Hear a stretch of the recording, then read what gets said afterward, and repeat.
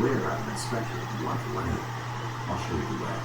All you have to do is hold both my hands, give me a support, and we'll make some positive cheese.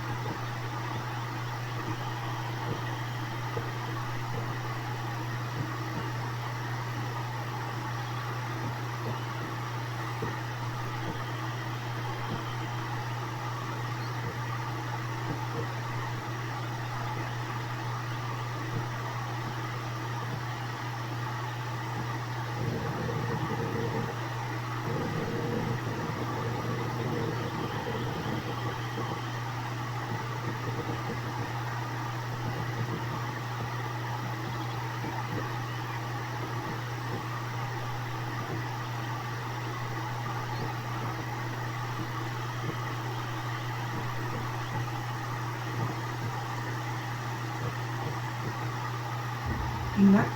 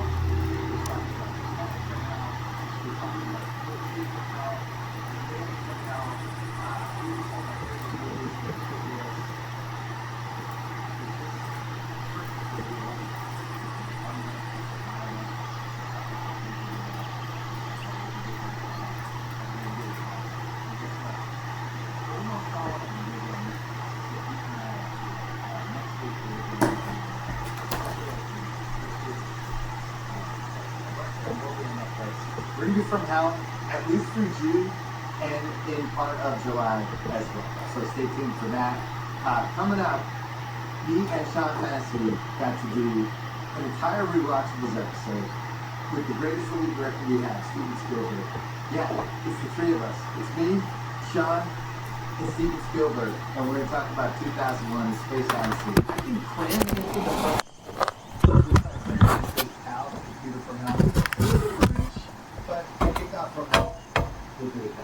Anyway, this is really one of the great podcasts I've ever been a part of. Steven Spielberg was incredible. Can't make sure you listen to it. Here it is, The Rewatchables, 2001: Space Odyssey. The Rewatchables, brought to you by the Ringer Podcast Network. We found the big picture with Sean Fennessy. That's right. Steven Spielberg, not on Ringer Podcast Network. This is like your second podcast ever, right? Well, my second podcast where there's a couple of cameras around. Ever. What do you think of this whole new world? Well, it's, guess what? Radio's back. We're going to talk about one of your favorite movies ever, 2001, The Space Odyssey, which is the oldest movie I think we've ever done when we watched. By 1 year. Yeah, that's nice.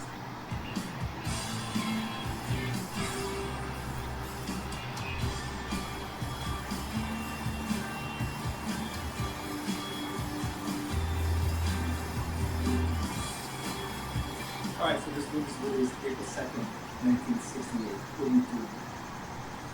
I'm in school. I believe I'm at Long State.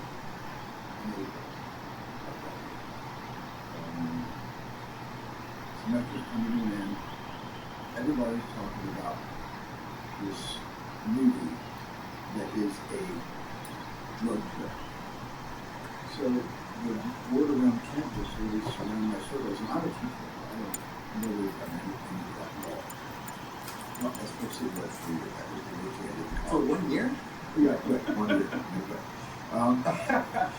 But everybody was talking about this kind of like Roger Corman's The Trip. And so the scuttlebutt on campus was, this is trippy. This is going to be like The Trip. This is going to be like a really tricky film. So everybody was getting ready to get in the park and go down to, I believe it was the Pantages Theater to see the film. So I think I saw the film probably the first week of open. And I went with 3 or 4 of my college friends. We all piled into a car, drove into Hollywood, and correct me if I'm wrong, it might have been the Pantages, it might have been another one of those big movie houses in 1968. But we walked like 9 blocks to get to the theater. Got into the line because in those days there was no such thing as buying your tickets ahead of time. And so we waited in line for a long time, and everybody was being, I looked around, everybody was smoking grass, there were cops up and down all each other. But when I walked into that theater, and people started filling it up, it was filled with smoke. It was just filled with smoke. Was that common? I have never been to a movie where I smelled marijuana as thick as a London fog inside that movie palace. But everybody was in the theater, a lot of guys, not as many women, more men. Everybody was long hair. Everybody making a lot of noise. I thought I wouldn't be able to hear the dialogue. First of all, I didn't realize, because the movie hadn't started yet, there was going to be very little dialogue. But it didn't matter. I was worried that there wasn't going to be room to hear the dialogue because they were making so much noise in the theater. And then when the movie started, and Thus Spoke Our Stoothgood started, and it hits that tremendous chord, it shut everybody the F up. Everyone just got completely quiet. So if the music was decaying after that big explosive chord, I was aware that everyone was still. It was tiny. In itself, before the film started, mind-blowing. And then what began, I think, for a lot of people in that theater, was a religious experience. Fueled by whatever they were on. For me, it was not so much a religious experience, but one of the most audacious films I had ever watched in my life. The audacity, and of course we all knew Kubrick, and we all knew he was audacious, but the audacity and the risks he took telling that story, if you could even call it a story, set me back. And I think, just rocked my world, for sure. Because your career started next year. Yeah, I got my contract to be a team director at Universal next year. Good stuff. And it really is like a before and after with movies, this 68, right? It feels like, I remember you said it in some interview, Stephen, that you thought this was like the Big Bang Theory for a whole generation of filmmakers. What was the before and after? Well, it's like that year is Planet of the Apes, Rosemary's Baby, Bullet, handful of other all-time classics. I've seen them Yeah, all. a couple. Yeah. I've seen them all. Yeah. What did you feel it in the moment? Did you feel like something is changing about this thing that I love? Yeah, I did. I didn't feel that way until after Stargate, and which we'll get to. But after Stargate, I felt that nothing would ever be the same. Especially as you're watching people run out of the theater. And I'm watching the movie completely in a state of intoxication because family intoxicated me. Or perhaps I was getting a contact high with all this smoke in the room. But I was completely intoxicated by what I experienced. And it wasn't a film, it was an experience. It was the most experiential thing I had ever seen since I was a little kid and got scared to death by the Greatest Show on Earth. And then later by Bambi, and then again by Snow White in Real Peace. Well, what's crazy is it's 58 years old now.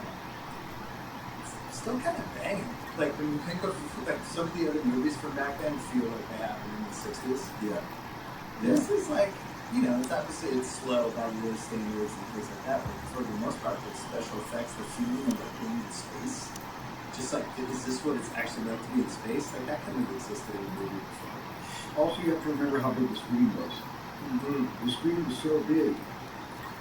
During Stargate, I just have to say that a person in the theater, several people in the theater got up and started walking into the screen. And that was, by the way, you can probably look it up in the LA Times. It was reported that people were walking into the screen. In those days, at least in that theater, the screens were like louvers. They were vertical strips of reflected, reflected material.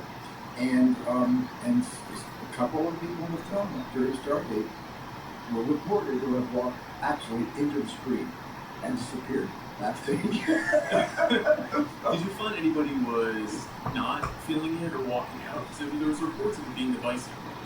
No, because everybody I saw the movie with that day were all probably under 35 years old. So I don't know anyone that I was unaware of any. Look, half the audience could have walked out and I would not have noticed. Right. I looked dead center, dead left to center, dead right of center, because that was my field of vision. And I was completely,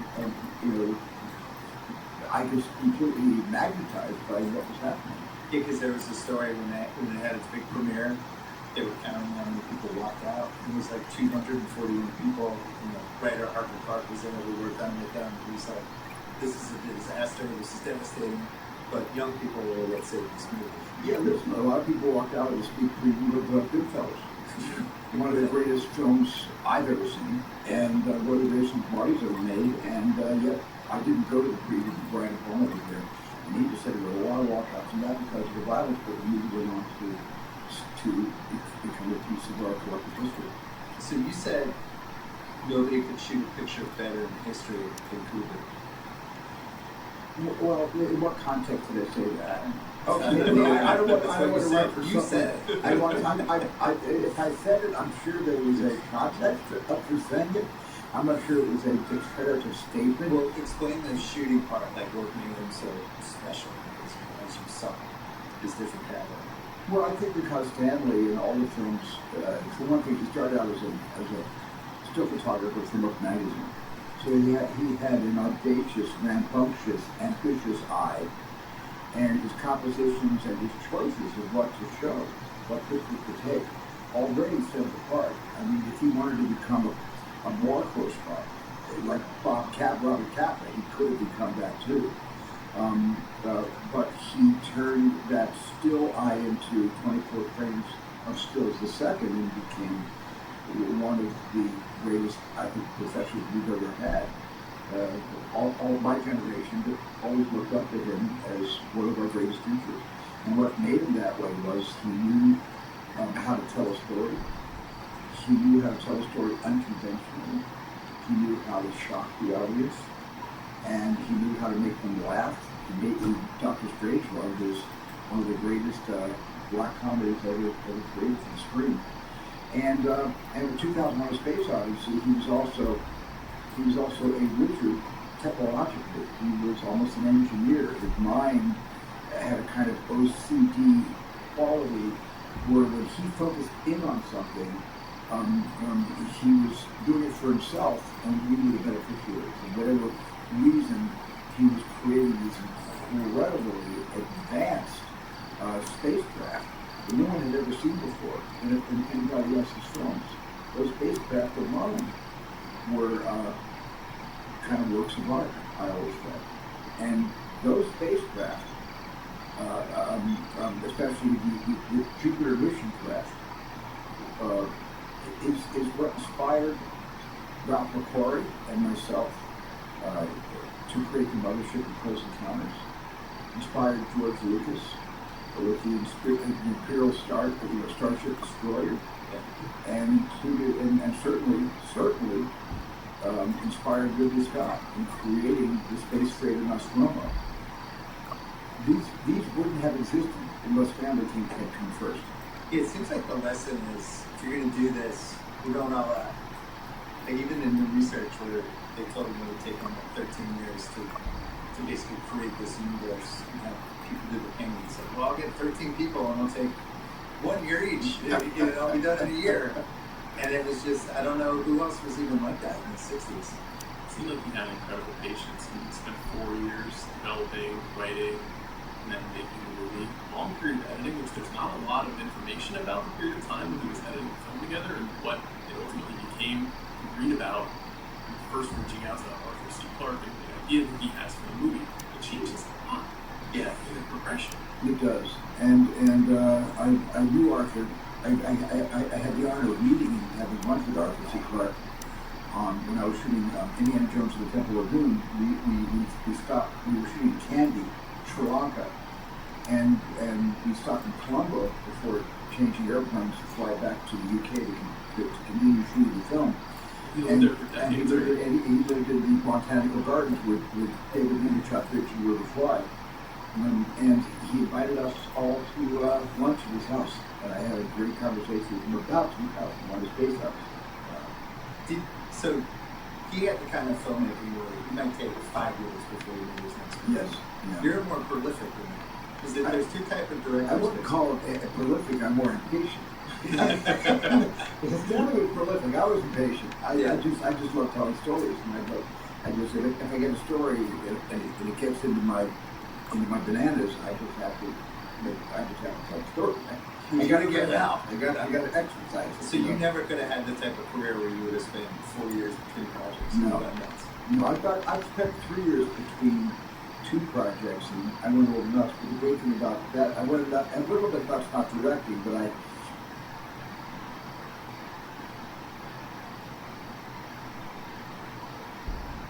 there was no such thing as buying your tickets ahead of time. And so we waited in line for a long time, and everybody was big. I looked around, everybody was smoking grass, there were cops up and down all over the place. But when I walked into that theater, people started filling it up. It was filled with smoke. It was just filled with smoke. Is that common? I have never been to a movie where I smelled marijuana as thick as a London fog inside that movie palace. But everybody was in the theater, a lot of guys, not as many women, nor men. Everybody was long hair. Everybody making a lot of noise. I thought I wouldn't be able to do the dialogue. First of all, I didn't realize, because the movie hadn't started yet, there was going to be very little dialogue. But it didn't matter. I was worried that there wasn't going to be good dialogue, because everybody was making so much noise in the theater. And then when the movie started, and Thus Spoke Zarathustra started, and it hits that tremendous chord, it shut everybody the F up. Everyone just got completely quiet. So if the music was decaying after that big explosive chord, I was aware that everyone was still. It was tiny in itself before the film started, mind-blowing. And then what began, I think, for a lot of people in that theater was a religious experience, fueled by whatever they were on.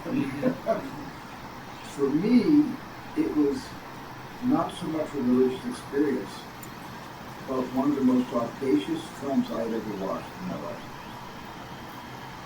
The audacity, and of course we all knew Kubrick, we all knew he was audacious, but the audacity and the risks he took telling that story, if you could even call it a story, set me back. And I think, just rocked my world, for sure. Because Rocked my cinema world. your career started next year. Yeah, I got my contract to be a TV director at Universal next year. Pretty good start. But it really is like a before and after with movies, the 60 year it feels like, I remember you said it in some interview, Stephen, that you thought this was like the Big Bang Theory for a whole generation of filmmakers. What was the before and after? Well, it's like that year's Planet of the Apes, Rosemary's Baby, Bullet, handful of other all-time classics. I've seen that. Yeah. I've seen them all. Yeah. What did you feel it in the moment? Did you feel like something is changing about this thing that I love? Yeah, I did. I didn't feel that way until after Stargate, and we can get to it. But after Stargate, I felt that nothing would ever be the same. Especially as you were watching people run out of the theater. But I'm watching the movie completely in a state of intoxication, because family intoxicated me. Or perhaps I was getting a contact high with all this smoke in the room. But I was completely intoxicated by what I experienced. And it wasn't a film, it was an experience. It was the most experiential thing I had ever seen since I was a little kid and got scared to death by the Greatest Show on Earth. And then later by Bambi, and then again by Snow White in Real Peace. Well, it's crazy. It's 58 years old now. It's still kind of banging. Like when you think of like some of the other movies from back then, feel like they happened in the 60s. Yeah. This is like, it's obviously it's slow by real standards and things like that, but for the most part, the special effects, the feeling of like being in space, just like, is this what it's actually like to be in space? Like that kind of existed in the movie before. Also, you have to remember how big the screen was. Mm-hmm. The screen was so big. During Stargate, I just have to say that a person in the theater, several people in the theater, got up and started walking into the screen. And that was, by the way, and you probably looked up in the LA Times, and it was reported that people were walking into the screen. In those days, at least in that theater, the screens were like louvers. They were vertical strips of reflective, reflective material. And a couple of people in the front during Stargate were reported to have walked actually into the screen and disappeared backstage. Did you find anybody was not feeling it or walking out? Because there was reports of it being divisive when it was released. No, because everybody I saw the movie that day were all probably under 35 years old. So I don't know anyone that I was unaware of it. Look, half the audience could have walked out, and I would not have noticed. Right. I looked dead center, dead left to center, dead right of center, because that was my field of vision, and I was completely, I was completely magnetized by what was happening. Yeah, because there was a story when it had its big premiere, they were counting how many people walked out. It was like 241 people. Writer Arthur Clarke was there. We worked on it with them. And he said, "This is a disaster. This is devastating." But young people were, let's say, this movie. Yeah, listen, a lot of people walked out of this movie with Goodfellas. One of the greatest films I've ever seen, and one of the greatest films Marty's ever made. And I didn't go to the preview with Brian Palmer was there, and he just said there were a lot of walkouts from that because of the violence that the movie went on to become a piece of our collective history. So you said nobody could shoot a picture better in history than Kubrick. Well, in what context did I say that? Oh, I don't want to run for You said something. If I said it, I'm sure there was a context for saying it. I'm not sure it was a definitive statement. Well, explain the shooting part, like what made him so special, as you saw his different category. Well, I think because Stanley in all the films, for one thing, he started out as a still photographer for Look magazine. So he had an audacious, rambunctious, ambitious eye, and his compositions and his choices of what to show, what pictures to take, already set him apart. I mean, if he wanted to become a more close spot. Like Robert Kaplan, he could have become that too. But he turned that still eye into 24 frames of stills a second and became one of the greatest, I think, professors we've ever had. All my generation always looked up to him as one of our greatest teachers. And what made him that way was he knew how to tell a story. He knew how to tell a story unconventionally. He knew how to shock the audience, and he knew how to make them laugh. Dr. Strangelove was one of the greatest black comedies ever created from screen. And in 2001: Space Odyssey, he was also a wizard technologically. He was almost an engineer. His mind had a kind of OCD quality where when he focused in on something, he was doing it for himself and we were beneficiaries. So there was reason he was creating these incredibly advanced spacecraft that no one had ever seen before in anybody else's films. Those spacecraft alone were kind of works of art, I always felt. And those spacecraft, especially the Jupiter mission craft, is what inspired Ralph McQuarrie and myself to create the mothership of Close Encounters. Inspired George Lucas with the Imperial Starship Destroyer, and included and certainly inspired Ridley Scott in creating the space freighter Nostromo. These wouldn't have existed unless Stanley had come first. Yeah, it seems like the lesson is, if you're going to do this, we're going all out. Like even in the research where they told him it would take him like 13 years to basically create this universe and have people do the painting. It's like, well, I'll get 13 people and it'll take 1 year each. It'll be done in a year. And it was just, I don't know who else was even like that in the 60s. It seemed like he had incredible patience and he spent 4 years developing, writing, and then making the movie. Long period of editing, which there's not a lot of information about the period of time when he was editing the film together and what it ultimately became. You read about first reaching out to Arthur C. Clarke and the idea that he has for the movie. It changes a lot. Yeah. In the progression. It does. And I knew Arthur. I had the honor of meeting and having lunch with Arthur C. Clarke when I was shooting Indiana Jones and the Temple of Doom. We stopped. We were shooting Kandy, Sri Lanka, and we stopped in Colombo before changing airplanes to fly back to the UK to continue shooting the film. He lived there for decades, he lived in the Botanical Gardens with David Leader, Chuck Ridge, and River Kwai. And he invited us all to lunch at his house. And I had a great conversation with him about 2001: A Space Odyssey. So he had the kind of filmmaking where he might take 5 years before he made his next movie. Yes. Yeah. You're more prolific than that. Is that there's two types of directors? I wouldn't call it prolific. I'm more impatient. Stanley was prolific. I was impatient. I just love telling stories, and if I get a story and it gets into my bananas, I just have to tell the story. I got to get it out. I got to exercise it. So you never could have had the type of career where you would have spent 4 years between projects. No. I've spent 3 years between 2 projects, and I went a little nuts. But the great thing about that, I went a little bit nuts not directing, but I was raising a family, and that was keeping me completely preoccupied, so it was okay. Yeah. So you didn't actually talk to him until 1980.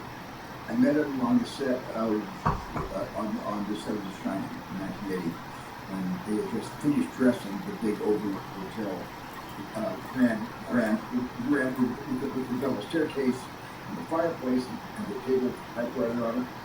That's where I took them. Did he invite you to the set when you were going? Yeah, who reached out to who? Yeah. No, what happened was I was about to make Raiders of the Lost Ark, and I was going to build the Well of the Souls on the same set that he had already built the Overlook Hotel. Yeah. And I was scheduled to move, when he struck his set when he was done shooting it, but we were going to build our set. And so I was going to scout the set anyway, but Stanley happened to be there doing his still photographs. And he had a camera with a periscope lens and he had a tabletop model of the set that he was actually standing in. when I first met him. And Douglas Twitty, our production manager, brought me over at Stanley's. I asked to meet Stanley, and Stanley said, "Yeah." And I met Stanley. I was surprised he knew anything I had done, and he just wanted to talk about Duel, the movie I made, the TV movie I made with Dennis Reed about the truck chasing the car. Thank you. And that's what he wanted to talk about. And then we didn't talk for long because he was busy, but he said, "Why don't we talk more? Come over to the house for dinner tonight." And so I got a chance to meet Christian and Jan Harlem and Vivian and his daughters, and that was the beginning of our relationship. Sean, you never claimed him as a New Yorker. I think most people mistakenly think he's bronzed from through England. it. All you have to do is hear his speaking voice. Totally I mean, he sounds like a WFAN caller. I mean, he really is. It's an unusual thing because he obviously looms over film history as this great intellectual and dynamic powerhouse, but he really just is a fast-talking New Yorker. Yeah. What was the biggest thing you learned during all your conversations with him, just about him as a talent? Well, what I learned was he was a human being, and I also learned he was not a recluse, as he's so often been accused of. And I think it's the most unfair thing about Stanley's reputation is that people think he's like Howard Hughes. He never left his house. People didn't go out anywhere. Stanley used the telephone, and Stanley used all kinds of means of communication. If Stanley had been born now, he would have reinvented the iPad and the iPhone to his needs. He would have bent it toward his very needs. I mean, you could argue he invented it in He pretty fixed well. He sort of did.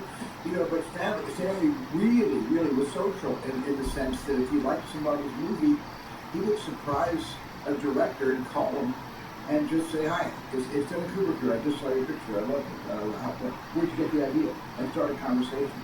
Was he the number one, holy shit, this guy likes my movie director? Because you're that now. He was the number one, holy shit, that guy likes my movie director. And I'll tell you the story quickly. Is Albert Brooks was a friend of mine, called me up, and he said, "Would you keep Stanley my phone number?" And I said, yeah, because he asked for it. Why? Is it because he called me at 3 o'clock in the morning to tell me how much he loved Lost in America?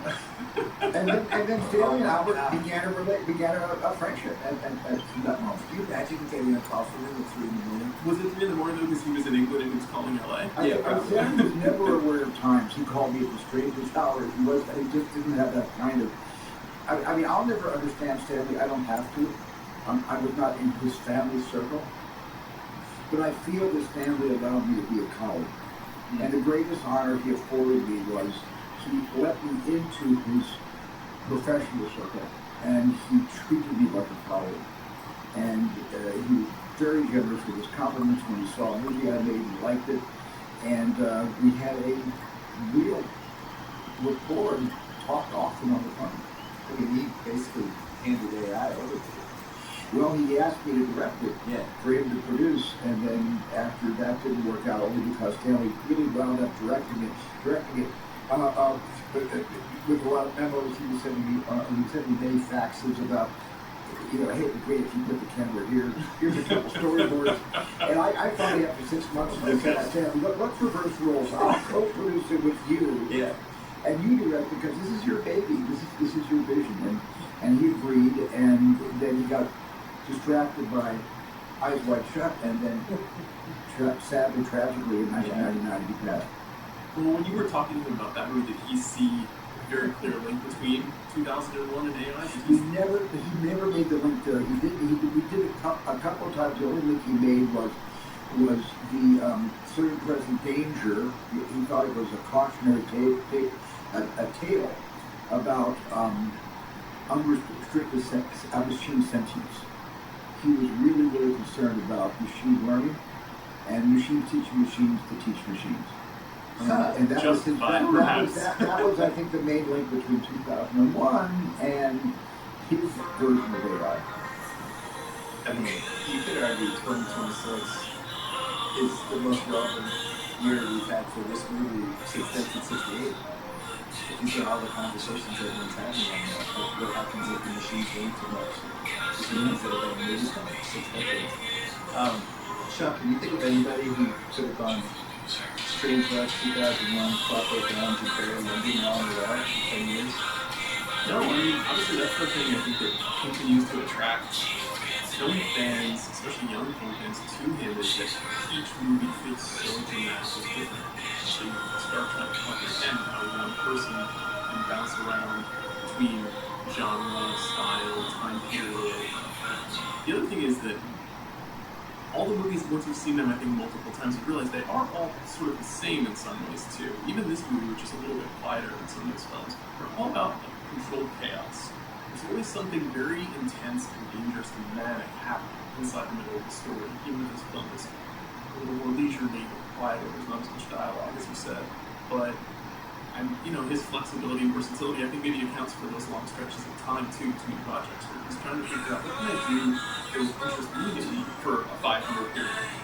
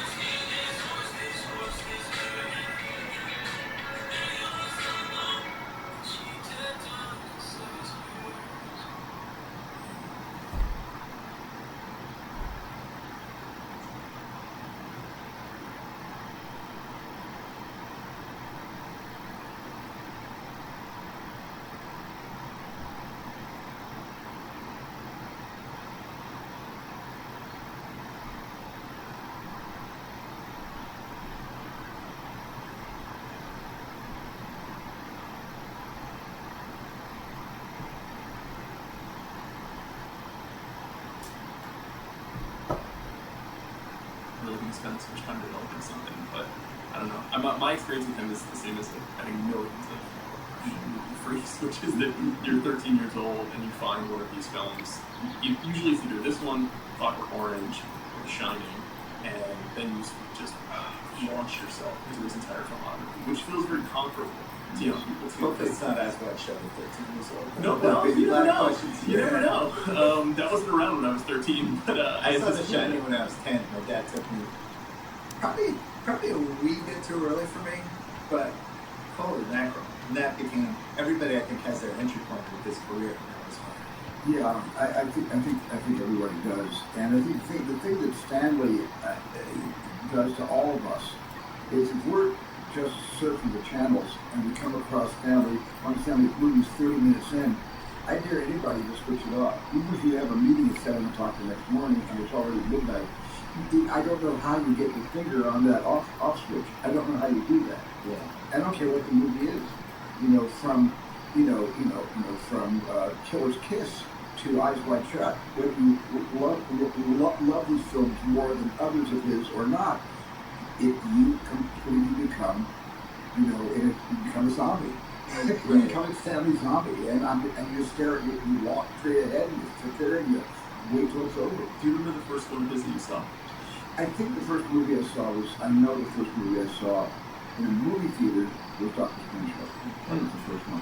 The other films I saw were in art houses later in my life. For instance, Killer's Kiss and those and Paths of Glory I saw on television actually for the first time.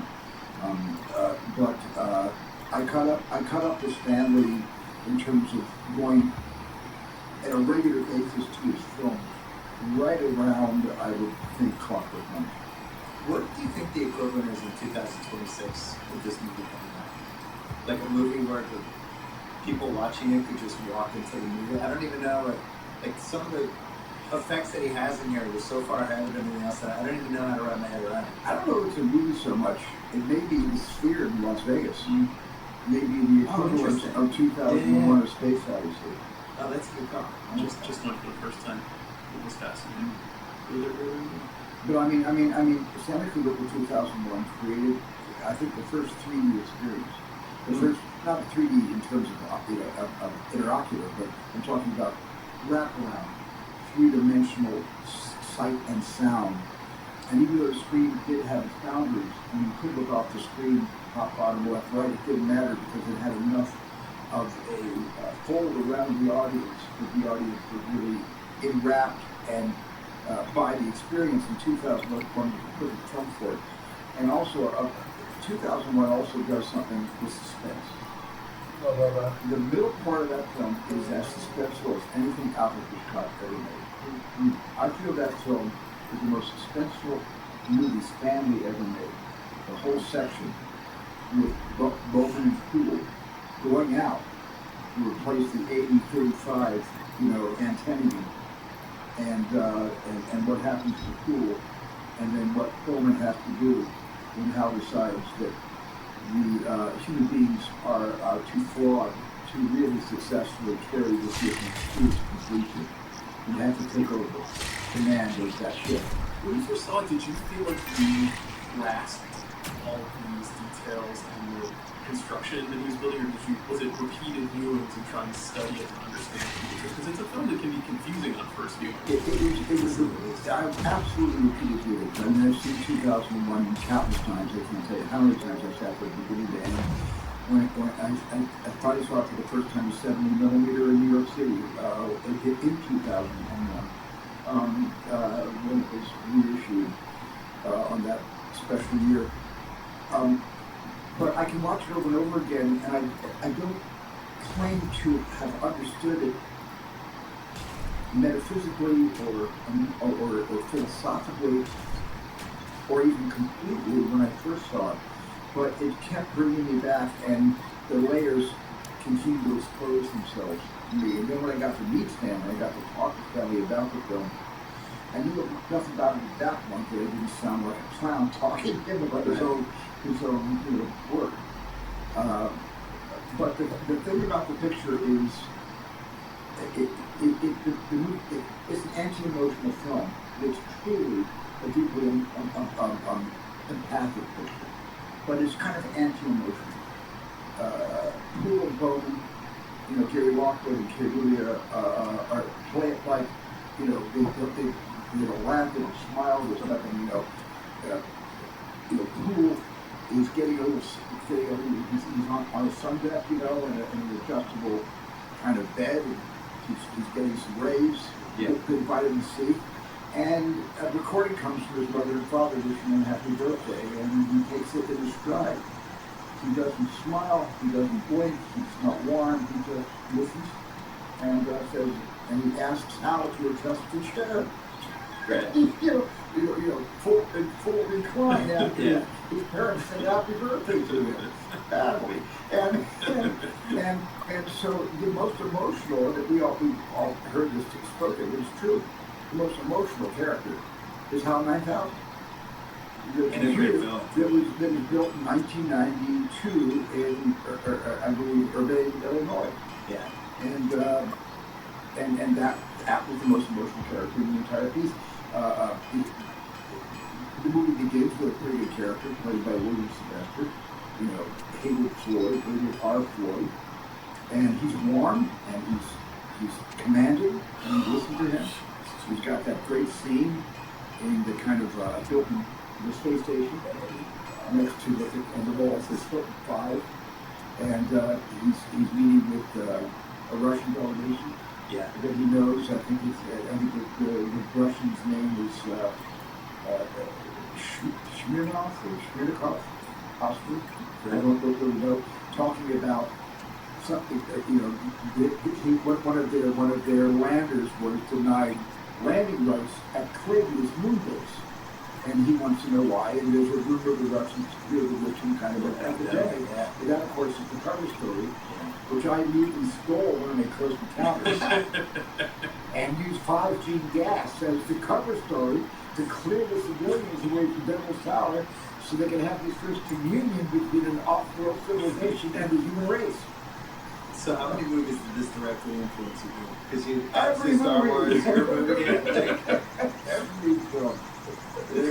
It's funny like growing up with it because, the theme of the movie if you're a kid is computers are gonna take over. Computers someday, watch out.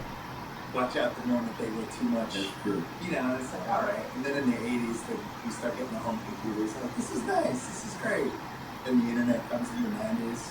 This is fun. I can talk to my family. And now we're in this stage. Yeah, and It's like, did we go too far? No, and remember the great movie that Walter Parks made called War Games. Maybe. And before that, there was Colossus, the Forward Project, where computers, machines were threatening to take over the world. Now that's an old sci-fi trope, and it's fine because all science fiction eventually comes true. Yeah. It just does. Yeah, one thing that struck me thinking very hard about this movie was there are dozens, maybe hundreds of sci-fi movies that come before this, but almost all of them, especially the American films, are all about what will happen when either an alien species or robots come to Earth. And this is not that. This is a kind of post-Earth exploration of life. It's about something completely different. And just to conceive that very small but critical thing makes the movie feel so different than everything that came before. 2001 made me feel as big as a grain of sand. I felt no more. When I was done seeing the film for the first time, I was no more important than any of the stars in that sky, which was, by the way, hand-painted by Doug Trumbull and his team. It made me feel really small in a good way because, if you look up at the night sky and feel pretty small and diminished, you don't have the contamination of a big city spoiling your view. But if you get out into the desert and into the country where there's no city lights, and you really see that awesome vista, see our entire Milky Way, you can get the same feeling every single time you watch 2001: Space Odyssey. Stanley created that, and when you think about some of his concepts, they found a monolith buried on the moon and had been buried there for 4 million years. Right away, that makes us all feel Yeah. like a greater intelligence before we ever had evolved into, a race of Homo sapiens, had already been here once, and possibly had seeded the planet with the life that we claim is generated for whatever your belief system is. And so 2001, even if you've seen it 50 times, the movie can still, I think, shock you. Well, it does seem like Did there's I two. sound like an ad? To get No, people to I see love 2001? No. Sean and I are having the best time ever. This is the point. It feels like there's two types of people, right? There's the people who are like, I really want to know what's out there. Like, tell me more. Like, let's talk. And then there's the other people who are like, I'm afraid to know what's out there. And I think I'm in that camp. The latter. The sci-fi stuff has always kind of freaked me out. Wow. And especially this movie, I think I've only seen it twice before I started preparing for this one because it brings things into my brain that I don't even know if I'm 100% ready for it. Like you're talking about Dawn of Man all the way through, where are we going? What happens to this guy at the end? Yeah. Does he get sent back as like this superhero, or is he just dead and we saw the end of his life? You think of this stuff and you can, I don't know, go crazy. Yeah, I'm not a big fan of the next 2010 movie they made, Yeah. because I really wanted to be left to my imagination when the Star Child turns and looks at the planet Earth. I wanted to leave it at that. I just wanted to be able to have that image exist without any possible film follow-up. It's so interesting though because, obviously Clark wrote a novel while they were making this film, and in the novel, there's all kinds of explanations about why Monolith exists, who put it there, the meaning of the Star Child, all this discussion about sort of exploding the nuclear weapons in orbit, and the intentions of the film, and I didn't learn about that until after I'd seen the movie many times. And it is a little bit of a letdown to learn details of intention. I think it's mundane. To me, that's mundane because it's a mundane thing to start to explain and start to chew out other plot lines. Because in the abstract, when the Star Child turns and those eyes are moving in the models, in the puppet's head, and almost looks at the audience, it's just a moment that left sort of Stanley saying we need to start looking within ourselves. We could always be looking to the stars, and ambition and exploration is great, but aren't we missing us? Shouldn't we start, all of us, looking more inward? And that's what that said to me. Not the first time I saw the film, not the 25th time I saw the film, but eventually it started to become breakthrough. Is that something you think about when you talk about intention for movies you've made? Because some directors, like Tarantino, will never tell us what's in the briefcase, right? He's probably the only one that knows in Pulp Fiction. And then there's other directors and writers and stuff. They'll be like, "Oh, here's what I meant. Here's what I think." I like the mystery, but where do you stand on this? I like the mystery too. I don't think I've made enough movies with enough mystery that anybody said, "But what did you really mean?" Everybody sees my movies and says, "I get it. Okay. What are you doing next?" That's not true. What's the most kind of confused people were after one of your movies? Who they were like? I think they were really confused in a good way, in kind of a. I think they were kind of confused at the end of Munich. Because I showed the Twin Towers in the last shot, and I think they made a big link, and they should have been confused. I intended the link to what the never-ending cycle of violence, the seemingly unsolvable cycle of violence, did eventually lead to. So there's a lot of people talking about the end of that movie. A lot of people talking about the end of AI, where David gets his mom back for from dawn till nightfall, and that's it. And what happened to David? Is he just going to sit in that bed until his batteries run down with Teddy? And then what happens? And what happens to him? Is he going to become a deity for all the machines that found him, the super mecha, that people often confusingly think are aliens. They are not. They are the result of many iterations and generations of machine-built entities, sentient but completely built by other machines. Is David going to become a kind of deity or oracle for them, because humans actually had their hands on David and created David. So David is the first iteration of who they have now become. That's one of the major reasons I asked you about the link between 2001 and AI, because it's such an echo of the apes touching the monolith and the astronauts approaching the monolith. You know, I was lucky that film had an effect on me. It worked. Yeah. Close Encounters definitely leaves you with some questions. It does. Especially like is Richard Dreyfuss's character ever gonna have a normal day ever again in his life. Richard Dreyfuss's character went up in the mothership, and then he came back down to make all Then his what happens? mistakes. Yeah, all his mistakes with Holly Hunter.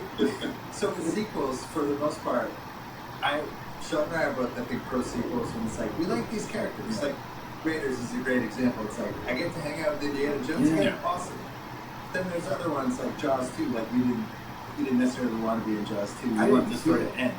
You never saw I it. didn't see it for 20 years. We did rewatch it ourselves. Yeah. Like, It's not a lot of fun with it. It's a very silly It's movie. I didn't see it. silly. They tried to get me to make it, and I kept saying, we blew the shark up, guys. We blew the shark up. It's unmakeable. Shark up long up. That's where there's other sharks.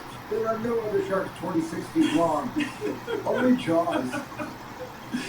You know, we've had this podcast since 2017, and we were trying to figure out these different structures, formats with it. And Jaws was ironically the one that we were kind of like, we've been doing it for 9 months. And me and Sean and Chris Ryan did Jaws, and it was like the first one we were like, this is What it is. this is what, and one of the things that we love to talk about, like the Robert Shaw stories, and what he was like on the set, and him daring Dreyfuss to climb up to the top. Yeah. And so is that story true? Yeah, he offered him money. But Richard didn't do it for the money. Richard did it because Robert dared him. Richard is a very courageous person, and Richard is going to, Richard stood up to Robert. Right. I think there's a lot of exaggeration that's happened over the years, I would over the 50, imagine. 52 years. Richard and Robert admired each other. They respected each other as actors, and they respected each other as people. But they had a routine. Like Steve Martin and Marty Short, when they go on the road, they're always acting like they're rivals, and they're teasing each other and making jokes about each other. And they had a comedy act in a way. I think it kind of pushed Robert pushed Richard a bit to the brink. Yeah. And sometimes Richard pushed Robert to the brink. But you don't do that to other people unless underneath it is an enduring admiration and respect. And I think that's what gets overlooked after all these years. It I serves the think movie, they though. really didn't like each other. That's not true. But it really serves the movie. But it serves the movie, and I was happy about it. Yeah. Because when they got in front of the camera, they knew their business. They knew who they were to each other as Cooper and Quint. It probably also almost served a heart attack for you when you found out Dreyfuss was going to climb up 50 feet up in Oh, the we air. stopped him. Yeah, it's like, Oh, we stopped him. Richard, get down! It's funny though when Steve was talking about catching a Kubrick movie 30 minutes in and not being able to turn it off, which is literally the premise of this show. Yeah. That was the thing. I think Jaws is definitely one of those movies for us and for Chris, for millions of people where it doesn't, if you're in the 8th minute or the 90th minute, like, I gotta get to the end. I gotta get to the Indianapolis. I gotta get to, I gotta see the shark popping out. Like, I just have to get to those moments. It's hard though to make something where you can go back, not 2 times or 5 times, but 50 times. Like this movie that we're talking about, it kind of demands several viewings. Like you said, you only see it a couple times beforehand, but if you like watch it at different stages of your life, it tells you something different. You learn more about yourself when you watch it. It's really You notice interesting. different things, different themes. It's true. And you also get kind of seduced by the amazing musical choices. You know, he hired his composer when Stanley directed Spartacus. Alex North, one of the greatest Hollywood film composers ever, composed a brilliant score for Spartacus. It's one of the greatest scores ever written for a film, especially the main title that Alex North did. And so Stanley employed Alex to write the score, a film score for 2001: Space Odyssey. And quickly threw out because it turned the movie too much into a movie. And so he went and did what he did best, Andy, which is needle drops. But look who he went to. He went to Aram Cacciatore. He went to Penderecki. He went to Corte Ligeti. Yeah. And he went to both Strauss composers.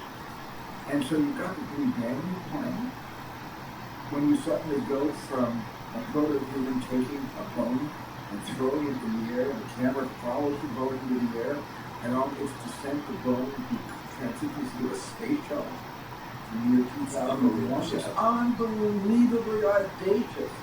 And then suddenly you hear Dan Du Bois playing, and it completely relaxes you into accepting the possibility of a future like this one. Also, the most New York thing he did was just use the music and didn't tell some of those people. That became, I think, an issue for a couple of them. They're like, wait a second, our music's in this. I'm Stanley Kubrick, I'm going to use your music. We'll figure it out later. I couldn't think of another example of a movie before this that just transitions so radically, not just to the future, but to a completely seemingly unconnected phase of the movie. It just feels like it's a completely changed. The tone, the style, the color, the location, everything is just different, and you're expected to not only accept it, but understand what he's trying to tell you. It's amazing. Well, I wrote down the timing of the movie. So it launches the modern sci-fi, right? They're science fiction movies, but they're all cheap and they're making them for less than $1 million. This is the first one in some years. I'm spending real money. They're putting serious coin in Yeah, science Planet of the Apes released 5 days before this movie, which is very interesting. Oh my God. That they are so twinned together. Both featuring songs. Because even Planet of the Apes outburst 2001. It did, but maybe not over time. Not maybe not over But time. those two movies I see as very connected. It's a year before Apollo 13 and Neil Armstrong, everything. Yep. It's hitting the psychedelic late 60s, like, perfectly. This is like right as this whole generation's counterculture things happening. Whole generation of young filmmakers, including yourself, all ready to be influenced by movies like this. You have that. The 70 millimeter, just like the big, awesome, this is like the perfect thing to go, which is, by the way, I don't know if you've heard, but it's now made a comeback. Yeah. People go into movie theaters and see IMAX and all some different things. It's made for, I wrote down, nerds, philosophers, and movie junkies, but somehow became massive. And then what we talked about earlier, about life in the next century, what's going to happen. Like that 2001 is 33 years after we make this movie. But when you watch it, it feels like it's 130 years after 1968. And the movie's already outlived some of the sponsors. And American Airlines, Yeah, long Airways time. no longer exists. The Bell Telephone Yeah. no longer exists. Howard Johnson's? Howard Yeah, Johnson's Howard is still around. I think that's still around. And Spotty is still around. But you've got a lot of things that don't exist anymore. Some have outlived some of what I think Stanley assumed would be around for the I money. think he's like Bedrock Corporation, something Yeah, like I that. think you should look at Bedrock Corporation. So when you're watching this and you're thinking, so down to make movies, and then you're seeing the special effects in this movie, like what's going through your brain? Well, I didn't. When I first saw the movie, I didn't notice the special effects. I was in that story. I was part of that experience, so I wasn't picking it apart. I went back to see the movie 2 weeks later, and I went back to see the movie a week after that. So I saw the movie about 4 times in a month. And it was the second and third and fourth time that I started marveling at how did they get that on the screen? How did they do that? And who are these people? Who is Wally Beavers? Who is Douglas Trumbull? Who is Colin Campbell? I mean, who are these people? And because they all got kind of special effects supervisor credits on single parts. And I just wanted to get to know them, so of course I went to Doug Trumbull when I made Most Encounters with the Third Kind. So then 14 years later, you have little kids riding their bike in the air. And it's like the greatest moment of every kid's generation. It's basically the same thing. Oh my God, how did they do that? This movie has a lot of how did they do that. Yeah, how did they do that? I mean, how did they create weightlessness when he had to back the rover backwards with the exploding bolt door against the pod bay, and then he had to get, he had to basically hold his breath, blow up the, first of all, he mechanically manually open the pod bay doors, because how would do it? Yeah. And then he had to turn the entire pod around. He had to back the pod up to the entryway, and he had to wait for the detonation. And when it occurred, he blew toward camber completely weightless. And what I didn't realize until much later was he was on a wire, but the wire was coming from the camera. So they didn't have wireless. They didn't have people with wireless before those days. Before the wireless movement, we just put the special effects guys would put a little Vaseline blur with a wireless to make it harder for the audience to see the wires. Films like War of the Worlds with George Powell, you see the wires on the triangular, Martian ship. But in this case, because the wire came right from the middle point of the lens, almost touching the side of the lens, it looked like he was completely weightless and bouncing around like a bungee inside that place. And when Stanley built the entire set, the set turned 360, but the actors just walked.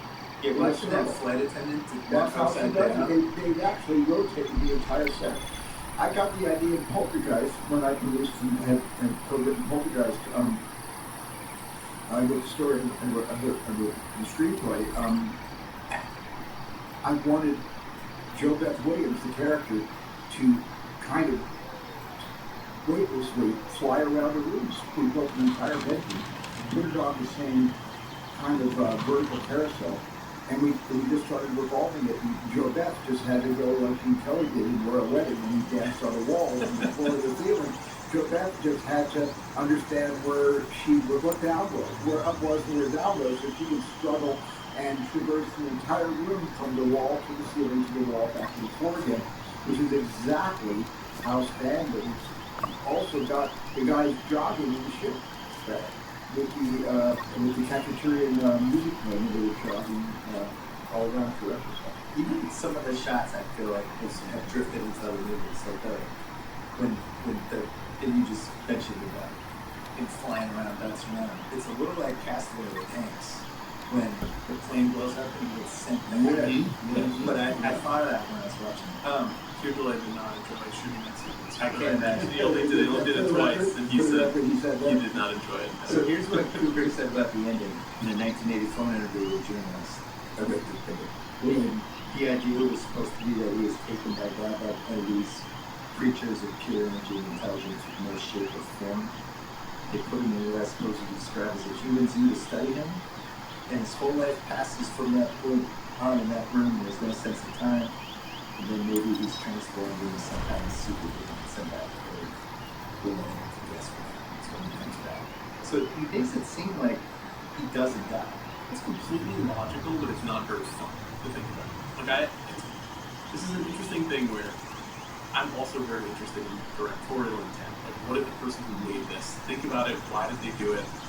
I've spent the last 10 years asking filmmakers, like, why did you do this? However, with certain movies, this being one of them, I do not want an explanation of that room. I wish that I did not read that. I wish that I'm actually quite surprised that he shared that. It seemed like he shared that maybe shortly after the film had come out, and he was not as concerned maybe about being so mysterious at this particular period of time. Well, maybe it's what 12 years after you made the movie. Do you get like you make a movie you send out in the world after 10 years? You're like, fuck it, I'll tell you what happened. I like to think that Stanley said that. That's exactly what he doesn't mean, what Stanley never intended, and he's throwing the world off. See, I love that. So he can keep the truth a little more Because you think he's playing a little chess with Oh, he was a great chess player. Matter of fact, the best gift I ever gave Stanley for his birthday was the first computer chess game. And Stanley, I played chess and Stanley played chess. I would never play with Stanley because I can only make 4 moves and he made me check with me. But when I found out that in the 80s they had made a little tabletop electric computer chess game, I said it to Stanley, and Stanley called me back a week later, and he said, couldn't you have sent me a smarter one? That's a real careful what you wish for scenario, though, given what happens in the movie. It's not a smart electronic chess game because you kept eating it. The playoffs are here, and you can predict all the action all the way to the finals with FanDuel predicts. All you have to do is sign up, get your $25 bonus, predict the spread, total points, even the game-winning moments in the playoffs, from opening tip, final plus. Stay locked in with every pass, every play, every moment that moves us closer to crowning a champion. Sign up now for your $25 bonus on FanDuel Predicts. Offered by FanDuel Prediction Markets, LLC, a registered futures commission merchant. 18 plus bonus is non-withdrawable, expires 7 days after receipt. Trading derivatives involve significant risk and may not be suitable for all investors. Manage your activity with our consumer protection tools. Restrictions apply. See terms at FanDuel.com/predicts/offer-terms. Let me ask you about the casting quick, because this movie does not have anyone who's a star at the time or became a major star. Which is a little like, I think if they're making this movie now, they're probably like, you gotta figure out if Gosling can do it or whatever. Kubrick didn't want big name stars, he wanted like anonymous faces, anonymous expressions. That's right. And yet, like if Steve McQueen is in this movie, does it feel different or does it take you out? It would take me out of it, Stephen King in 2001 Space Odyssey. Yeah. Because I would have too much baggage to unpack from all the movies I've seen. Some block the boat came out that year. So he's putting the Steve McQueen IMDb baggage with him. Yeah, I thought it was really smart to hire Jerry Lockwood and really a hero, of course, was really Frank and Eleanor Perry's David and Lisa. And he had a wonderful career. And Jerry Lockwood did some great stuff too. I really admired both of them. But they were more they were like astronauts who were more with more anonymity in casting them. And nobody had William Sylvester was an American living in England, working on stage, and nobody had seen him in American movies. And because you went both ways with this. Because like the Raiders, everybody knew who Harrison Ford was. You could have gone somebody more anonymous, but in E.T., it's basically people I didn't have a history with. So like I'd never seen Henry Thomas. I'd never seen people sets and shoot them programs. You know what I mean? Like you could have put big stars in that, and you did. no, not really. I couldn't have put big stars in E.T. because Drew Barrymore became a big star about 2 months after E.T. opened. And Henry had a great career. Henry Thomas, Dee's great. She's a wonderful actor. I love her. But I wanted the same kind of anonymity. I wanted the movie to be known, and I wanted them to be the characters that would become known. Look, I never thought E.T. would work. I thought E.T. was going to be. I couldn't believe that they gave me $10 million to make the movie because I didn't think it would make any money back. Yeah, I thought it was going to be the parents were going to have to, drop their kids off and say, you should go see E.T. It's healthy. It's good for you. I didn't know it was going to take off the way it did. I had no idea. Also done the TV show. Have you really? Oh, we've done. You're the leader in directors. Really? We've done 9 Spielberg movies. Yeah, you're the leader of the clubhouse. I love the Close Encounters. Oh, thank you. That was great. Yeah. You're the. You guys got it. We still have some. That's nice. That's nice to hear. Yeah, that is nice to hear. Yeah, we still have some left in the catalog. Great. Well, E.T.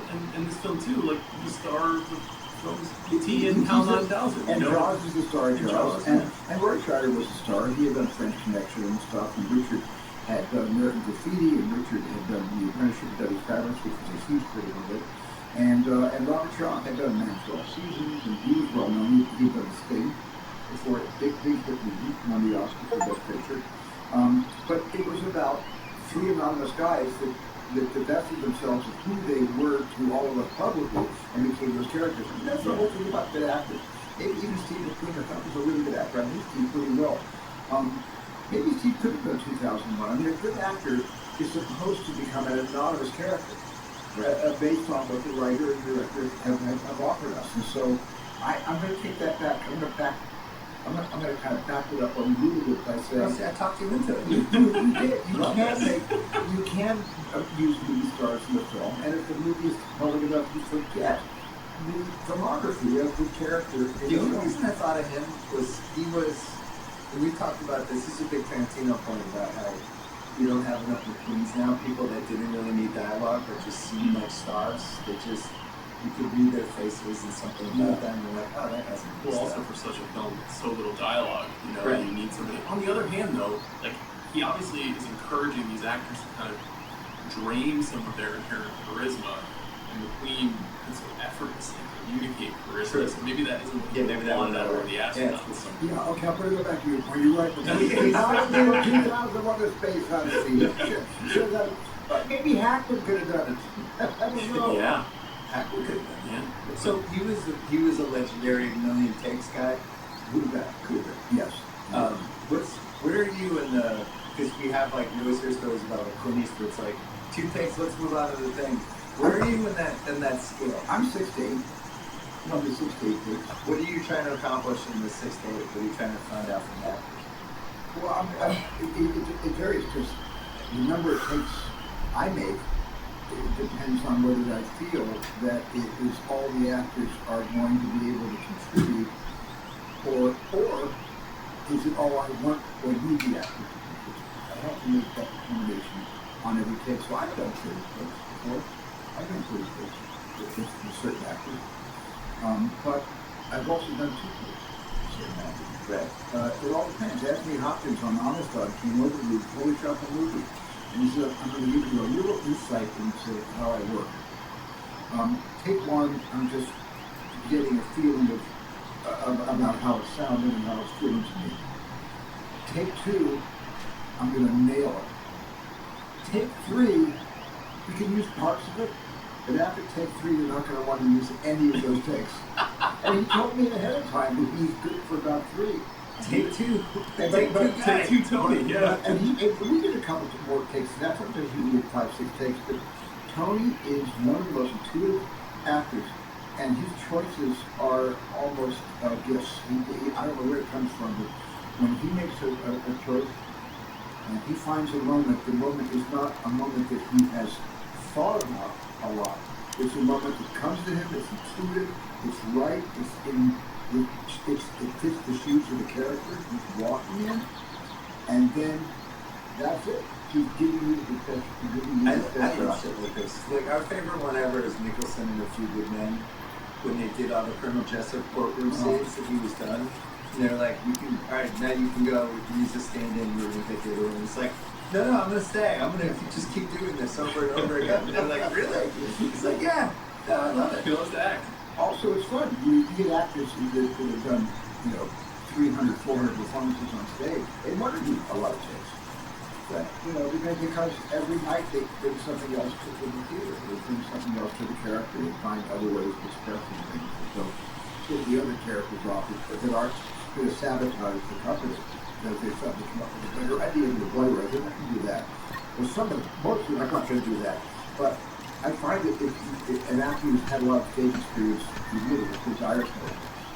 And I'm fine. When an actor comes to me and says, when I work with Leo likes to watch his own tape, the catch with the camera, the DiCaprio. He likes to go to the monitor after every tape and look at the tape back. And he gives him ideas. And he says, let me have one more, let me have one more. So I might do 9, 10, 11 takes because Leo feels he hasn't explored it sufficiently. So I will wait for Leo to tell me when he thinks he's got it. I'm not going to be a big overseer, as a director and say, no, I think it was great, I'll take 4, we're moving on. If I got a schedule problem, if I'm losing the light, I'm racing the light, I'm going to be a little more, come on. I hope you felt that enough because we're not doing it again. We can't do it again. But short of that, I'm going to let an actor tell me when they think they're giving me their best thing. Brian's tape, who knew? Not surprising. Brian tape like a quarterback. Nice It's like to Patrick hear. Mahomes. And other people are just like, whatever, Stephen, I trust you. Sometimes I have to, especially in this later era of my career, I've got to sometimes go to an actor and say, if you want another take, you can ask me for another take, just because I'm expressing joy that I love what you just did. It doesn't mean that there's something I haven't seen yet that you haven't given yet. So I have to go to the actors and say, don't be intimidated. Because I'm ADT, tell me that you and you know, and your childhood was informed by it. Tell me if you think you have more to give. Go, hey, cut, print as an answer. I don't know if our guy Stanley was doing that. Seemed like he had a different method. Yeah. Different approach. Making the movie, you mentioned he spent 5 years developing it, got involved with Arthur C. Clarke, kept doing it, and I'll say people, there's a lot of great research on this within documentaries, multiple books. But the most interesting thing of all that stuff, the footnotes. Clark had the book ready to go. He's like, you can't do it until the movie comes out. And he's like paying him on the side because he was banking on the money from the book. He's like, no, you gotta wait till the movie comes out. And then the movie came out with his sister. But that's a lot of trust. You know, just to work on the script together. It seemed a little tumultuous in the research. Yeah, like working on the script and stuff. I don't know if it was perfect, but it got to where it needed to. I don't know anything about their working relationship, but they were both, they were not hive-minded. They were not hive-minded. They were single-minded visionaries who I'm sure had alternative points of view and common points of view. But whatever the magic was between Clark and Kubrick, man, we were so grateful for working on it. Have you ever had somebody like that you was just like part of someone's thing? You had to sketch out this whole plan, spending months and months and years. Absolutely, I have a deep partnership with Tony Christian, and I have an equally deep partnership with David Kep, and it has been I'm just lucky that they're on this planet to tell stories. Can you talk about like the relationship you have with a writer like that, who return to over and over again, and what happens when they have an idea that you don't like, or how do you come to a common ground? Well, it depends. I mean, both they're two completely different people. Tony Kushner is a Tony Award-winning Pulitzer Prize-winning playwright and an multiple Academy Award-nominated screenwriter. And David Kep is one of the most commercial screenwriters in Hollywood history. Yeah. And they both have different ways of working, which I love. And I've got to be the flexible one here. I have to be the chameleon that I'm not asking them to conform to the way I work. I will conform to what make them great writers. And so I have to listen more than I talk to them. But it's just, I've always said that Shakespeare said it first, he said it best. He said the play is the thing. And without a screenplay, I'm nothing. I'll just take my iPhone and take a little sitting at a quick photograph. But without a screenplay, I am absolutely lost. And so, for me, the writer is the most important person. This is a funny one too, though, because Kubrick are somewhat alike in this way. All of his movies are based on something. He's always like a heart, it sounds like, from material. There's something that could make for a good story, and you have to shape the story.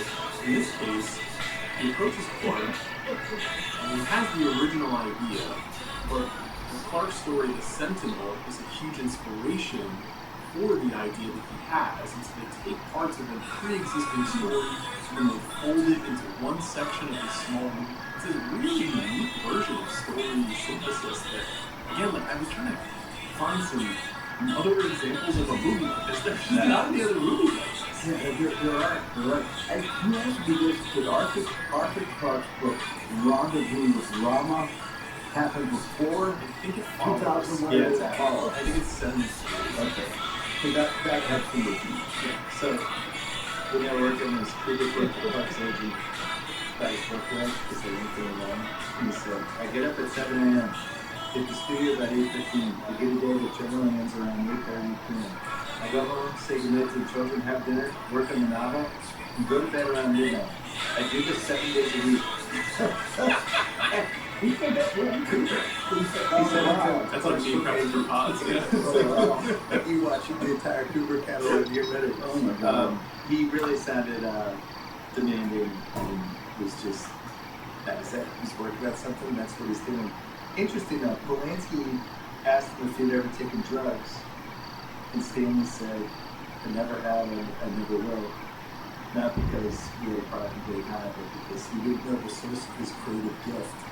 He didn't want to fuck with it. Oh, I love that. I love that he acknowledges he had a creative gift. Yeah. I mean, a lot of filmmakers are shy about even confessing that they have any gift at all. And those who are really successful, I don't know anybody in my circle. I mean, I paint models for directors at Guillermo del Toro's house every weekend. And not once during those model painting and making sessions has anybody refer to themselves as gifted. Well, it's interesting that he knew he had something and probably didn't want to veer from it, both in the structure of his day-to-day life. Maybe he drank some wine. I don't know. But I don't it know. really sounded. We certainly talk about stuff we've done and how much fun it is to make movies and cook up stuff that never existed 5 seconds ago, and suddenly get an idea where that idea comes from, what came from being born and living and experiencing everything, and that's where ideas come from. But Yeah. but we never look at each other like we're like, I think Guillermo del Toro is a genius, but Guillermo will never refer to him that way, nor will I ever say to Guillermo, you're a genius, because it's going to make all of us blush. I mean, that's something that we don't talk about. We don't think of ourselves, any of us that way. We think of ourselves as people that love doing what we do, but it's the hardest thing we've ever done. There is nothing harder I can imagine except raising children. In my profession, there's nothing harder than directing. I'm the opposite. I tell Sean I'm a genius all the time. That's actually true. I've been working on that for over 15 years. Yeah. So they do the premiere for this movie, and it goes badly. And Kubrick's wife said, Stanley was tearing himself to shreds. He's saying, oh my God, they really hated it. He was heartbroken, couldn't sleep, couldn't speak, couldn't do anything, was shattered. Felt terrible. I mean, we talked about the young people starting to come out. Did you ever have an experience like that when you released the movie and you were like, oh my God, they hated it, and just went into a spiral? No, I've never gone into a spiral. Usually when I have a movie that opens, I go away somewhere where nobody can find me and where I can't read anything. I go away. I go because it's my excuse to take me on vacation.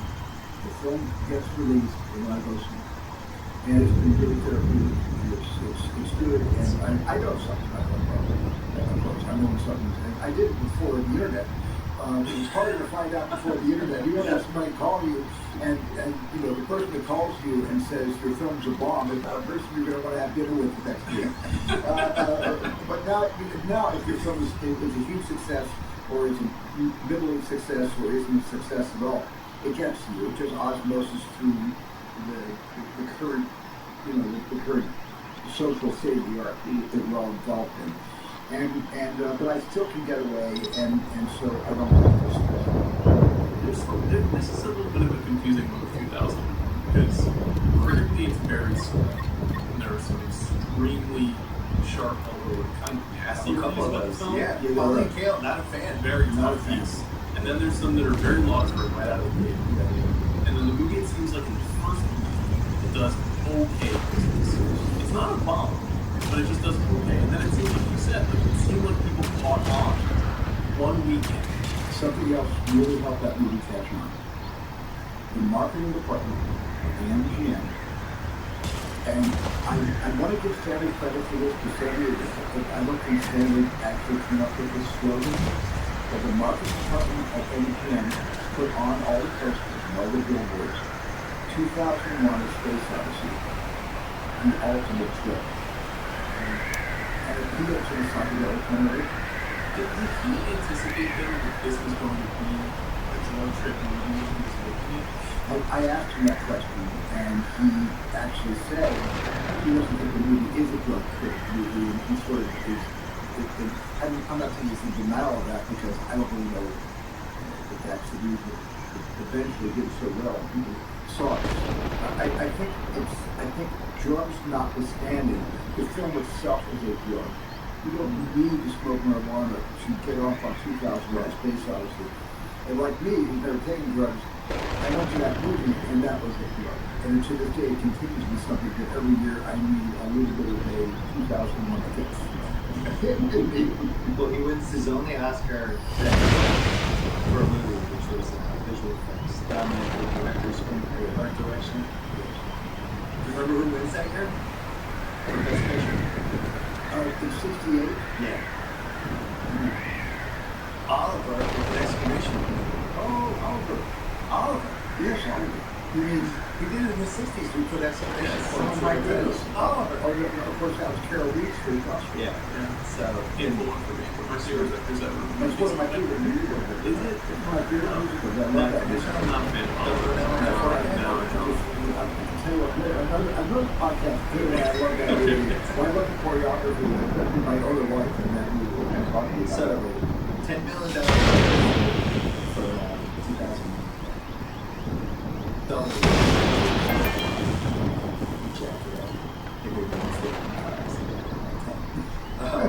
Did you ever jack it up higher than that on a movie? Well, Jaws was budgeted for $3.5 million, and it cost 10 because it was over schedule 100 days. They were okay with that trip. Well, no, they weren't okay with that. Eventually, they Until were they great. They were okay with that the second day of release. But not until. They got you back by making 7 sequels. Are we done with Jaws sequels? Okay, how many have we got? I think we have 3, right? 3 sequels. The last one was a 3. Jaws 2. What was that? Second biggest movie in 1960. And then, what, 2001? We mentioned Colin Farrell, so it was the biggest commercial movie of them all, and it was only 1 hour's worth of the movie. LA Times 5 record. Roger Ebert, 4 stars. Years to Roger Ebert.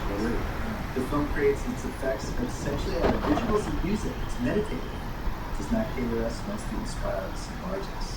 Those are we love it. We're going to do some fabulous. You can see that he has photographed and recall the sequences. He's been I know. fine. This is not going to be a So I'm problem. going to give you some choices for most rewatch. Most rewatch this is the premise of the podcast. You hop into a movie, it's like, oh shit, this scene's coming, blah, blah, blah. You should keep knocking in. Yeah. You lock it. Yeah, I'm going to give you some choices. Dawn of Man, the beginning with the apes leading into the leopard, which, holy shit, the leopard scene, we haven't talked about that yet. There's people in monkey costumes, and they're just planning a play-acting leopard jumping out, and this is something that happened? Yeah. Was that, I just couldn't believe it. I don't know how I thought they did this, but they did it. They did it with a real leopard. And a guy in a gorilla suit. Yeah. Well, And Kubrick was like, I hope this works. I hope the guy in the gorilla suit got a stunt adjustment. Unbelievable. So we get that. Such a great choice because it just jolts you awake in the movie. We get the ape figuring out that Bones can be a weapon, leading into the big fight with the 2 goons. We get Floyd and the astronauts checking out the buried artifact. Big sit down with the Russians, which is our second summit of 2 other ones. Jogging scene into the eating scene into the Hal interview. Hal does the lip reading thing. Yeah, that's my favorite scene in the movie. Okay, it's fun. My favorite scene in the movie is where they, for one thing, these guys should have known that HAL 9000 could read lips. I mean, they should have known that. After all, he holds up a sketch he made, and he says, "That's a very good rendering, Dave." So he's already comments about Dave Cloven's artwork. Dave's got to realize that he's got tremendous visual acuity. So when they rotated the pod, rotate pod goes out, rotates around. The best moment in that movie, though, is cutting to Hal's eye. Behind the Peter Jackson, I understand, has in his archive. Oh, What? Yeah, here Peter Jackson has the top line. that foretells a response to one of the Oh cabinets. my God. Yeah. And I think that's my favorite scene in the movie because I didn't see it coming. I must say, like Logan and Cool, I did not see that coming. It's funny like that they didn't use the NFL coaches calling them the Oh, players. Covering the mouth. Yeah, Hey, their mouth. Yeah. That was the big mistake. That's Bowman's play sheet. What was he forgot that they were supposed to be running there. The formation of this supposed to be using that's such a great moment of trusting the audience to understand what's happening. Yes. It's not over-explained what's transpiring, but Right. because of the way he shoots the astronauts Yeah. and the cut that you're describing, we get it. We get it in Yeah. a very clear way. But here's what also happens. He strategically places that scene just before the intermission. So you go black, and it says intermission on the For screen. maximum impact. Hal Tex Fools is trying to fix the car. Dave tries to disconnect that. What do you think you're doing, Dave? That's my other favorite Stop, scene. Dave. I'm Yeah. afraid. No, I love that. Dave. We get the Stargate approach, which is, I think, in the running for the Let's Get Stoned and Watch This Later greatest scenes of all time. I'm sure it's been. Yeah, that's the reason I go for because I love Cal so much as a character. My Yeah. favorite moment in the movie is a character moment. But my favorite visual effect is the flip scanner they used that Doug Trumbull created with Stanley Kubrick, who conceived this amazing idea to do this Stargate effect. It's out of control. And then the ending. It's out of control even now. Yeah. Then the ending, Bond goes through the stages of life. And he's like, "What's that? What do you have, Sean?" I mean, Once we watch. I think one that we didn't mention is when they end on Clavius are witnessing the monolith and that like selfie moment that they're taking, and That was great. right before that sonic That was note great. hits, you know, that's such a racing. It's the film is so quiet so many times, and it jostles Yes. so abruptly. And I always like to watch that scene because at certain points he puts the camera on the astronaut's shoulders and it turns into a portal. Before Hal even shows up in the movie. But the movie gets very scary, intense, and you described it as like a Hitchcockian thriller. Like it is so you are waiting to find out what's going to happen. And then we get this sonic hit, and then it just cuts into the future, and we don't know what's happened. No, that's the idea. That's the other. That's his conceptual audacity, Stanley Kubrick's. You go from the high-pitched emission of a sound that makes everyone hold their face helmet because it's going right through their suits into their ears, and you go right from that, which is hurting the audience's ears, at least from the bad Vegas theater it was, that the monaural, the stereo sound system that we had in those days, it hurt the ears, and then it goes into complete silence, and then suddenly it's quiet, and you see, Jupiter mission 18 months later, and then this huge ship comes in, which I think inspired George, to do the first shot of Star Wars, and with that huge Imperial destroyer coming over the top of the screen. I think I like when he tries to disconnect that. I think it's my favorite part. But I will say in the 4K, I haven't seen this movie in a theater, this is okay. But in the 4K, just when they're landing on the space station, the detail of everything is amazing. Like you can see everything they premise, I just don't understand how they did it. I don't know. Do you remember the scene where the shuttle takes Haywood Floyd Yeah. to Clavius? The shuttle, when it lands, it's on some kind of a huge, almost like a it's like an elevator. It's like an elevator, and it starts coming down. Now you see what it looks like. And if you look very carefully, to me, it looks like an Egyptian sculpture, an Egyptian bed. There's a two eyes between the windows, the red window lights, but the windows are spaced and it's equally apart. And there's a flat nose in the center, and it looks like an Egyptian bed. And there's something about the way you can anthropomorphize on what all of these designs remind us of the ships and the covers they were using. And all the opening on man sequence and all the space stuff, they're meant to be these kind of reflections of each other, like ancient history and evolution of man. And the original monolith was a tetrahedron, it was more of a pyramid, it was not this kind of large rectangular shape. Yeah, and so this idea of the development of Egyptian societies and then what that meant to technology and evolution as people, and all of this stuff kind of mixing together in the story, and that whether that's intentional or not, you feel that. So you're thinking about all this stuff as you're watching the movie. When I asked Stanley about what I thought was the Egyptian sculpture coming down, Stanley looked at me, he didn't look at me on the phone, and he said, "Is that what you think it looks like to you?"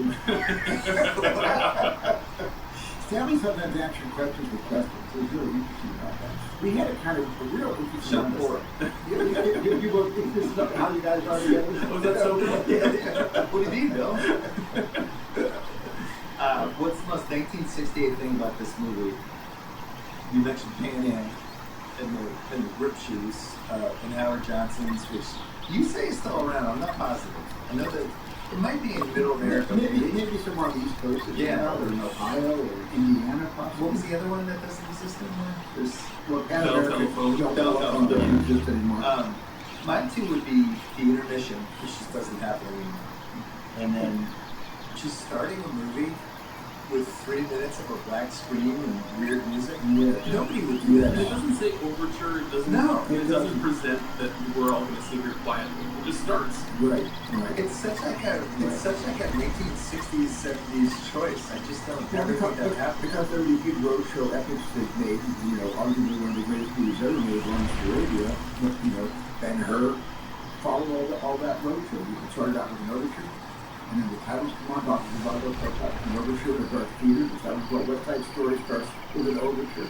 And then the titles come on, and one film after the other, that said, we're going to give you more bang for your buck.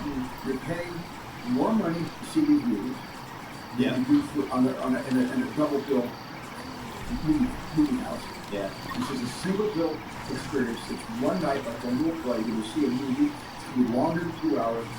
And there's going to be a prologue of music. There's going to be a long title sequence. There's going to be an intermission.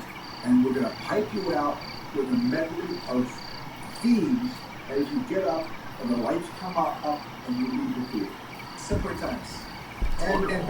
But that's called exhibition. Yeah. That's called presentational style. Right. That's what I wish. I miss that. What was your 1968? Most 1968. I have a couple. I mean, Stephen's just the story that he told at the very beginning, the idea of a movie becoming a phenomenon because people are smoking marijuana in a movie. That just could not. That's so perfectly 1968. Yeah, true. I mean, the idea that 2001 is a long ways away. Especially 1968. We are approaching almost double the That's time. the other we're setting around. Right. We're not even close to that Not even technology. close. In some cases. The one thing that really strikes me is, so it's a movie made entirely without digital effects, in which handmade tools are used to explore a film about man discovering the utility and danger of those tools. It's something fascinating, because we just literally don't make movies this way. There are no films of this scale and size that would be made entirely by hand. And the fact that this film, not every film from 1968 still looks this good. If you look at the ape costumes in this movie versus the ape costumes in Planet of the Apes, they're not close. One looks like it's aged badly, the other looks really good. But the space effects and the ship effects and the models in this movie and those hand-painted stars that we talked about, they look as good as any movie that is out right now. It's amazing. And they had a whole department who did nothing but put black paint on white stars. Because when the Jupiter mission ship passes and starts blocking out stars, it's done in 2 different passes. They shoot the stars first with the camera moving basically to allow the mothership, let's say, to come into the frame. Kubrick had an entire department of young people that block out the stars with black paint to make it look like it was being included by the ship that's entering frame. I mean, it's a handmade movie, guys. It's a handmade film. And the last handmade film I saw was Guillermo del Toro's Pinocchio. Yes, that's stop motion animation. That's the last vestige of the handmade movie. Yeah. Even when we were working with Aardman at DreamWorks, releasing Aardman's movies, the last couple of movies they made they looked like they were, done with armatures and stop motion, but the last couple were done on the computer. Did you have a most 1968 thing about this movie? The only 1968 thing about this movie was the how can I say this? I'm trying to find the right word.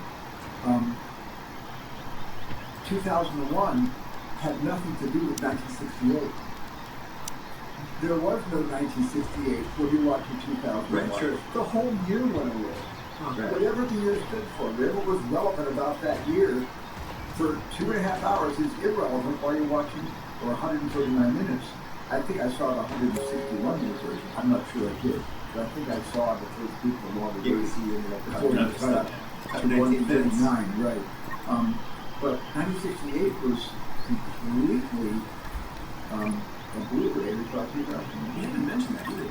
This is a very tumultuous time in America. Number one tumultuous. Yeah. Yeah. Yeah. Very violent year and very Vietnam is raging. Yeah. RFK, And this is like Right, it's right. kind of a retreat from that, but also kind of that call to the self and to think about who you are in the world. It's true, and I think Stanley knew history, and he watched the news. He knew he was really up on every current event, and which is also undermines the fact that people think he was a history.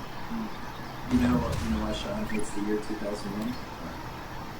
Since the year Tom Brady got the Patriots starting job and ended up winning 6 Super Bowls for the Patriots. I do. Sean's a Jets fan. So you're not a Patriot. Not a Patriots. You're not a Patriot. I'm a New Yorker. I'm a savage Jets fan. Our next category, don't judge us, but we love the movie Boogie Nights. It's the Floyd Gondoli butter in my ass and lollipops in my mouth award for something I just enjoyed. Something about this movie. We didn't give this one to you. Sean and I are yours. Here's mine. According to his brother-in-law, Kubrick was adamant that the trims that he made, the 19 minutes, would never be seen, and he burned all the negatives afterwards. And this is like a famous thing, which I guess I didn't fully know about, that he would just get rid of everything because he was so horrified that anybody would take anything from a movie. He burned and all put it the in a movie. models. He burned all the models in the movie. He makes the movie and then destroys all the other pieces of it so it can never come back. This is in like any me way. deleting sports tweets. This is crazy. Well, what he's doing is he's striking the sex. Right. Do you care about what happens to stuff from the movie after the movie? I save everything. I mean, I have a huge collection of books from all my films.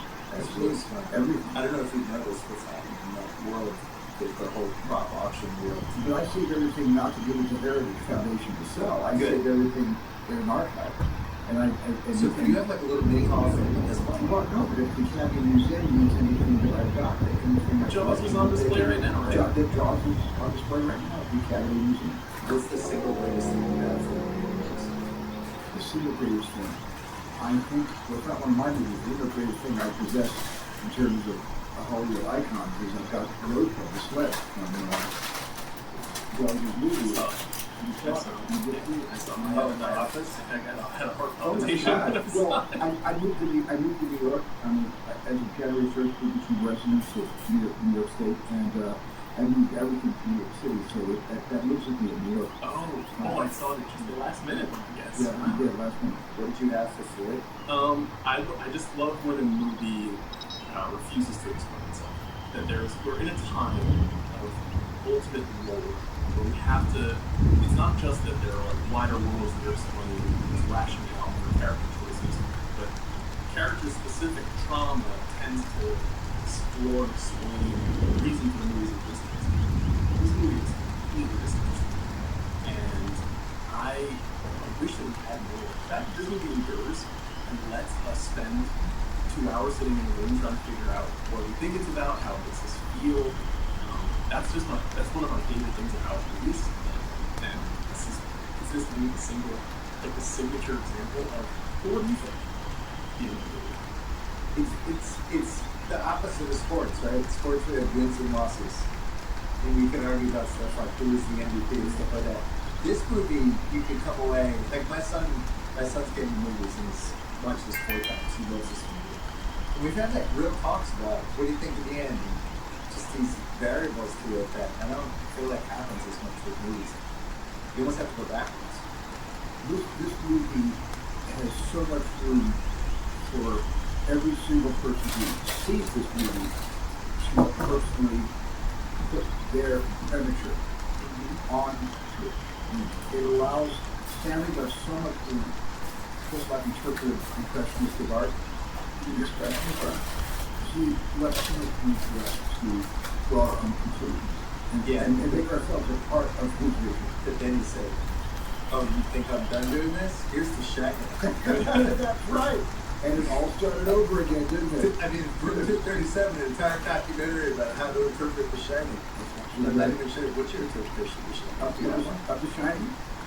Well, I recreated some of the Shining Ready Player One. I love that movie. It took me a while to love it. I didn't love it when I first saw it.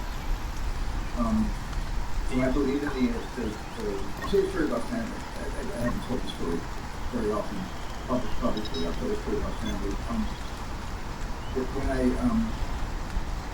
When I saw the movie, it came out, I had finished Raiders. I was in England, and I went out to eat with family, and he wanted to know what I thought was Shining. And because family is not brutally honest, he's very careful about his honesty, but he's honest. He'll tell you if he doesn't like something, and tell you why it didn't work for me. And I said to Stanley, he said, "Did you like The Shining?" I said, "Yeah, I really liked it a lot." And he stopped me right there. He said, "No, you didn't." I said, "Why?" He said, "I could tell. You didn't like it a lot. You might have liked it. You didn't like it a lot. What made you really forget The Shining?" And I told him that there were certain things that confused me because I was in love with the book. I loved when the heaters, the generators blew up. I mean, I love the topiary animals coming to life. Right. You know, there's a lot of things in the book I love. But I just said, and he said, "Is there anything that you, well, tell me other things you didn't like? You didn't like it because I didn't include those things that I cut out of the book." And I said, I liked the movie. I'm not saying I didn't like it. But would I have liked it more had Jack Torrance had an encounter with those topiary animals that were reanimated? Yeah, that would have been a fun set piece. That would have been fun. And Stanley said, "What did you think of Jack?" Because I love Jack because he's one of my favorite actors of all time. Always will be. But I said, "But I thought Jack was kind of big. He was big. His character was big. You know, he was doing big things." And Stanley said, "Okay, so you didn't love Jack." I said, "No, I'm not saying I didn't love Jack. I'm just saying that Jack was I thought you let him have his head, so to speak. You know? And he went running, not for the bar, he went running in for the hill. He really expressed himself. It was very kabuki." And Stanley laughed, and he said, "Okay, I want you to, without thinking, name your top 10 favorite actors of all time. Go." And I reeled off 10 names. And the second I got to the last name, he said, where's Cagney?" I said, "What's Cagney?" He said, "Where's Cagney on your list? If James Cagney isn't at the top of your list, you're not going to understand what Jack and I did with his character. You're not going to get it. If you did not put Cagney on the top of your top 10 list." End of conversation. That was it.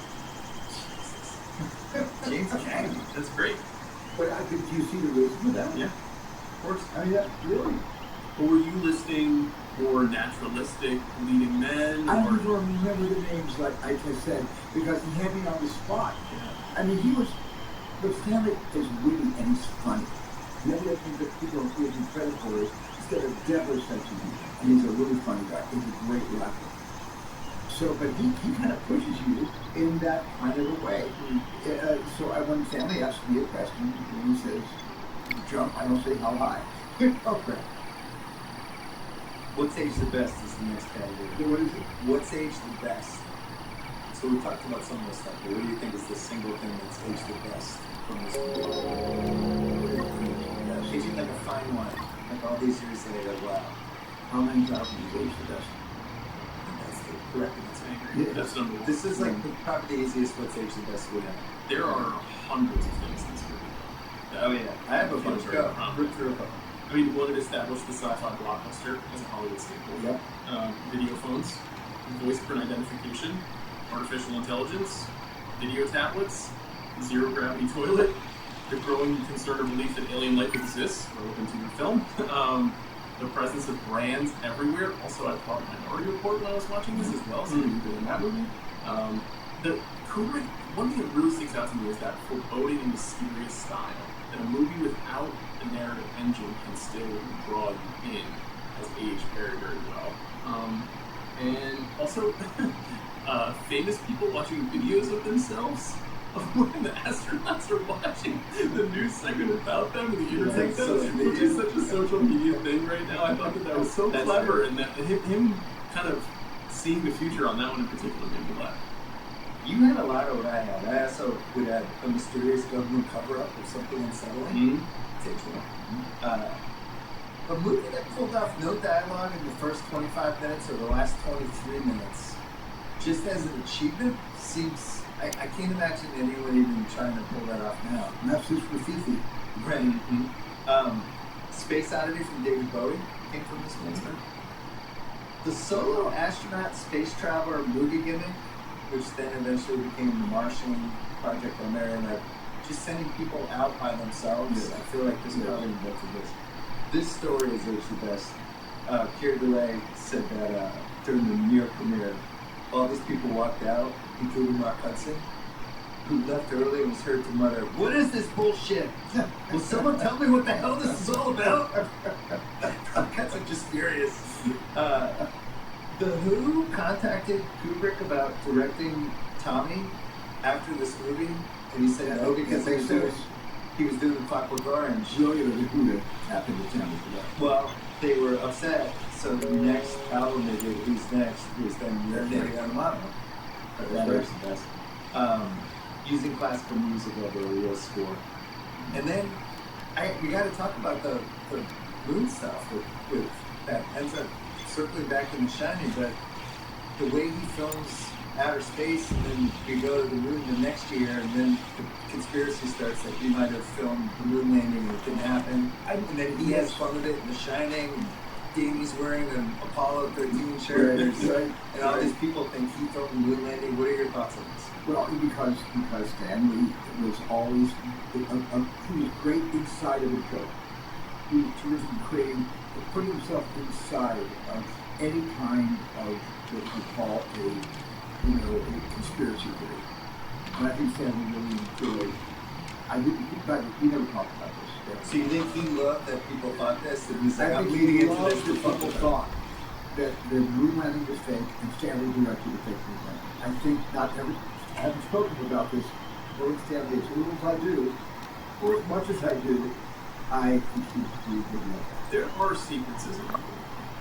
The moon surface, Clavius landing, where you're like, this is a little too close to the imagery that we saw 1 year later. It definitely feels like it is inspired by it. Now, he also, at least what I read, was kind of slavish to accuracy and details of what certain things would have been like, too. And we did obviously have a lot of footage of space at this point. So he's working with materials to replicate something that he thinks is real. But in this period, if you look at the Aldrin and Armstrong photos, especially the high-resolution photos that we see now, that have been sort of like developed in the aftermath of the landing, how similar they are to a lot of stuff in the movie. My hottest take is we did land on the moon, but they also had Stanley film or use space stuff just because they couldn't have actually shown video, and they did the hybrid plan. Great Shot Gordo Award for the most cinematic shot, named after the great Gordo movies. We call it Great Shot Gordo. Oh, that's good. I have the ape in slow motion learning how to use a weapon and how we film that. What do you think? I think the match cut that Steven described earlier is probably the number one answer. The one I like the most is the floating pen, and I like learning about how they did that shot. I never really cracked it. Well, I don't know how they did the shot, but you my answer. Oh, okay. Well, then you explain how they did it. That was good Robinson thing. The floating pen was one of my favorite shots. They simply put a very large piece of circular glass, and the pen, you can tell when the flight attendant takes the pen off, she doesn't take it out of midair. It pops into her finger because it's been stuck in a very light tape or a really light adhesive onto the glass. But the glass is slowly turning on a motor. It's not hand turning. That would be uneven. You can tell that you turned it. So there's a little motor turning the glass. Apparently, double-sided tape had just been invented, and it adhered to the double-sided tape. And let me tell you my other favorite shots. Let's. My other favorite Yeah, shots but- is everything at the Dawn of Man involving the first time ever front projection screen were used to make you think you were actually outside. You never saw a process shot like that before in the history of movies. Stanley got this Scotch 3 sort of 3D front projection material that when you put a projector right next to your camera lens, you can't be too far away from the center of the camera. But when you put another lens next to this one and you project that image, probably taken with a half-a-glass or some very large negative strip of film, and those were still photographs. Those weren't movies, but they were still photographs of sunsets of different parts of the world. And when you project that against the screen, its return is so bright, you can almost get a light meter, you need an F11 or an F16, just from the return of that light. It made, and that's why when the tiger, the leopard, Yeah. you can see the front projector reflected in the leopard's eyes, that thing that's the play on Yeah. inside the eyes of the leopard. That is actually looking down in the way of the light. You see that in the forest outside when you take a light, you see animals running around the forest. So that's the only giveaway due to the Dawn of Man that there was some technique being used to create the vivid background. It's such a happy accident because then it makes you wonder why there's something so animated about that leopard. You know, it's Yeah. gonna have something up on these apes, which are humans in ape costumes. Right. Exactly. So when I made Close Encounters of the Third Kind, I got the same front projection. Doug Trumbull brought that front projection material into the studio. Yeah.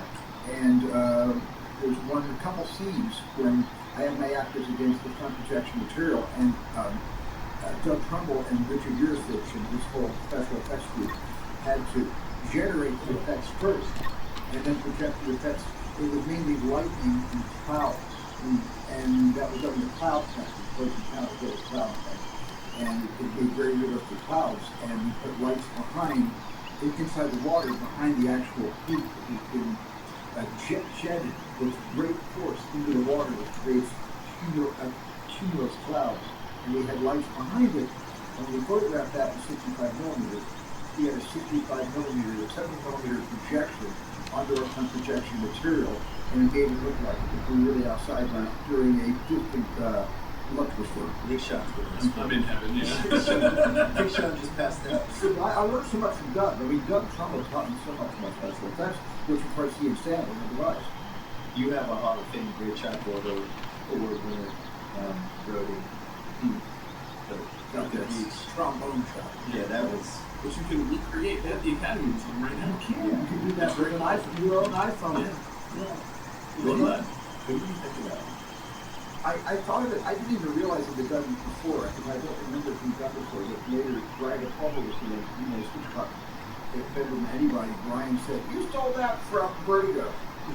I said, "No, I didn't." He said, "Yeah, Hitchcock did that in Vertigo, that's easy.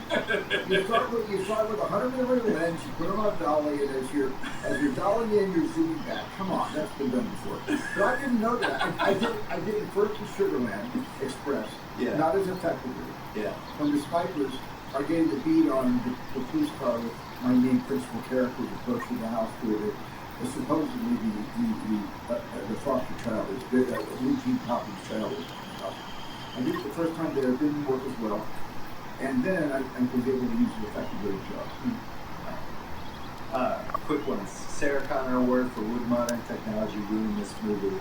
We've talked about it. I think one of the things that makes this movie great is they had to think outside the box, and so it wouldn't ruin it, but I think it would hurt the legacy and the greatness. Today's technology. Yeah. Well, if he had the same digital tools that we have today. I just feel like part of the legend of this movie is it's like watching somebody make a world-class meal based on like some leftovers and leftover groceries. You know what I mean? Like stuff we had back then. Now, if you had all this AI stuff, yeah, it would be cool. But I don't know. Would you have people dotting out stars? And No, you you wouldn't. just wouldn't lose that stuff. If you used AI, you would unemploy about 400 people, wouldn't have jobs. Right. Yeah, it's funny. the Project Hail Mary film a couple times, and they shot that movie as very practically, relatively speaking. They built sets and they shot on sets, which is not common for movies like this nowadays. And I hope that there's like a little bit of a turn back to that, because the practical stuff is the movie doesn't really make sense as an idea if it's just made with digital effects. It's Right. part of why one of the reasons why it endures and feels so different from other things is that there's so much same goes for Star Wars. When we watch A New Hope, everything is tactile. You feel like everything feels worn and lived in and real, and that stuff matters. It's just there's a lot of virtue in analog. When you look at TCM, as much as I watch it, you see a lot of virtue in for instance, San Francisco. You see the San Francisco earthquake, the Great Quake, and you see it being done in analog. They actually had to build big models, probably an inch and a half to the foot, and have them collapse. When you see what they knew about the Chicago fire, they had to burn several acres in order to make it appear as if it was always a cloud of burning that. And so there's Cal not over the lantern. I watch those films in the context of the age and era they were produced, but I appreciate them as much as watching the effects in the modern day phenomenon. I appreciate those handmade effects as much as I appreciate the cheaper digital motion capture work which has been done consistently with Kid Cudi stood out in this year for the best screenplay job that has to be open credits. oh my god, it's unbelievable. The Sean Fantasy Award for stealth homage that gives every movie nerd a criteria. This is the name of the award, yes. And where did you look at that? It's innovative. It's like it's an homage that's in the film to the previous film or aspect of films. So There's only a psycho like Sean or you would know. there's a great one in this. Okay, let's hear it. I will say this movie might be number one for the inverse of this, which is people who have borrowed on this movie. There are several inspirations. We talked about some of this in their films. There are parodies of people watch zero of these movies. The Simpsons several times. Airplane Mad two. Magazine, Airplane 2. But there's one in the film winking at himself, which is that in Doctor Strangelove, Major Khan says, "Fire the explosive bullets." In the 2001 entry patch sign reads, "Caution holding explosive bullets." Wow. Just his own I little- never saw that. You know something? Look at Sean teaching you about movies. Hey guys, I'm just saying that I'm having a good time talking to both of you about this movie, but that one insight just makes the story. That's great. It Wow. totally does. Best I moment in never the history saw of the that. Academy. The criteria orgasm right there on the side. I only have a couple of what takes the worst. We mentioned the intermission, which nobody would do. Especially when, hey, it just would never happen. So, this is a good one. They mentioned BBC 12. There were only 2 BBC channels at the Yes, time. he Little Kubrick joke. Kubrick joke basically saying that England would surpass America with the number of channels in the future. So, I researched how many BBC channels there are now in How many are there 2026. now? We have BBC 1, 2, 3, and 4. We have BBC News, BBC Parliament, CBBC, which is children's content, CBeebies, preschool programming, BBC Scotland, and BBC Alba, which is Scottish language service. So only 11. So he was wrong. Sorry, Stanley. Messed up. There's still time. By Yeah, one. one short. Sorry, buddy. Oh. You mentioned the sequel as what saves the worst. Couldn't agree with that. I don't really have any other Well, ones. just the idea that we could shut down AI, I think maybe under some Yeah, debate right now, you know? Yeah, right. The whole thing about shutting these down, you know, when I made Ready Player One, I had a great time making it. It wasn't hard to make, but I had a great time with the outcome of the movie and things. What it said at the very end, you know, after all this stuff, and the kids with the Oasis, they get the Easter egg, and they're happily ensconced, kissing in a chair, and the narrator comes over, and he says, and furthermore, they're going to close the Oasis 2 days a week, so people can really connect with each other and get on with normal lives. But that was the whole reason I think I made that movie, to basically say that sometimes we have weekends. Weekends we were supposed to take our weekends off, but there are no weekends in terms of the amount of demand on our time and our lives, Right. and demanding that we make our identities known and shared with strangers. Why can't there be 1 or 2 days that we take off from that and get back down to having picnics outside somewhere? That's a great idea. I wish I could just put my phone in motion, but I can't. My kids are going to hate me for that so much, but they hear this, when they listen to this podcast, they hear that, say, Dad, you are a square. The Steven Seagal Award for most unbelievable anecdote from the actual film shoot. So they had a dead horse painted like a zebra for the shot of a leopard next to the zebra. And apparently the horse had been dead for a few days and was really starting to smell. That was the thing that happened during this movie. No idea. Casting what ifs. Kubrick wanted Sterling Hayden for Floyd, and MGM vetoed it. Yes, I know. Very nice. They wanted Henry Fonda or George C. Scott, and remember he. I read Holden as well. Yeah, I William read Holden, Holden also. Yeah, I read that too. which is Holden would have been good for and Floyd. Floyd. That's what I But was Holden thinking would too. have been, it would have been like Canadian Cycle, you know what I'm saying? He never reappears in the movie again, you know, and it would be sort of front loading a movie that really needs to, you know, start with a clean slate. He looked at a bunch of actors, famous ones, for the Moon Watcher, the lead aid, including your guy Robert Shaw. That would have been interesting. Where are these facts from? This is why they're half-assed in their research. They're just on Wikipedia and random articles about the movie. So we learned as the years go along, we never totally know what to believe, but we talk about the movie. Okay, so you look at me if it's urban legend. Just give me a little. We don't know. fall That's the into thing. that We trap. don't know. You never know. What's the biggest urban legend about Jaws, Raiders of the Lost Ark, E.T.? What's the one that's taken hold of that? You're like, why is that? The biggest urban legend that is occurring right now involves my movie coming out, Disclosure Day. Yeah. That somehow June 12th. I have made this movie in concert with, you know, deep state, you know, factions that are hoping this movie is going to be. I remember there's a moment in 2001: Space Odyssey where he talks about the grave dangers of social dislocation, and that my movie is going to somehow, you know, make it easier for people to accept the fact that we have been actively interacting in secret with extraterrestrials for 8 to 9 decades. Am I starting to believe that? Yes, I am. However, I am not.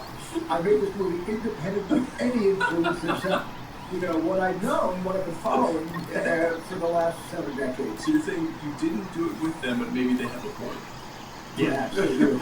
So not working with Deep State, but Okay. Kubrick rejected Mark Balsam for Hal. Oh, Thought Mark he was a little Balsam. too. Yeah, he's a little New Yorkish. Yeah. I can see that. And then Pink Floyd was approached to perform music, and he turned it down due to other commitments. Yeah. Wow. So missed out on that one. Yeah, that's why that's on the fringe of. I'm not sure how true that is. Dion Waiters Award, so that's like somebody who's not the star of the movie but comes in hot for like 10, 15 minutes. I think it's Al. I think Al's the. Who do you have? I have Daniel Richter as Moonwatcher, the chief aide. Because that's Oh, an that's pretty amazing good, too. performance Yeah, that that's he a gives in better that one. suit. You're I right. don't know, I think it's Goody and Kubrick, who wants a Bush baby, Yeah. and whose father calls her sporty. She's my number 2 on my list. Recasting couch, director, or city. So we wouldn't put any name actors in this. And no, we didn't. Okay. No. Half-assed internet research. I'll go through some of these really fast. It's interesting that one of the astronauts that got killed is named after my cameraman, Janusz Kaminski. Kaminski is one of the I didn't tell you this. astronauts. I was a soccer dad with him for years. Were you really? Yeah. We thought it was so funny. With When, Bruce. yeah. Well, no, it was his daughter, With Elena. Elena. Yeah. My Oh, daughter was wow. always his teammate for years, and we always thought it was so funny. He would take like photos at the games of these 7-year-old girls, and they were like the most beautiful Great shot youth quarters. soccer's you've ever seen of these photos that he was taking. When I first met Giannis, I don't know what I said to him. I said, "Hey, do you know you're in 2001: Space Odyssey?" Right. Well, he would disappear because he was going to make movies with you. That's right. They're like, yeah, he's not Well, here. he He's should. making movies these days.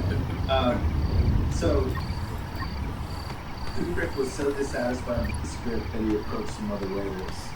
All of them turned him down I think because, that's the one. yeah, because he was disordered. There's a lot of stuff about this. He About was a him great and Clark. writer himself. Yeah. He writes a lot of his own movies.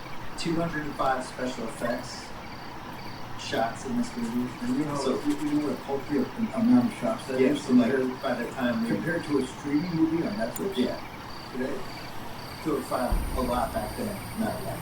Not Now a lot. you talk about Not a lot. I mean, one of the reasons for that is because like, so many of the shots are so long. There's just not a lot of Sustained. cutting in the A lot of movie. Yeah, So if he is getting a special effects shot, Yes. they put a tremendous amount of time into what you're looking at and holding on. But remember what Stanley was trying to create. He was trying to lure us into I guess not a heightened state. He was trying to lure us into a kind of state of mind where we were going to be relaxed and we'll start to accept. I mean, you know how long? I mean, I know he cut about 2 minutes from the jogging. And when he was jogging in his daily workout, he cut about 2 minutes out of that jog. What makes the jog work, though, is the Capitolian score. Yeah. You know, and it just leans forward at that moment watching 2001. You sit back, and I was thinking, how long is this stuff going to go on, and what's the point of it, and will there be a point of it? And when there was no point of it, the joke was really on me, because the point is he's creating a state of mind for the audience to start to accept things that are going to be a little more conventional yeah. in terms of suspense and betrayal and all of the other great neat things that happen in the movie. Patience. Yes, patience. So Samsung battled with Apple about the forging the computer tablet. And one of their cases was this movie. They were like, look at this. This was 1968. We didn't invent anything. That was way back there. So that happened. Only about there was a stunt man that they forgot to put air holes in his suit and he almost got asphyxiated. That happened. The Ferris wheel cost $750,000 that we mentioned. That's a big line item on the movie that cost over 10. Yeah. Well, a lot, it's times a lot in 67. Then Ligeti's permission was not granted for this movie, and even though this music was in America, so there's a lot more. I mean, there's been books written about this movie, documentaries, there's been multiple people dive into it. Apex Mountain, so this is something we do, where we try to figure out shots are not but the actual apex of somebody's career was where they had like the most juice possible. Where it's like not only were they at the peak of their powers, but they're at the point of their career where they could have done anything. Right? That's like the idea. I've lived to see you explain this to Steven Spielberg. This Well, is incredible. I would say, so for you, you have multiple apexes, but in the 82, when you have E.T. and Poltergeist, at that point, you could have probably gone into any studio and been like, I'd like to do this, and they've been like, here's a check, Steven. That's an example, right? So for Kubrick, Okay, I'm with you. I'm Phil. Sharp as I'm behind iron. you. I am behind you, Phil. So for Kubrick, what was the moment where he had the most of everything going at the same time as a director? Was it this movie? Yeah, I would say this is the movie where he had it together. This is the movie that made Stanley famous, not just among critics and journalists and people that write about film, but this is the movie where the public discovered. Would you put space movies for the apex of space movies? Well, this was certainly the big bang. Yeah. For every single movie about serious science fiction, where science is being emphasized. Even Jurassic Park, where science creates the credibility for an audience to believe that yes, dinosaurs can come back. We have a category called Cruise or Hanks. You've looked at both. You know both of these guys. So, Cruise Cruise or Hanks in this movie? Who's Hanks? It has Because to be Hanks. he made Apollo 13. Right. He's the astronaut guy. Sean can't believe I asked you this. If he could be an astronaut, Tom, he would give it all up to be an astronaut. I think the answer is both. I think both You is could have had each of Cruise, them. and I think Floyd is Hanks. Can I give you Cruise as the lead ape? How amazing that would have been, Cruise, just like throwing himself A into very it, physical performance. teaching himself how apes walk for like 9 months to prepare for But the 10 thing minutes. is, I think it would have been cool for any of the movie stars to look. Daniel Craig was a stormtrooper in Force Awakens. Right. But we have another category called Spielberg or Scorsese that we have to do since you're here. I mean, I think it's I'm you going for to this clear one. my palate for this. No, I think you won this one. What was the biggest battle we had with that category? Usually it's pretty apparent. Yeah. Oh, all time. I don't know. Yeah, I don't know. I mean, this We've one had a is couple. this one's Yeah. easy. Picking nits. So this is where we pick little nits in the movie. The 8 costumes in 4K. Sure. It feels a little 1960s, like you could really. A couple times it feels like, yeah, that's probably about. But I mean, for 1968, amazing. We accept that it's not, Yeah. not real apes. But also, there were apes in Planet of the Apes just a year before, as they're coming out the same year, 2000. So it was the year of the ape. And by the way, they're not apes, they're proto-humans. Yeah. Would Hal actually be able to read their lips? Are we like Yes. even now in AI? Would we actually get there? Absolutely. You think so? Yeah, I think that's a walk in the park for AI. They're reading our lips right now. The film never actually tells us what year it's set.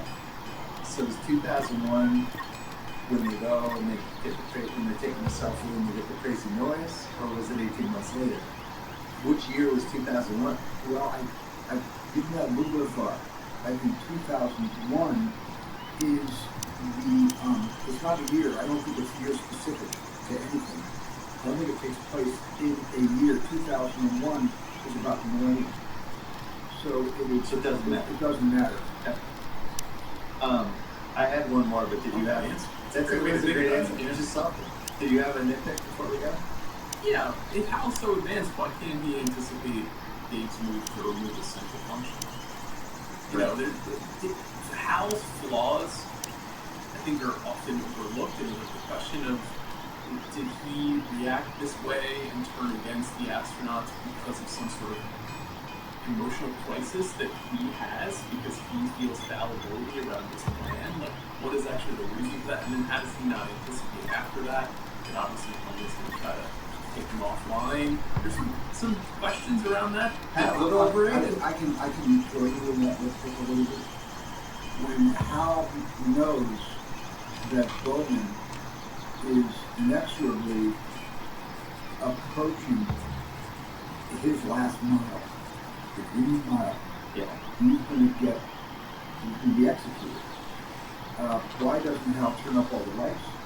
Why doesn't Hal? Not everything has manual That's true. override. Why didn't he turn off the Why lights? doesn't he close certain ports and where there's no manual override controls? And I am an answer to that. I think that Hal somehow knew he's so sentient. He was a bad boy and needs to be severely Hal punished. wanted to be shut down. It's like Grady saying to Jack Nicholson what he should do to his children. Right. Grady did it to him. That's right. He needs to correct that. Hal knew he needed to be corrected. And at that moment, Bowman was Jack Horse. Wow. That was amazing. Did you have another nitpick from this? No, it's almost a perfect film. I had one more. This movie was rated G? What were we doing in 1968?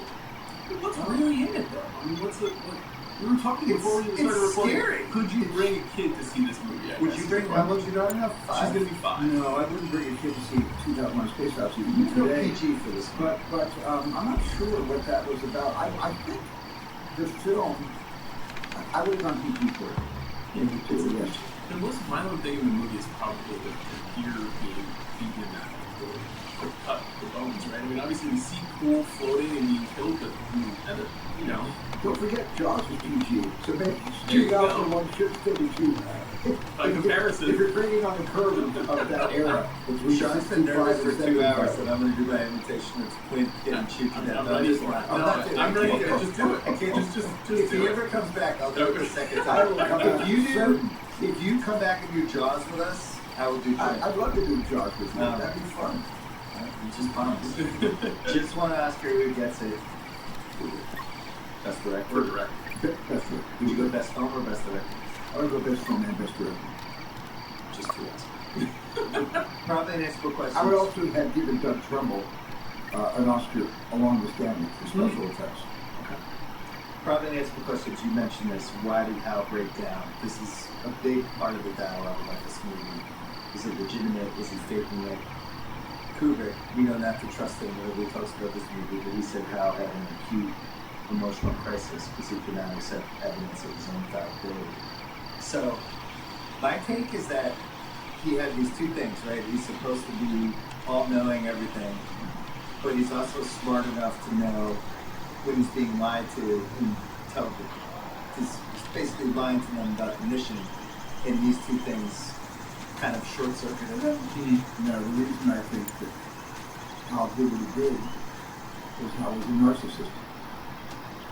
He was a complete narcissist. Listen how he brags about his product, his design. He brags about where he was born. He brags about how smart he is. He brags about the fact that no 9,000 computer has ever made a mistake. He's a narcissist. He's so smug when he wins that chess match. Good game, Dave. I think that the intention, I think that's right, I agree with you. And also that he is obviously inspired by his creator. The narcissism of the human race and how these machines can only come from You're us absolutely who built right. them. That's right. Because you are a mirror of who you created you. The creature, certainly in Guillermo's movie, which I think is the best Frankenstein movie ever made, the creature was a reflection of Victor. Was Victor. Unanswerable. The first shot of the three astronauts we see sure looks a lot like the moon landing the shuttle mission. It's still kind of a bit unanswerable. Do you have it? I have one good one. Do you have another? I mean, I think who delivered the monoliths is like the ultimate question. Yes, it is. That's the most unanswerable. That's thing. definitely an answerable question. All right, here's my good one. Did this movie ruin the name Hal? I Because don't know. we had Hal Holbrook, Hal Ashby, and Hal Linden. We have no. When was the last time you met anyone under 40 named Hal? Well, Do you you look know any Hals? I don't know any house. Could this have been the end of the house?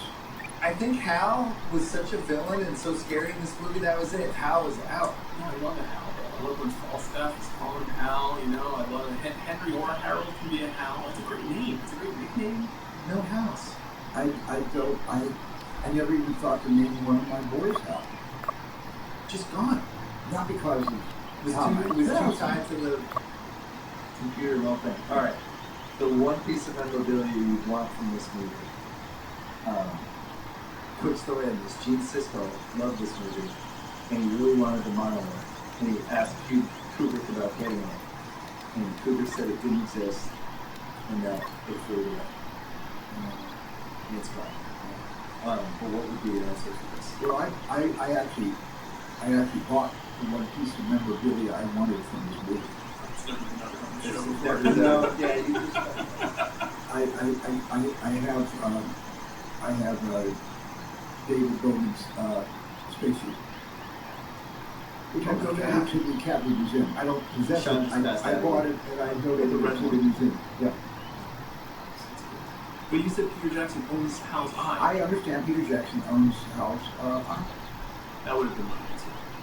But see, there are all these stories of him burning all of these things after they finished the shoot. He said that's him striking the set. But they make it seem as though he burned costumes and all the models and everything. So how did some of these things survive?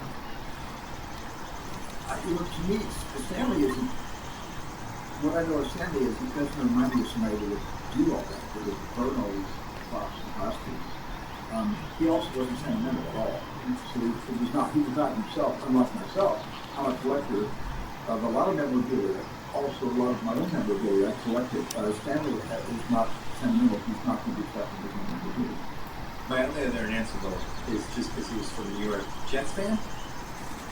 Kubrick could have explained a lot with some of the darkness of the movies. I mean, Although they did win in 1968 '69. season is the year that they won the Super Bowl. Maybe that was so it. there's That's why they something to decided to that. move to England. Coach Finstock, Mr. Miyagi Award for Best Worst Life Lesson from this movie. I guess it's keep questioning what's out there. Oh yeah.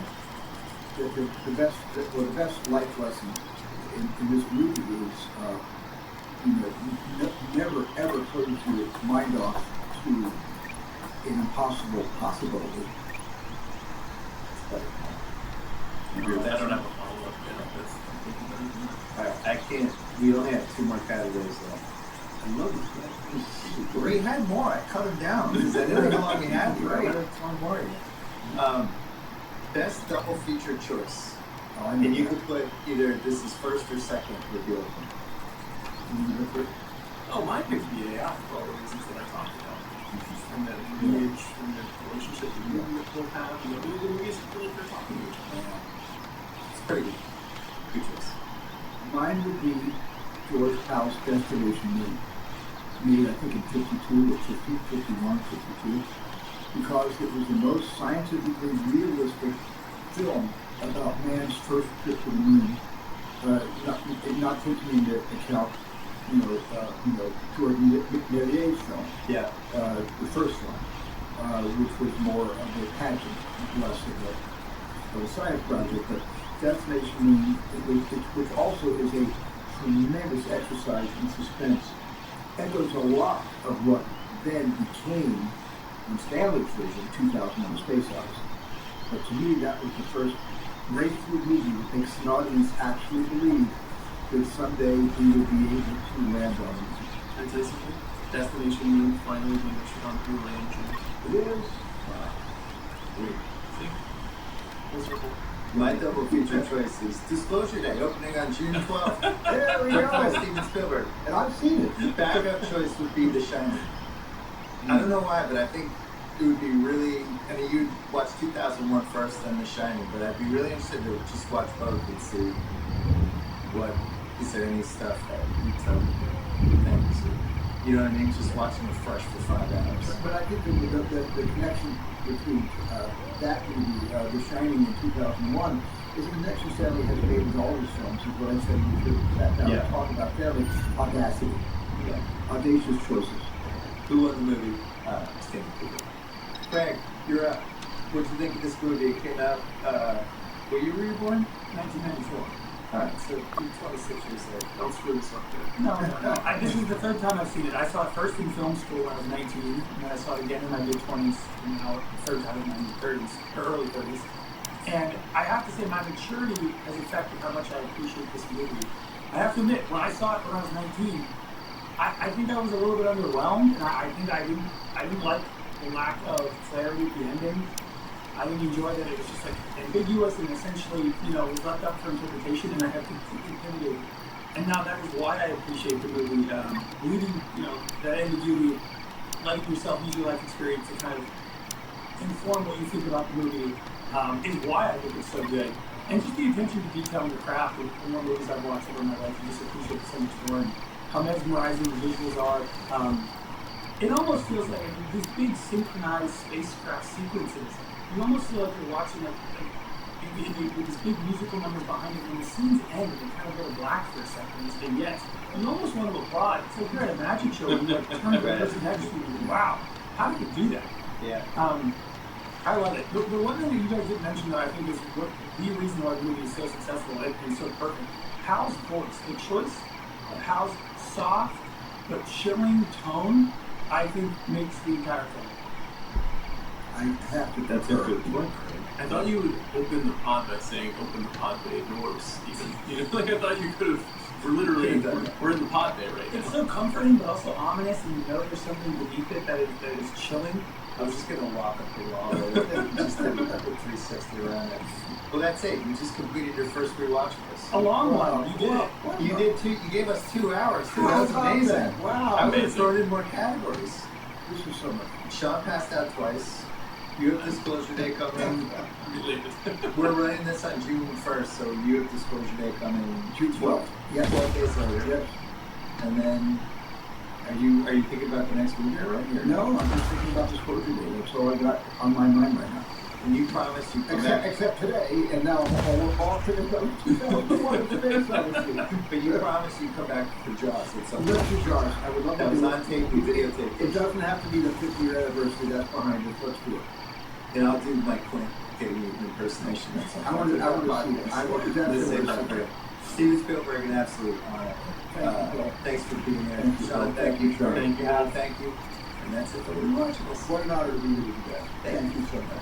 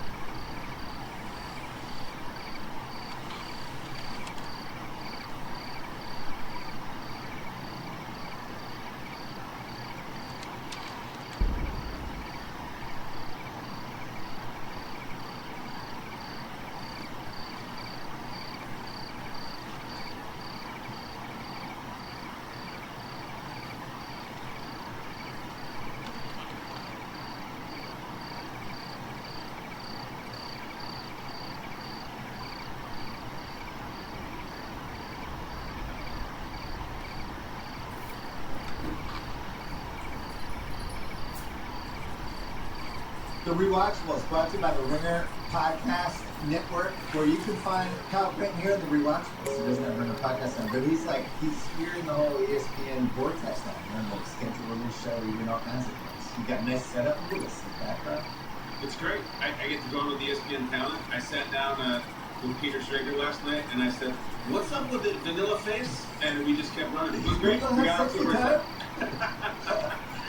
We're doing comedies all month here on the Rewatchables. A bunch of them are on Netflix. We've done There's Something About Mary and Chocolate Thunder, and now I think one of the best comedies of the 21st century, Borat.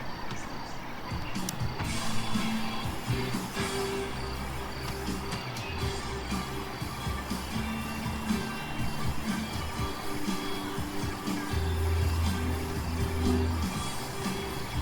Borat, you wanted this for a while. Yeah.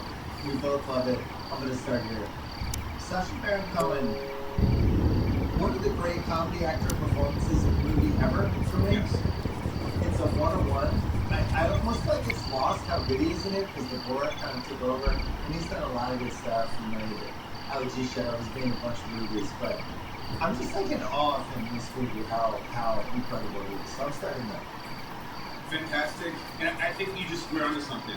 I think it's a little bit defiled in the wake of it, in that the annoying guy in your friend group for the next 5 years would go, "My wife, high five," and Yeah. it kind of ruined this amazing character that he did, but not for me.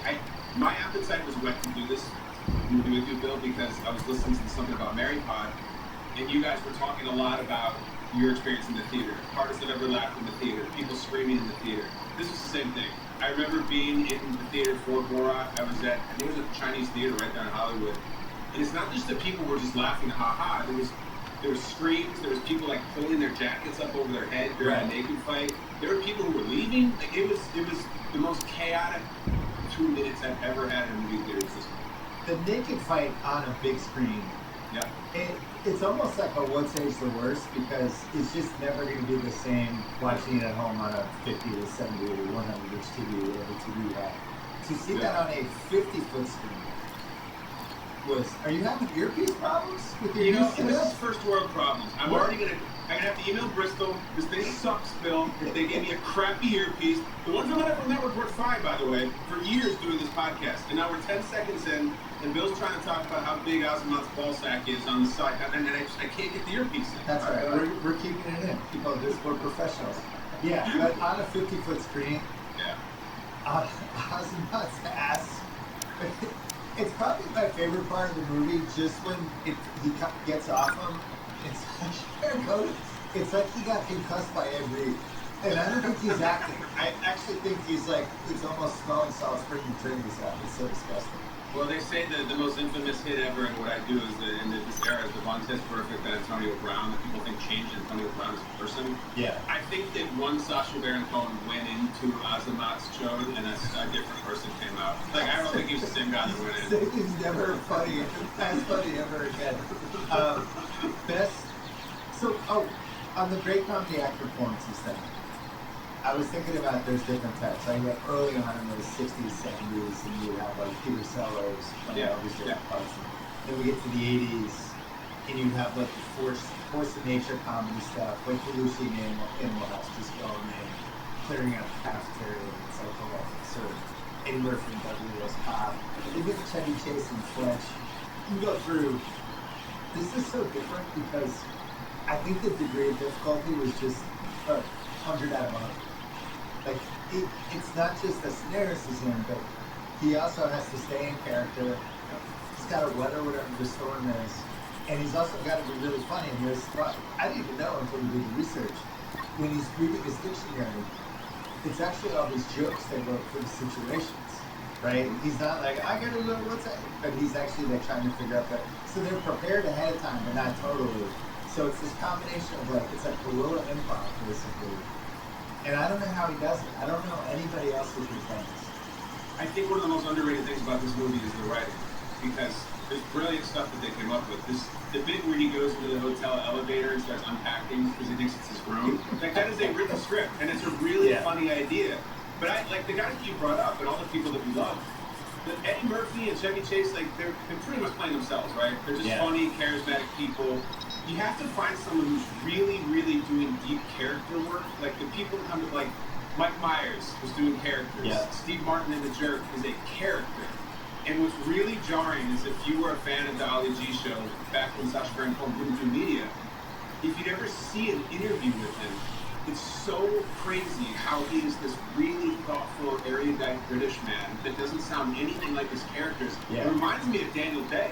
And when you see him do interviews, you're like, fuck, that's not Bill the Butcher. Like, what? That's the best actor I've ever seen in my life. Right. That's the difference with Sacha. Is like, he's nothing like Bruno, Ali, none of them. And that's what makes it so compelling. Yeah, there's this awesome Conan O'Brien interview that he did, I think like 2016-17 range. And he tells this whole story about a deleted scene from Borat. Where Borat basically films a porn movie. But he's telling the story as Sacha Baron Cohen, but then he keeps lapsing into Borat as he's telling the story of how it is. And it's just like, it's so confusing. It's almost like watching Primal Fear, like watching Ed Norton go back and forth between the two people. Because he's like this smart British guy just telling the story. But then all of a sudden he's Borat.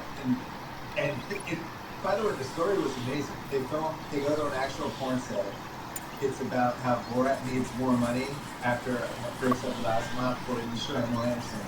So he actually appears in a real porn film, and he's fucking with the director because he's supposed to be like the room service guy, and he comes in and they're having actual sex, and Borat's supposed to join in, and he keeps screwing up the scene, and the director's getting madder and madder. That sounds great. And he's like, I don't know, her vagine doesn't have hair on it. I don't know if I can. You have to put hair on her vagine. And the director's like, we gotta get some hair for her vagine. And it's like this whole, I guess it went on for an hour. And he's telling the whole story to Conan, and Conan's just dying. And that got cut out, which is another thing about this movie. They have, I think they had like, I don't know, 400 minutes of stuff. Yeah. They narrowed it down to 89. But they had all this deleted stuff. A lot of it's on YouTube. Some of it's on the DVDs, and some of it's great. But they were so big on what the flow of the movie is not losing the flow. Isn't that a statement though about the movie? Like you said all the time, deleted scenes usually suck, and you know why they're deleted because they were bad. The deleted scenes in this are funny as hell. I was watching on YouTube. Borat works at a fast food restaurant. It's and just like keeps messing. It's great. Yeah. Like you could have had a whole separate movie with separate the deleted scenes, which are actually funny. No deleted scenes are that great. These are really good. No, and they were big. Like he explained with the porn scene, because they had the naked fight. They felt like two kind of naked set pieces would have stepped on the Asimov fight, which they knew was like going to be the key to the movie. So they cut it, and it's like a classic kill your babies. Like I always talk about this with documentaries. That would always be, oh man, we can't lose that scene. It's like, we gotta lose the scene. We gotta get to 90 minutes. And so the good thing is all this stuff's on YouTube. Best documentaries ever. Yeah, I have this. So I think Spinal Tap, Best in Show, Borat, Waiting for Guffman, and I'm gonna count Blair Witch. Those were the 5 that jumped out for movies. Is there anyone else you would put in there? That's the list that I have, minus Blair Witch, which is a good addition. And I feel like Spinal Tap gets so much respect because it feels like it was first, at least for that generation. Yeah. I love Waiting for Guffman. The small town theater for me it's my favorite one, other than this maybe. Yeah. I mean, I had it when we get to FX Mountains. It's the best mockumentary ever. It probably is. I like it better than Spinal Tap, but I know Spinal Tap came first. What's weird is all of those movies, except for Borat, are 20th century or like beginning of 21st century. None of those movies are from the last 20 years. I was trying to figure out what happened. And I think the answer is it moved to TV. Because like the Office comes in second half of the 2000s, and then you did stuff like Jury Duty. You have like Insane Breaking That 7 Days of Hell, which I thought was really good. But it just kind of moved away from movies for some reason, and I'm not totally sure I agree with you. I don't, or maybe it's like we don't have the same kind of improv comedians, or maybe it's moving more toward TikTok. But it's just weird to me. We haven't had a good one of these in 20 years since Borat. That's strange. I think you're onto something where I'm watching this a lot, and some of the bits that he's doing. One of my favorite bits is when he just gets to New York City and he's just, I'm new in town, nice to meet you. He's just introducing himself to people. That's 1,000 assholes on TikTok do that. They're just messing with people on the street. That was what Billy Eichner was doing. That's like, I follow some of these Instagram accounts that just that my kids like. One of the ones that I follow is called Humor Bagel. It's just this guy who walks around Central Park and just farts. And that's all it is. And people love it. That sounds amazing. It's so, follow Humor Bagel. He just farts and people laugh. My kid dies laughing. I watch it sometimes without my kid. Yeah. But it's like, that's what Borat's doing. He's walking around Central Park messing with New Yorkers, but now it's just on Instagram. Like, it's everywhere. You can do it for free. Well, one of the writers Dan Mazer said, we were in Dallas for 2.5 weeks. We were worried about the local newspaper getting a hold of the fact that we were around. He said this 10 years ago. Today there would be people with cell phones, would be on Twitter, would be on social media. And that was the problem when they made the sequel. People knew the sequel was happening as it was happening.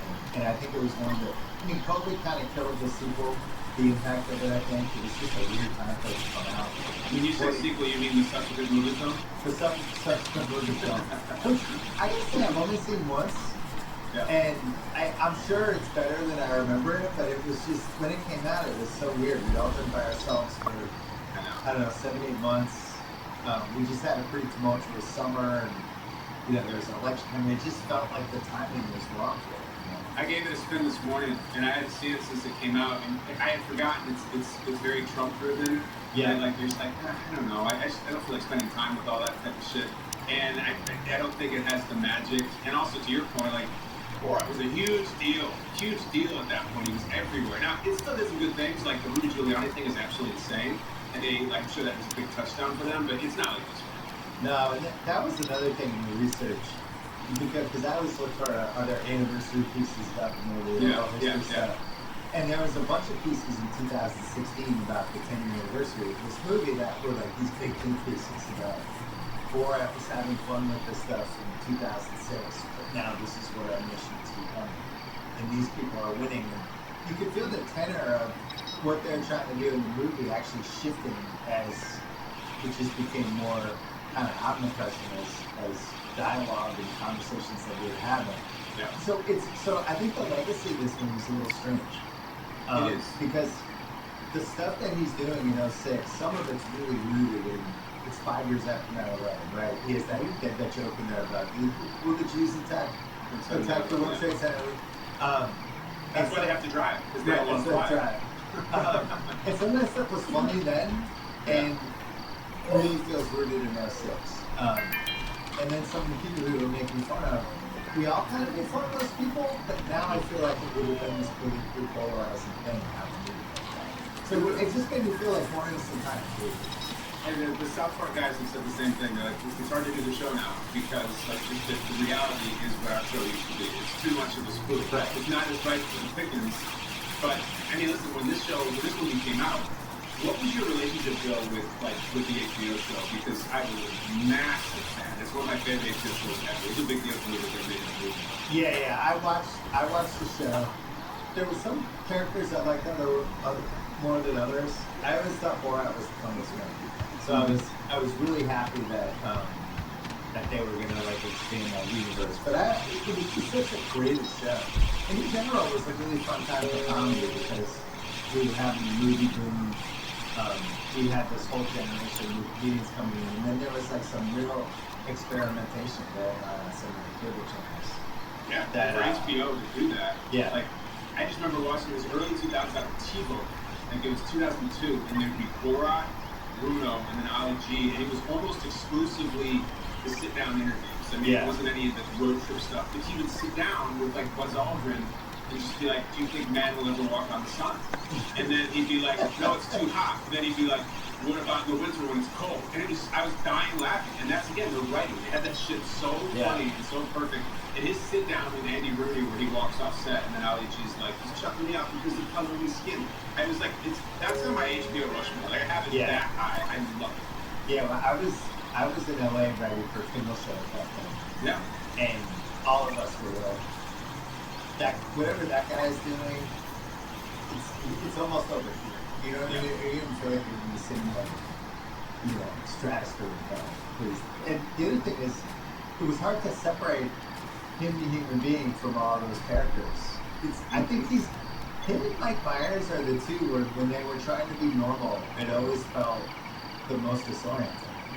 Anytime you saw Mike Myers being Mike Myers, it's like I don't understand what's happening. Like you're a normal person from Canada, it's just never felt like. Well, imagine if Sasha had tried to do this So I Married an Axe Murderer, where he's just a guy driving around Boston or something, and it's like a and then in real life, then he marries Isla Fisher, who's coming off Wedding Crashers, who's huge too. And then they're this power couple. Yeah, it's to your point, post Borat, Sacha Baron is I don't know. It was never my favorite thing. He would always be in these Sweeney Todd, and he would be in Ricky Bobby, and he was always funny. It's just the Chicago 7 movie. Yeah, when we started The Ringer, we were in the Sunset Gower Studios, and he had a company there, and he had an office space and everything. We were always like, "Are we gonna run into him? What would it be like to run into him?" Just kind of bracing for the disappointment that he probably look I gotta do and not. Have you ever met him? I've never met him. Yeah, me neither. You never run into him at HBO, nothing like that? No. That's weird. No. But I'd be nervous. I think he's tall. I think physically he's a little more imposing than maybe you realize. Most movies are shorter. So you mentioned it was created for Gal Dusha. Yeah. Turned into the movie. Most of the scenes were unscripted. the film's participants, which I think people know, but for the most part, there's only 4 actors in this movie. Nobody else knows what's happening. They have to sign releases and things like that. And then you get fiction releases. But the legend of the movie shoot, the police were called on him 92 times. The FBI at one point followed him because they kept getting reports about a Middle Eastern man driving an ice cream truck through America. Yeah, and this was like height of post 9/11. Sure. The director, Todd Phillips, who's made most famously the Joker and the Joker sequel, but also did The Hangover, all 3 Hangovers, and Road Trip, and I think he's one of the best comedy directors of this century. Quit the movie after like 11 days, which I knew and forgot, but apparently after the rodeo scene, he's like, fuck this, I'm out of here. Like, people are trying to kill us, I'm done. So the rodeo scene, he goes in, he does like these crazy jingoistic comments about Premier Bush drinking the blood of all the terrorists, which is really funny. And he like revs up all the rednecks and they're, hell yeah, we love you! And then sings the Kazakh national anthem to the tune of the Star Spangled Banner. And it's just like, all of the countries are run by little girls. It's fucking incredible. And then apparently the people were like, I don't know, they're going to lynch him or something. I don't know what was going to happen, and they had to bail fast. I think Todd Phillips is like, I got to bail. I'm out of here. Yeah, they said there were some creative differences with them too. And there's a shocking lack of information for this, considering this is one of the most successful comedies of this century. Todd Phillips is famous. He quit the shoot, and it was really hard to figure out what happened. But one of the things from the research was that Azamat wasn't in the movie initially. It wasn't until after they bring in Larry Charles, who's I think probably most famous for Curb Your Enthusiasm, Sunshine, a pretty famous comedy guy. But has also been something of a fixer. Like, he was pretty legendary for kind of saving Entourage for a while. And they didn't know what they were behind the scenes. And then he comes in and saves this movie. And becomes his primary thing. But yeah, Todd Phillips quits. And probably the right move. I mean, it was a huge hit that he walked away from, but he had a whole bunch of other movies too. It's like, I don't know if the creative differences were like, Sasha's gonna die in this movie and I'm not, because I mean, that may scare the crap out of you being in that rodeo place. It's terrifying. There's like 3,000 people. But I also, you mentioned this character. I love peeling back the curtain on our text chain. I want people to know that all of the conversations we had about Borat leading up to this pod, Bill was all over Azamat. I can tell you're a huge Azamat fan, Bill. Come on. It's always Azamat. I'm number one for Azamat. Even when he goes away and he comes back and he's on Hollywood Boulevard and his chaplain, and Borat thinks he's Hitler. He's this character actor. What's his name? Ken Davidian. I wrote down he's David Tyree. Okay. He's like the miracle moment. Yeah. He is like, I have 32 career catches in my life, and I've bounced around in my career almost immediately. But I had this one moment that is probably the greatest Super Bowl moment of all time, which will come out from Mother. He was at this, in the research, he was like one step lower than a character actor. Yeah. He's just like, I don't know, you're doing ER season 5, and he's in the ER room for one month. Yeah, here's your stethoscope. Here it is. The headline about Azamat. He's American. He's from LA. Right. He's doing an accent. He's speaking actually Armenian, which is not the same language that Sasha is speaking. I think he's speaking Hebrew. So in all their back and forth, they're not even talking the same language. And there's this great audition story where they bring in Ken Davidian, and he like just does this whole rant in Armenian, and screams and screams and screams and leaves. And they're like, wow, that guy was pretty good. And then like 5 minutes later, he came back and he walked in and he goes, oh, hey guys, I forgot my hat. And they're like, holy shit, you speak English? Oh my God, you're the part. You're it immediately. And that was like the legendary, that's him catching it over Rodney Harrison from Eli. Like, that's the moment. No question. And just one of the all-time weirdest Fridays you've ever seen in a movie. Did they cover up his dick? Did they need to because his belly was hanging over it? Like, I have no idea how they did. That is an all-time, I don't know how they did that scene. All right, so do you want to get to that scene later, or do we do it now? Let's do it now. Okay. first of all, you just said it perfectly. We've seen a lot of heavy or obese people on screen, fine. What is it about his that's so different? It's the strangest body that's ever been on camera. He has these crazy, like, Playboy-looking breasts that look different from any other man's bare chef that I've ever seen. And then you never actually see his dick the whole time. Or even though pubic hair. or nothing. You see nothing. It's like he has a full marsupial Ken doll kangaroo. And then meanwhile, it's so jarring because as they're fighting, Borat is blurred out. Yeah. So you're like, why is Borat getting blurred and then they're not blurring Azamat, but I still can't see it? It's so Right. weird. But you do get to see his balls dangling over Yeah. Borat's face. knows. Well, the other thing with him that I never knew this.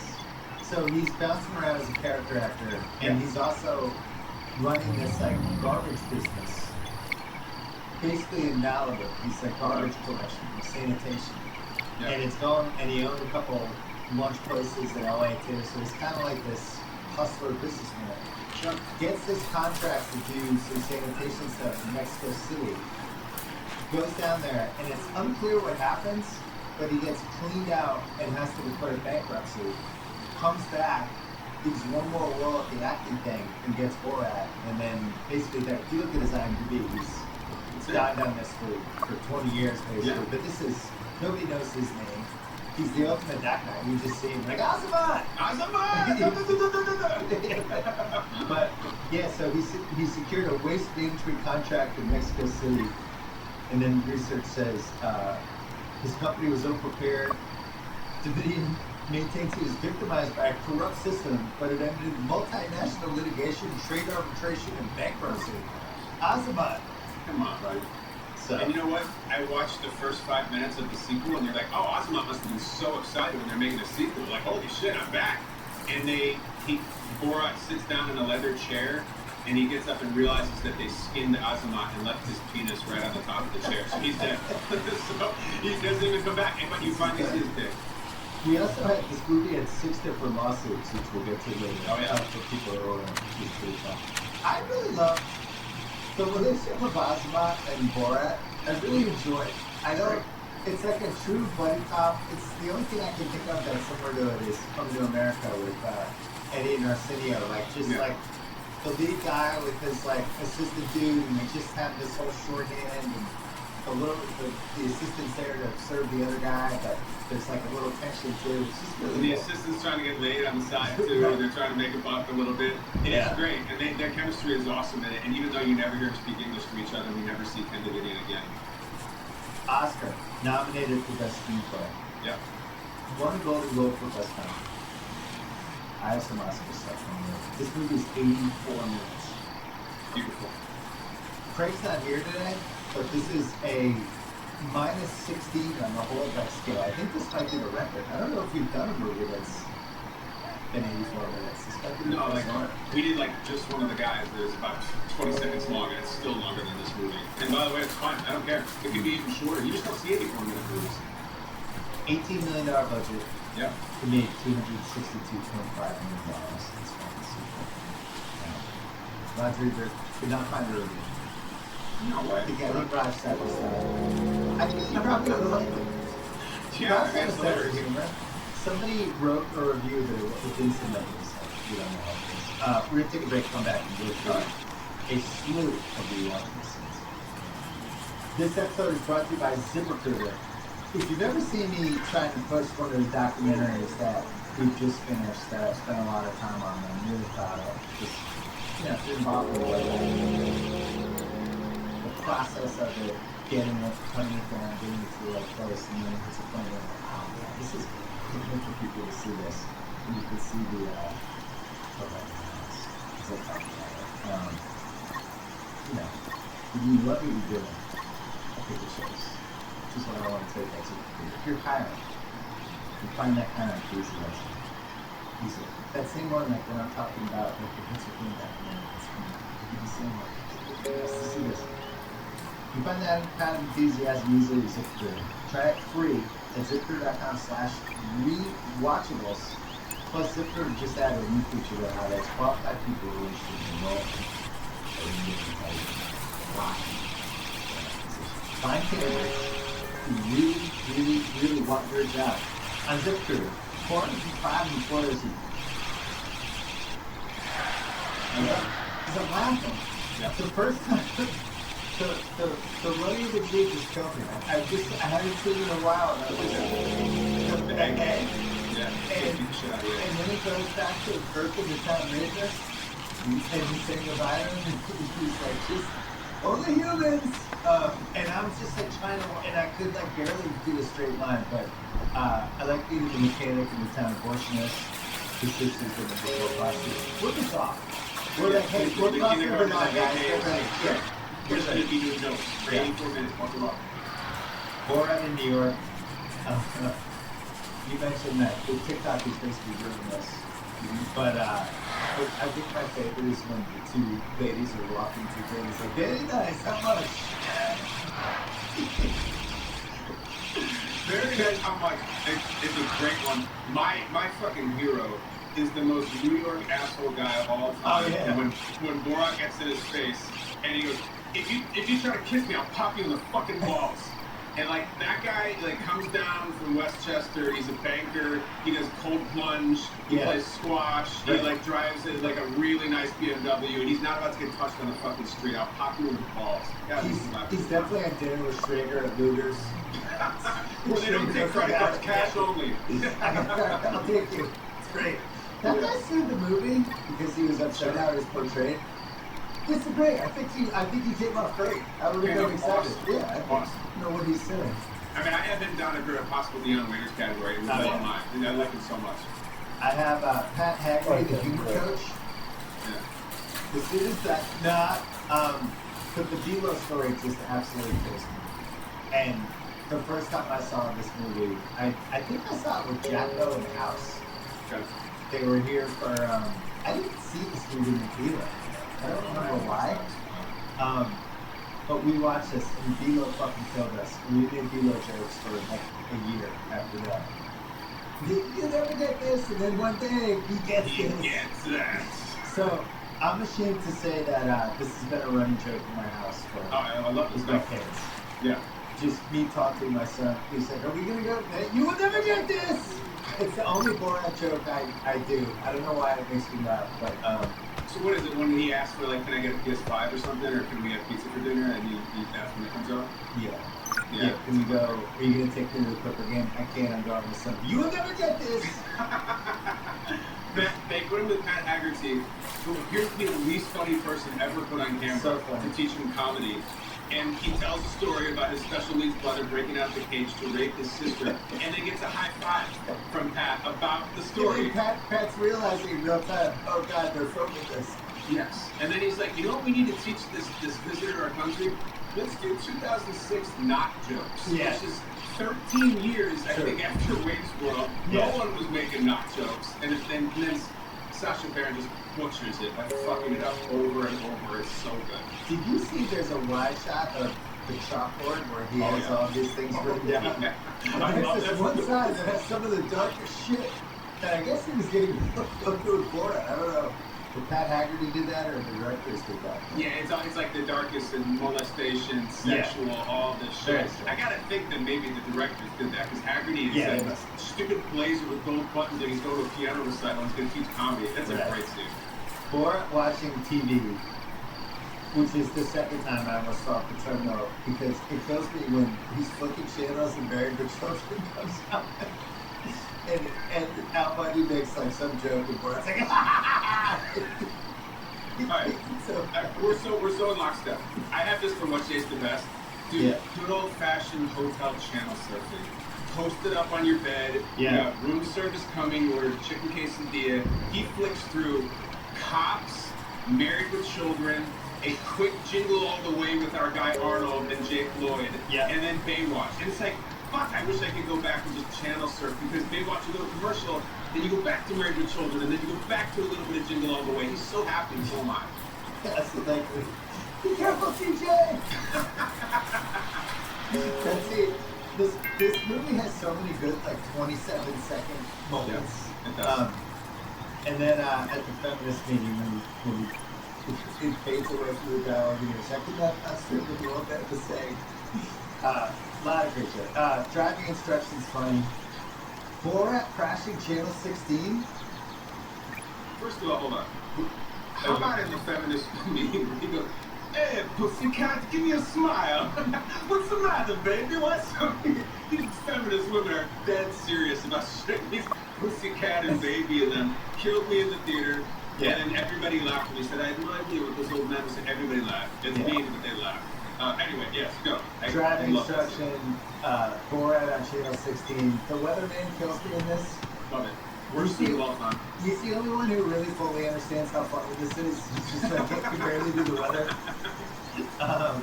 We mentioned the Kroger Valley Dale Imperial Rodeo, whatever it's called. Don't sleep on how great. I don't know if he's the head of the rodeo or the director of the rodeo, but I know. just one of the 1 minute all-time whatever he is, who checks. He's crossing lines. Oh, the guy about that's what we're trying to get done here, and he gives a high five and all at the end, and he talks Yeah. about the gays. Yeah. I love that he's talking about the gays, and he's wearing like a yellow bandana around his neck, like some sort of scarf with his cowboy hat and his spurs. What is he talking about? I also love the crowd shots as he's getting them riled up before the song. Yeah. And it's like the third time he cuts to the crowd and it's like, we'll drink the terrorist blood. And there's one guy in the crowd who's like, yeah! So that nothing will live on their soil but the lizard. Hell yeah! Yeah! It's so funny just to watch the crowd.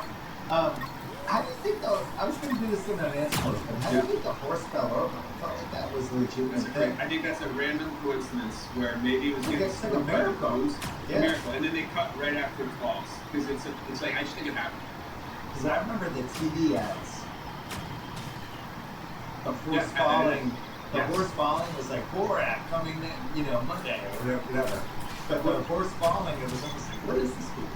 It was just a miracle. And I think Todd Phillips left right after the horse fell. I have to, there's so much respect you have to give to their producers and all the people doing work. When they get the announcer to do that, please welcome Borat Sagdiyev from Kazakhstan. Like, it's so staged and set up, and they obviously have a conversation about how, and he walks out there in his dumb walk. It's all set up so well, even before he starts singing. It's so well done. It's the only time he seems a little nervous. Hell yeah, I see His nervous. voice is definitely like not 100%. Yeah. The Jewish Airbnb or wherever the bed and breakfast stays at. I think this is my favorite scene. I think this is the most rewatchable for me. Okay. I don't know why. I think it's like a perfectly constructed comedy scene. And we should mention Sacha Baron Cohen is Jewish. Yes. And so a lot of the Jewish stuff he's doing in this, it's pretty funny, like he's talking around.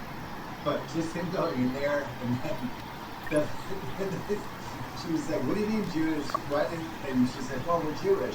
And all of a sudden, like, the Halloween music comes in, and they're looking around. The shifting shapes, and them busting out of there, like they're at the end of Django Unchained. Like, every piece of that, I think, is just like a perfect comedy. See, this is a referendum on the viewer or on me. That to me is almost the pee break scene, and I'll tell you why. Oh, I've been here. I feel so bad for those people. I'm getting old and I'm getting soft, and like those two people are so nice, and they're like, "Here's your sandwich, here's your bag. Do you want another pillow? A welcome. These are my paintings." And he's Wow. calling them a devil and throwing money at them. It's like, I know that's the joke, and I know where he's coming from, but like, I get soft. Those people are so fucking nice. See, the only people I feel bad for in this movie are the Okay, feminists, the old man, when he makes the old man joke, just for watching that after. But the one who takes the next scene is the Southern Manners Diner. Oh, come on, let's go. When he says, Go look, on. there's three wives, he's like, you two, my country, not so much. Not so much. It's just an absolute drive-by shooting of that poor lady.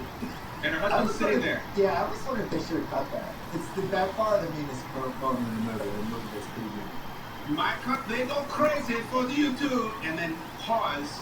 You not so much. Yeah. Holy shit, that's It's, brutal. so that has it has the retired retarded where he keeps getting confused by the guy. Yep. Is it physical or mental? And then he goes, it's very nice you let someone at the table with retardation. No, Yeah. no, it's not. That's old Ali G show stuff. It does that all the time.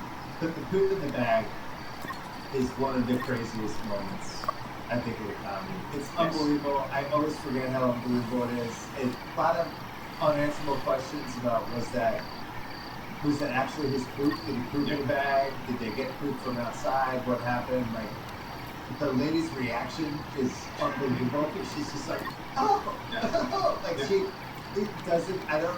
Didn't put himself in the shoes of like, what would I do if this happened? By the way, what do you do with the poop bag? You just take it and put it like in your street garbage cans? Because you can't like empty it in the toilet and you can't flush the bag. I guess you just take it to the street like a dog poop, right? I wish Sasha was here to just ask me. So the poop. Yeah, what ended up happening? Yeah, but did you pour it in the toilet And then throw the bag away? That moment was so big that I think it was at the end of The Sopranos run. The Sopranos was the best show on the biggest show in the world. Remember, like AJ gets really depressed and he ends up with a suicide attempt. Meadow comes in and is like, "Oh my God, did you see Borat when he brings the food to the table? It's so funny." And then AJ's like, "It wasn't fair to the people involved. They were trapped." And like, there's a whole forgot about conversation that. Oh my about God. that shit scene in The Sopranos about how funny it is. And Meadow's like, Sopranos, by the way, on the other funniest thing going on. That was what Paulie Walnuts was really trying to work on. Another level. That was when we had Vito blowing the guy. No. Johnny Face. No, was it when the guy, Meadow's boyfriend's telling the story? Yeah. No, Vito wasn't. Vito was actually blowing the other guy. Paul's like, what? Son of a bitch! And Tony just walks away. What's to discuss? He's got to go. They're gonna kill him. I mean, that Johnny Cage storyline's one of the best storylines. The naked fight we talked about. The giant blackout for Borat's cock is such a great idea. It's like a foot and a half. So I had a question about that. Like, if Sasha's all in, like, why did they blur it? Did they blur it to make a joke because Borat's penis is big, or did they just not want to show Sasha's penis? I think it's his dick is so big we had to do this giant. His But he's also like producing the movie, so maybe he's trying to, you know. Yeah. Trying Is to it make it better seem like if Sasha is just fully visibly naked the whole time and you just see it? I think I'm better with this situation. And it's hard to, I mean, it's so good. I think you just leave it as it is. But I had that under thinking next. I'm like, why? That's half measure. Let's see it. Why are we blurring this? But I think we might. It's an all-time comedy scene. The only reason it's not mostly watchable movies for me is Azamat's. That there's like 10 seconds here that is among the most disgusting things that have ever been made. Yep. Like Azamat's, at one point he's like spreading Azamat's cheeks. It's So like they walk through the actual walking- butthole and balls. They fight, then they go to like a doggy style position, Yeah. and then they get into 69 where his balls are on Borat's face, and then Azamat sits down on his face like Yokozuna, Yeah. and that is when it's the most disgusting by far. It's really horrifying. This is when they won the Golden Globe, and Sasha gets up there and he tells the story of that scene in his acceptance speech. And he says, "My choice was either death or to breathe in the air that had been trapped in a small pocket beneath his buttocks for 30 years. If not for that rancid bubble, I would not be here today." And everyone was crazy at the Golden Globes. It's perfect. I did see this in the movie theater because I definitely saw that scene in the movie. That's the one you remember. I Yeah. just remember this when I watched it with Jacko, and that's what it was. Jacko, one of them hadn't seen her, and both of them hadn't seen it, and they saw this movie. But I And definitely that's saw before that they in the even theater. get to the elevator. Yeah. And then the one guy standing in the elevator who won't look at the camera and won't leave, and laugh out loud hilarious. And then they go into the stupid realtors conference and are fighting and getting tackled. It keeps going. It's people screaming. I was screaming. The elevator scene, couldn't tell if that was rigged or not. Which part? When they get in the elevator with all those people, The I people assume it's underreacted a little genuine. bit. Yeah, it's not, like I just feel like I would be way more horrified if two naked guys came in the elevator. And there's women in there. Yeah, I And there's don't a dude in there. The part with the elevator part I can't speak to. There's stuff out there about the realtors conference where that was like the third time that they did that in a different conference room, because in the first two times like no one did anything. They just sat there and didn't really react. Sometimes people in those conferences are just so comatose and laconic, they just don't react. But finally they got up and tackled them and all that shit, and that's the movie. They had to do that shit 3 times. Pamela Anderson scene. Yeah.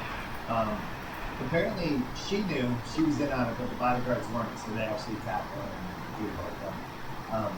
Him trying to bag her is hilarious. Absolutely. I don't know how you Right. come up with that. I jumped ahead.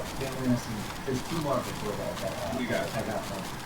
The frat guys in the band. Intimacy. We hit the slavery, misogyny, and anti-Semitism trifecta. Somebody says at one point, our country, the minorities have more power.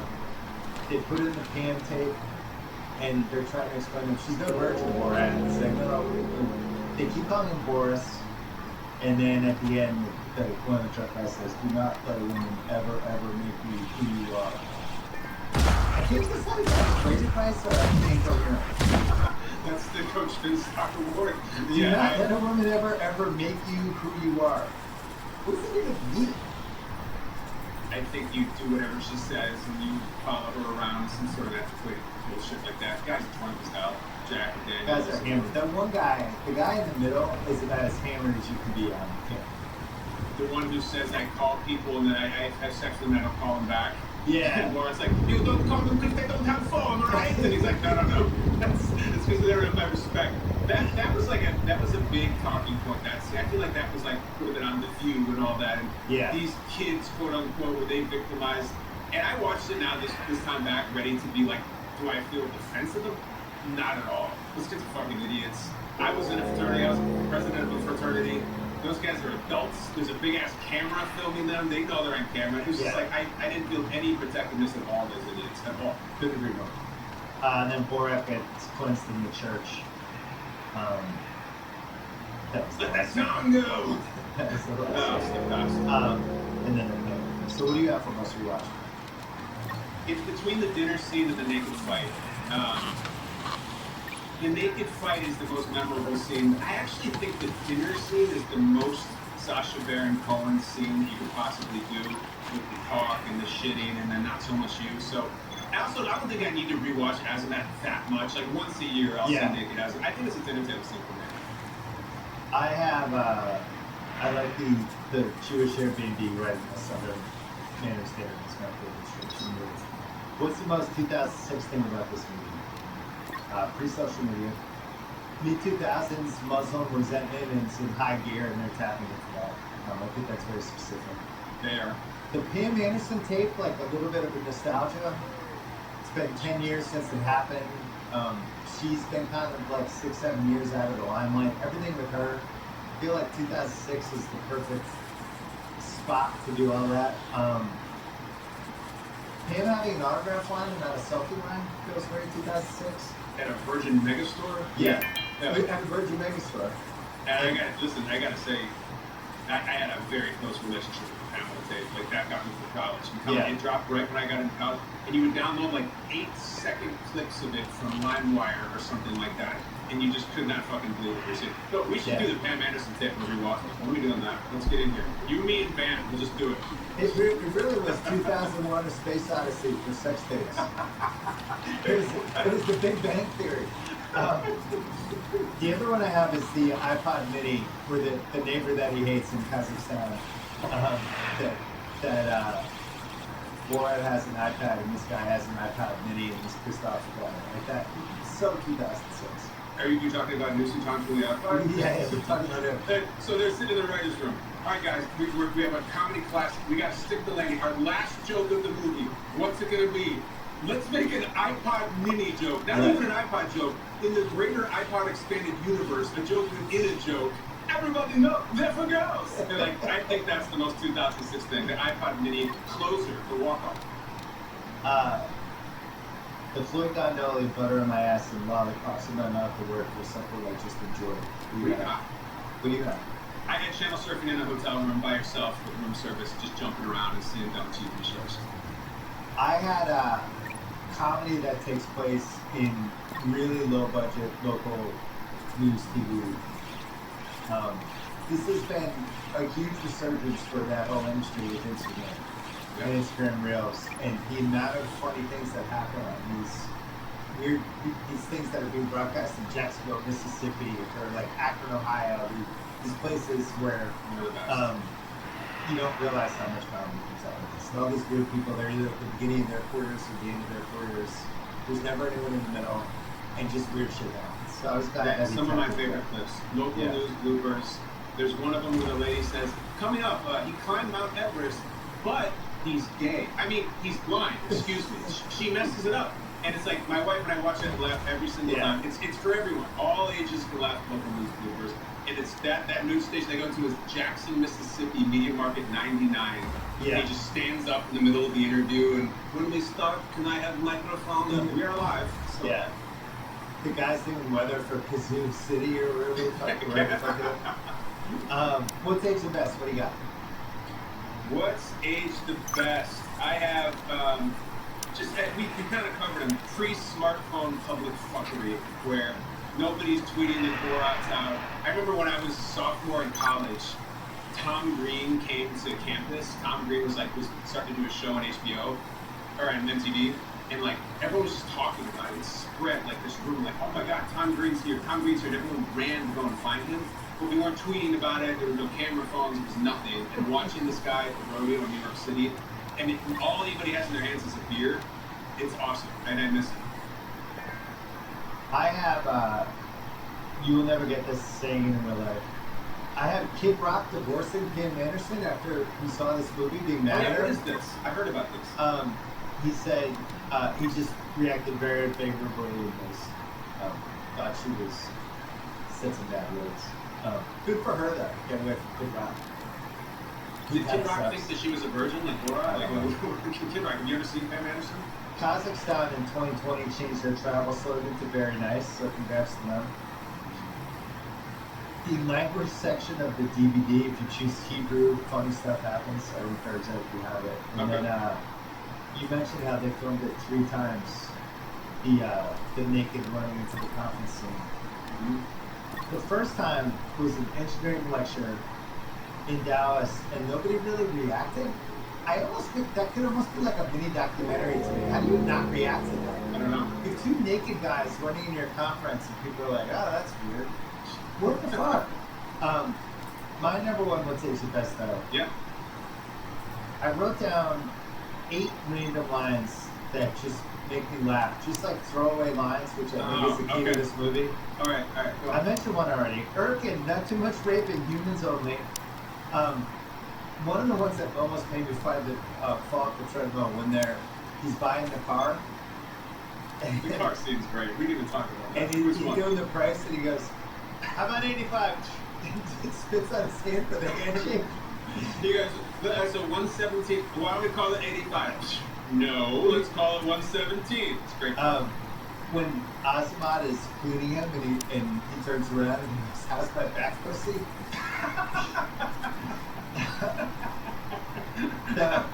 Her vagine hang like sleeve of wizard. Wizard. Unbelievable. Then he talks about when he was with the guys from the parade, and he goes, even though my anus was broken. It's just like throwaway start to a monologue of the new part. Yeah. Azamat, when they're in the Civil War store after he breaks the stuff, Yeah. and they're trying to negotiate, Azamat goes, have you offered the pubic hair? Which he had already offered. Making romance explosion on her stomach, just that's thrown in there. But then, when he's yelling at Azamat on Hollywood Boulevard, and the Grim Reaper comes up, he goes, All right, hey, it's a great fuck off, fight. Dad. Yes. Those were all like random throwers.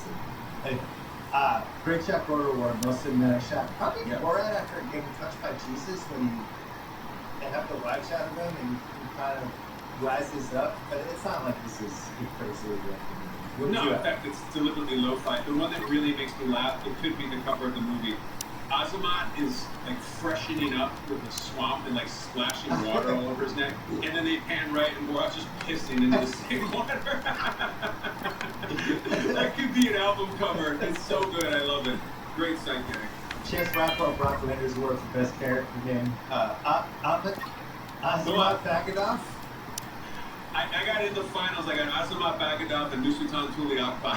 That's the finals. All right. We don't get to hit this category up there. What do you got? The Indiana Jones Rancid Body Odor Award. So, writer Dan Mazer said Sacha Baron Cohen lived in that mustache hair for a year in his life. Wherever he went, he never changed because he thought Borat would smell his meth back then. He only underwear the whole time and you reeked. Disgusting. Like, Isn't that so they're gross? driving through, like, the south, like, those sweaty parts. I can't even imagine how that would smell.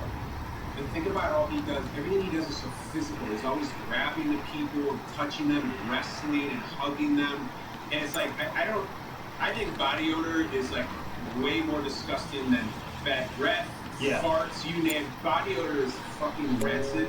When I read that about his suit was never washed in the deep south, like, my mouth dried up. It's so gross, but it's also so perfect for Borat. So where would you put it on a scale of 0 to Indiana Jones? It might be like a 9.8. Well, Indians comes from his own, like, kind of skin and chest. Like, he's scantily clad. Borat with that dense, thick, fibered suit, I think it's over a 9 for sure. I'd rather smell Indy than smell Borat. I mean, Indy's in some really hot countries. He's like in the Yeah. desert wearing the Just same digging. suit for like months. Fighting snakes. Kid Cudi Pursuit of Happiness Award. We could either go Steppenwolf's Born to Be Wild or MC Hammer Can't Touch This. I'll let you decide. It's the music in this movie is like a deliberately corny foreigner's Yeah. idea of American music. Don't sleep on the second they see Pamela, we hit the Take My Breath Away from Berlin. right. And it's like, I would say Born to Be Wild is probably the cheesiest road trip song you could ever come up with, so Yeah. I'll go with that. It's the generic. Yes. All right, we take a break. Come back with your flex category. All right, flex category. We got Conrad. All right, so we're on the same page, Bill, because I went with maybe my favorite named category, which is the I Used to Fuck Guys Like You in Prison award for the craziest line in the movie. Yeah. You wrote down a few. I have 3. These are the ones, like, when he does the narration, it's so well written because he starts talking normally, and then just as you think he's just going to give this narration, he sucker punches you right at the end, like, my hobbies, ping pong, sunbath, disco dancing, and on weekends I trail to Capital City and watch ladies while they make a toilet. Like, it's fucking crazy. That's and a then he has really good Borat pictures. impersonation, Thank you. by the way. All right, number 2. I arrive on America's airport with clothing, U.S. dollars, and a jar of gypsy tears to protect me from AIDS. It's that one. And then it's the one you already said, which I'm saying again, it's my favorite line of the movie. The only thing keeping me going was my dream of one day holding Pamela in my arms and then making a romance explosion on her stomach. Romance Explosion is going to be my fantasy team this year. It's going to be a punk that's rock great. band. I love it. Fucking awesome. I watched this movie this week and I was texting my friends about Romance Explosion and it was all every ha ha ha ha Yeah. ha. It's so good. The got 2 awards for the naked fight. The He Got Game Hooker scene for most awkward scene where Perfect. someone randomly walks in the room. And honestly, not just because you're here, the Steven Seagal Hard to Kill did this movie need better intimacy coordinator. It Yes. might have. You don't really think about intimacy coordinators, beyond just the normal sex scenes, but I think we might have needed somebody on set for this. Like, don't put don't put your asshole in Sacha Baron Cohen's face. Like, he might actually get hepatitis. Question about that. I had an answer. Do you think that Azamat washed thoroughly before that scene? Like, did he get down under there and like clean all that? Like, I as a sure professional hope so. person? Yeah. Because I hope so. Borat is not washing. We just said Yeah. he's gonna stink. So when Sasha's putting, how many times did they do that scene? He might have put his face in there 10 times. Is it like porn? Like I think, remember like Becky Barnett, and he's like, I'm gonna go wash my vagina. You want to clean, don't you? Like, Yeah. Did Azamat say, I'm gonna go wash my grundle? Like, you want to clean, don't you? I would hope that there was a washing that happened before that scene. Do you think this is the only podcast where somebody can seamlessly tie Becky Barnett and Azamat together and everyone listening will know what that means? I say yes. Goddamn right it is. I think Bill. it is. That's Yes. why we're closing in on 500 episodes. That's right. The Butch's Girlfriend Award for Weekly into the film. Honestly, the length. I wish this movie was 10 minutes longer. It's too short. It bothers me. I feel like there's 2 more scenes, and I have an idea for a scene later, but I know it's a whole leave you wanting more, but I really feel like if you're on a road trip, you can literally go anywhere. You can give me any other 2-3 minute scene. I just feel like we're short. When we have it, the deleted scenes are funny. What? Yeah. Put it in, 6 minutes. How about a clean 90? Just You get give us to us 2 more 90. set pieces. Why 84? Who decided that? What do you have? The only time I remember that the Butch's Girlfriend being the movie is too short. I think we said the same thing for RoboCop, which is also really short. Yeah. It's a rare handout, though. I'm back to the same thing with mine. The weak link of this movie is it really fucked up? Like, I know it's funny, and I'm not being super serious about it, but in the power ranking of people that I feel the worst for, Oh yeah.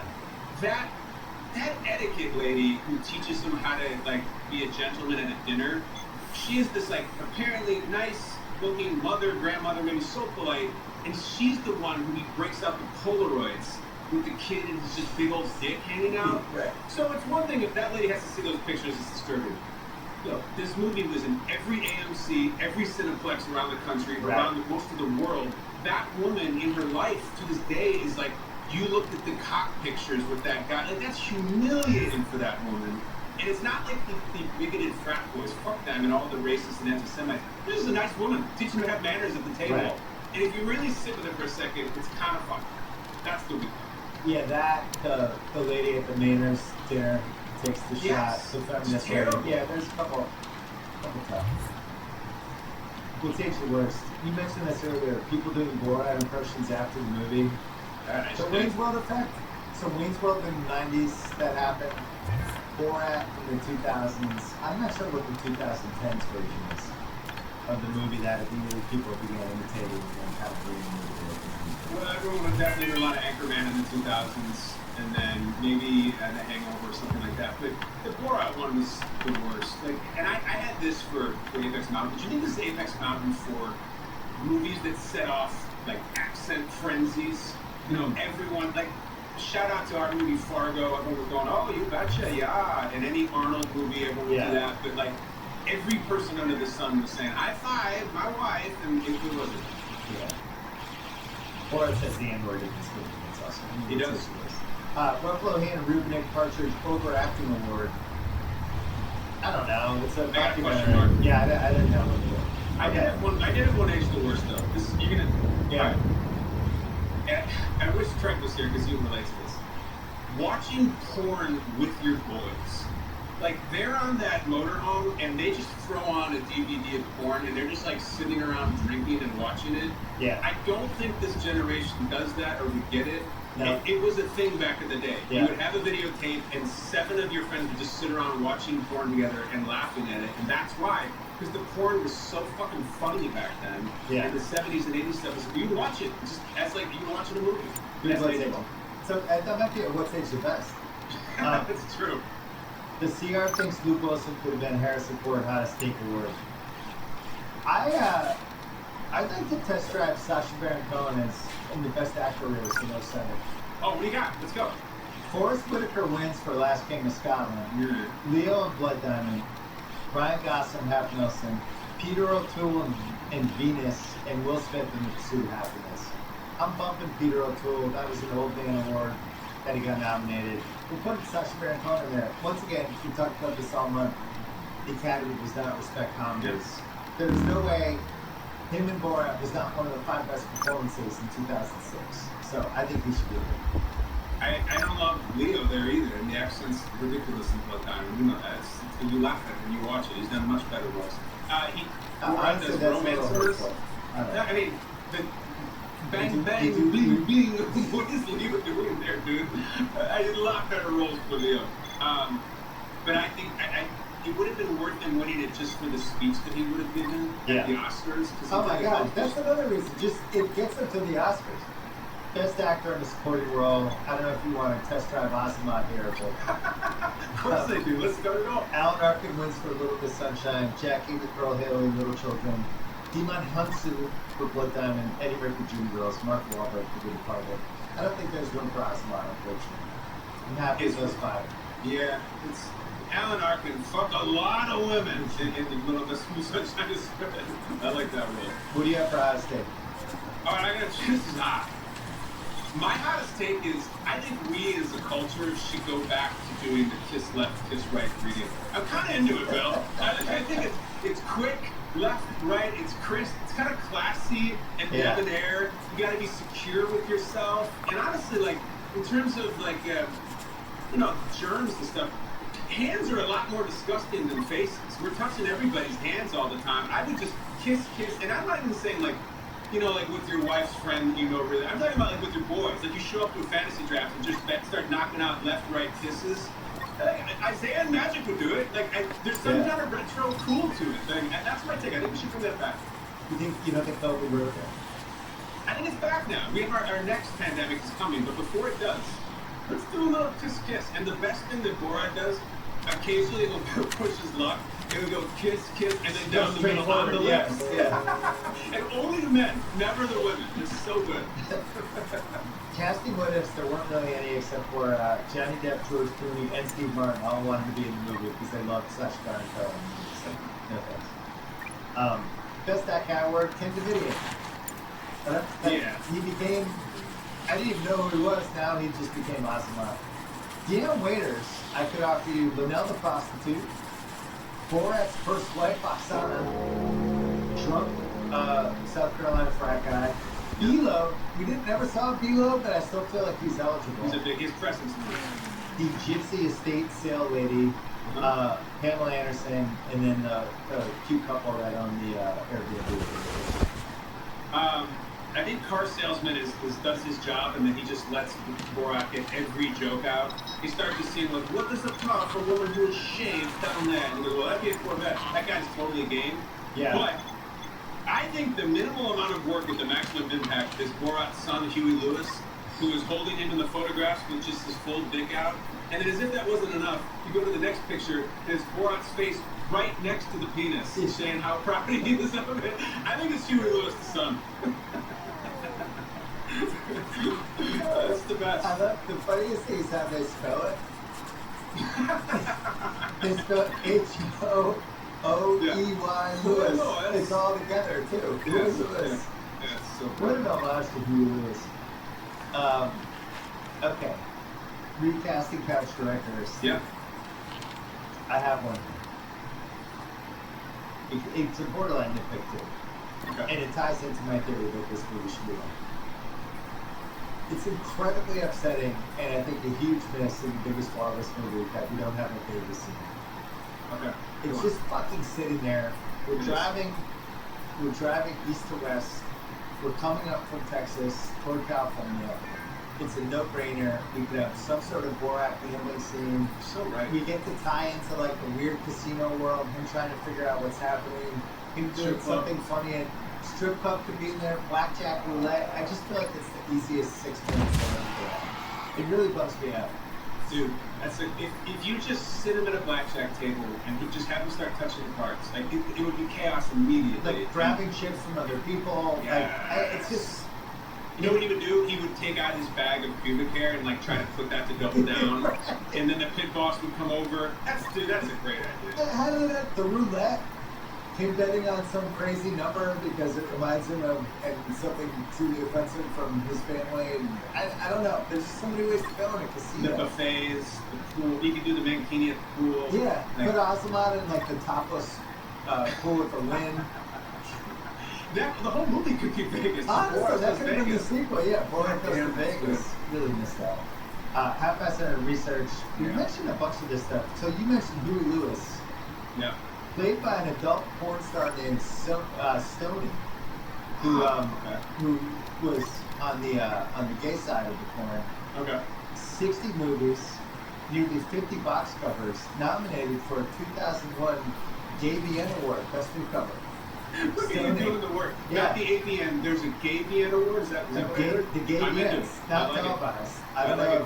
I don't know if ESPN Plus has been looking at it. I know they I'll ask my live new content. coworkers. Yeah, tell them there's some live content available. I will. After Borat, Stoney becomes a trans porn star named Brittany Cox, and it's spelled C-O-X, capital second X, lowercase third X. I like it. So that's all my research on Huey Lewis. I'm proud of you. You did the work. It's great. DVD includes several deleted scenes. We talked about some of them. One of them was getting a massage at a hotel. Right. Another was visiting an animal shelter to adopt a dog that could protect him from Jews. That sounded funny. Like, when we go back to 10 minutes, there's a couple. And then we mentioned that porn scene one. And then people that sued the movie and lost. The two frat brothers, a guy in the subway, when the chicken got released on the subway. The Baltimore driving instructor won the $100,000. The Getaway, Schrager's buddy from Peter Luger's Popping Steakhouse. the fucking balls. Yeah, he didn't get it. Everybody lost and tried to sue them. And the guy at Dan Mazer said that they had somebody who used to be public enemies lawyer who was semi-retired, who was just crushing them to sue. That was Exactly. What happened with that driving instructor at the end of the scene? And Borat's like, "Are you my friend?" He's like, "Yes, I'm your friend. Do you like me?" Yes, I'm like, "Will you be my boyfriend?" The guy goes, "No." I'm like, "Well, yeah, all right, I can be your boyfriend." And then the scene cuts. Like, what was that? Was he trying to take a run at I don't know. something?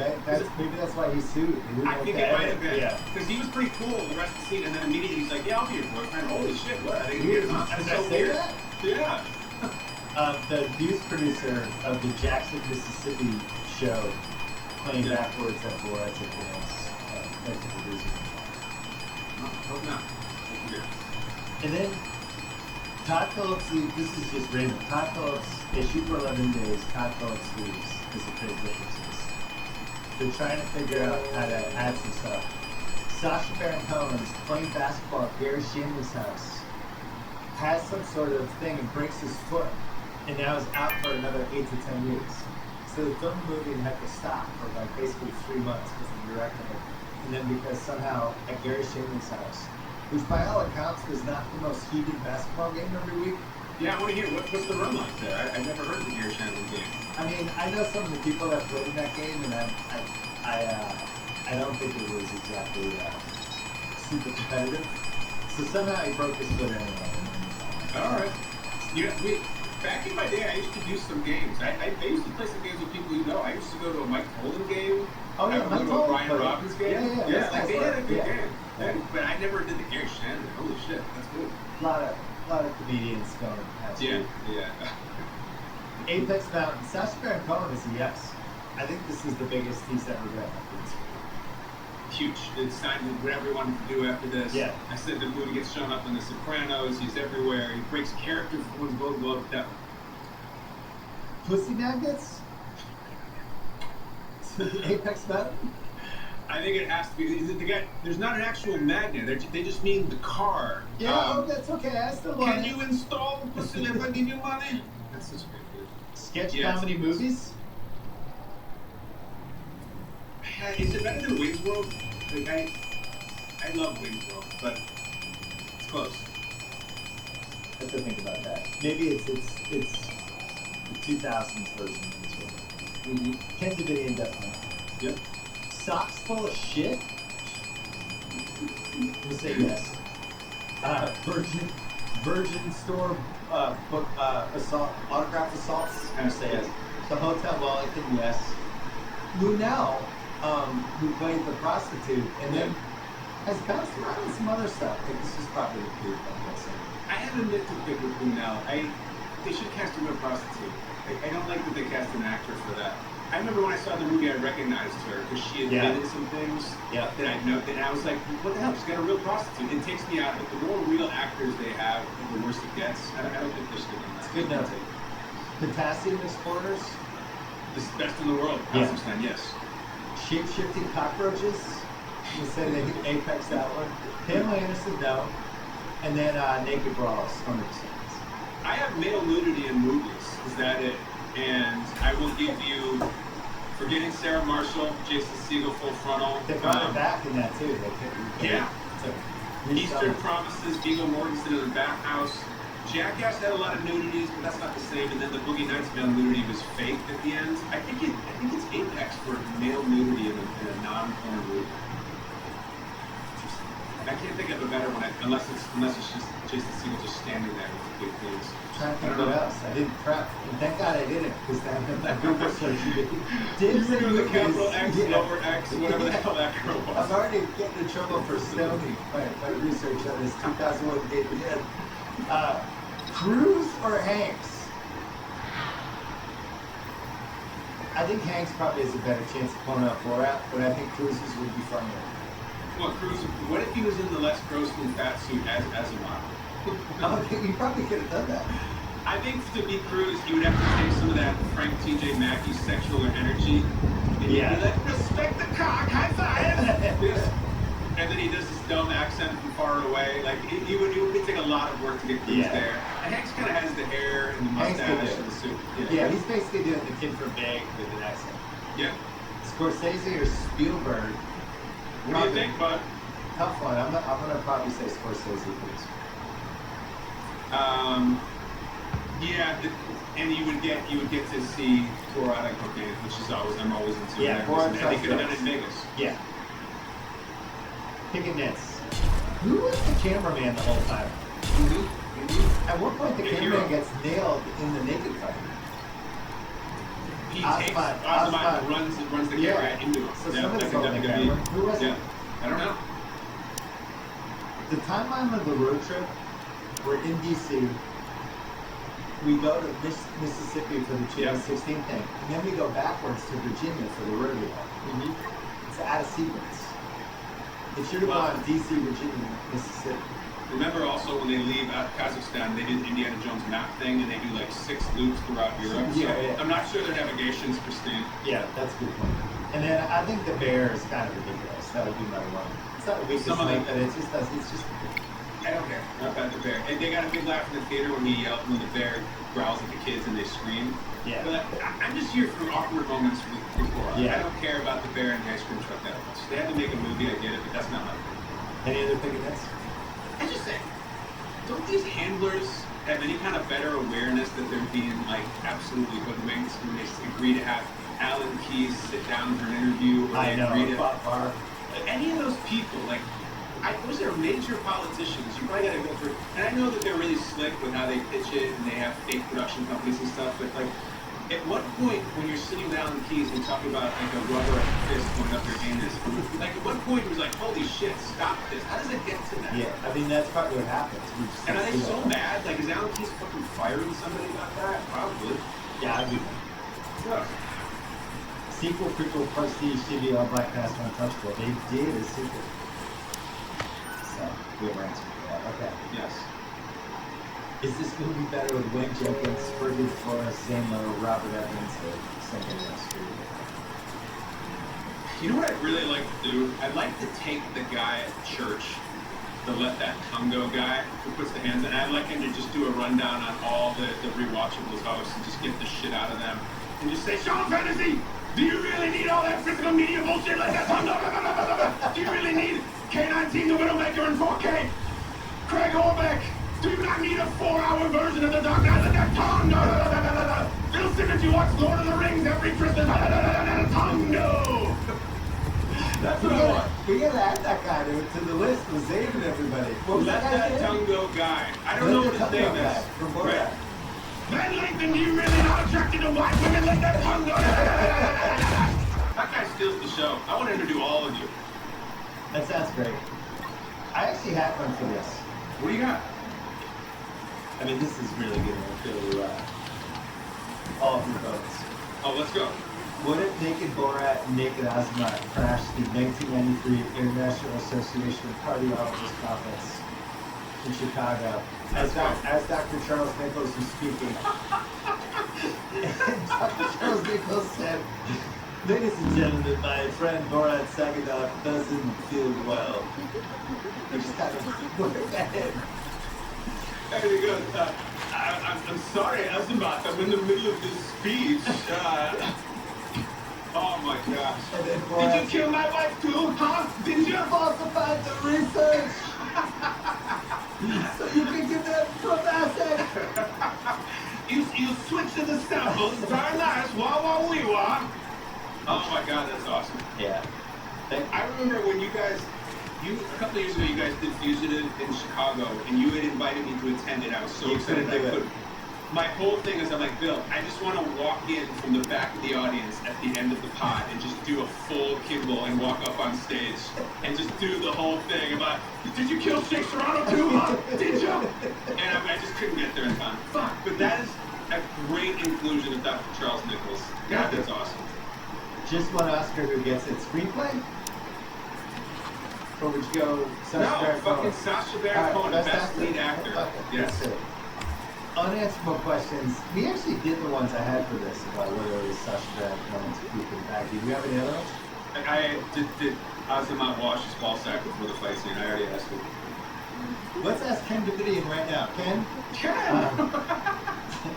the secret handshake buff memorabilia you bought from this movie. What do you got? I was going to say the Mankini, and I know that like I used to go to the beach in Santa Monica after we run, and there'd be guys wearing that thing just for laughs. But now, since we've been through the pod, I want the Polaroid of his son Huey Lewis, and I want the one holding him up with his big old penis down there. That's what I keep it in my desk. Yeah.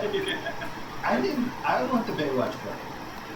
Oh yeah. The actual Baywatch book that he had, and with the little towel that he had over it to make it so that it's the ground. Yeah. I would want that whole package. With the red water panties. That's a great book. I like it. Coach Finstock, Mr. Miyagi word for best, worst life lesson. It's got to be that frat kid, right? What does he say? Don't let a woman define you. Yeah.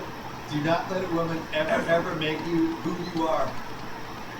Yeah, I'm gonna go. I got written down, I like you. I like sex. It's nice. That's all I got. Best double feature choice. I have Best in Show and then Borat in that order. I go Christopher Guest first, then I go Borat. I think that's how I would do that. I got Bruno. We Okay. talked a lot about the Bruno movie. Yeah. Really liked it. Some amazing scenes. At one point, Bruno visits like a psychic medium, and he makes Bruno's ex-boyfriend who died appear, and then Bruno does a full fellatio sequence with finish. Like it's really, really graphic, and you're screaming again in the theater. I watched Bruno, which I thought was not as good as Borat, but was still funny. Who in the movie Sasha Baron Cohen? Sasha. Well, that was easy. Borat. So easy. By the way, we did this probably in almost exactly the amount of time of the movie. Yeah, and we have no Craig, right? No Craig. All right, Kyle Brett, what do you got going on as we head into the summer here? Oh, well, I made my maiden voyage to Bristol, Connecticut last night. Bill, I'd never been there before, but I did the schedule release. We went to Bristol. And by the way, it's bullshit. There's no mascots in the hallway. There's no, nobody's saying, follow me to freedom. There's none of that shit. I thought that was going to be like, this is Sports Center. It's not like that at all. There's no Peyton giving Eli wet willies. Charlie Steiner wasn't to be seen. But I'm now squarely in the ESPN NFL network world. And it's really fun. They got some games, right? I thought they worked out. Oh, yeah, they kept a couple, and ESPN has a Super Bowl this year, and like, I'm doing all kinds of crazy shit, man. I'm running into people I've watched my whole life, Joe Buck, and everybody on the daytime schedule of Crossing. And I really mean this. This sounds like I'm doing. Everyone has been really nice. Everyone's been That's really great. nice. To which you say what? Just wait. No, I wouldn't say that. Good. Everyone's been very nice. I'm glad. They have. The setup's great. Your earpiece only fell out 10 times, but now I showed that earpiece who's boss. I figured it out like 20 minutes in. The setup was good. We got Tony Kukoc. How do you beat that? Looks great. All right. Thanks to Craig. Thanks to Hal. Thanks to Eduardo. Thanks to Kyle Brandt. Great to see you. I will see you next month because I know we're going to do something for next month's From Hell month. Let's go. So I know there's a couple. There's a couple Oh, yeah. of favorites. All right. Good to see you, Kyle Brandt. Dziękuję. Thank you.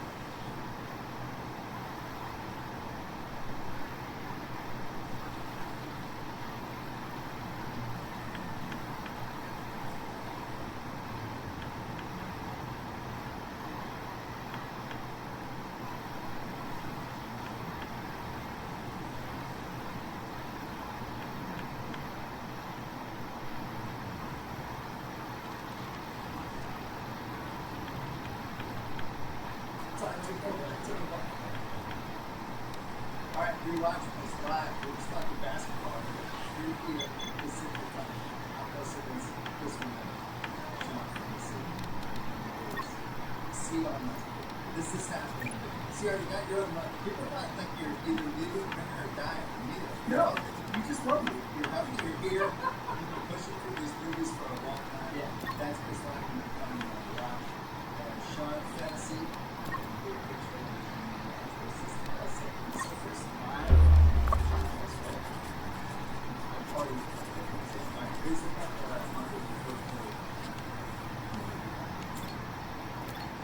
This episode we watched was presented by TikTok. The online world moves fast. That's why TikTok approaches speed, safety, and families in mind. From the start on TikTok, we get over 50 books of protections recommending their accounts are applied by default to those under 16 verifications are turned off. Only friends can online videos and safety must first. Discovery can follow. Look more on TikTok.com.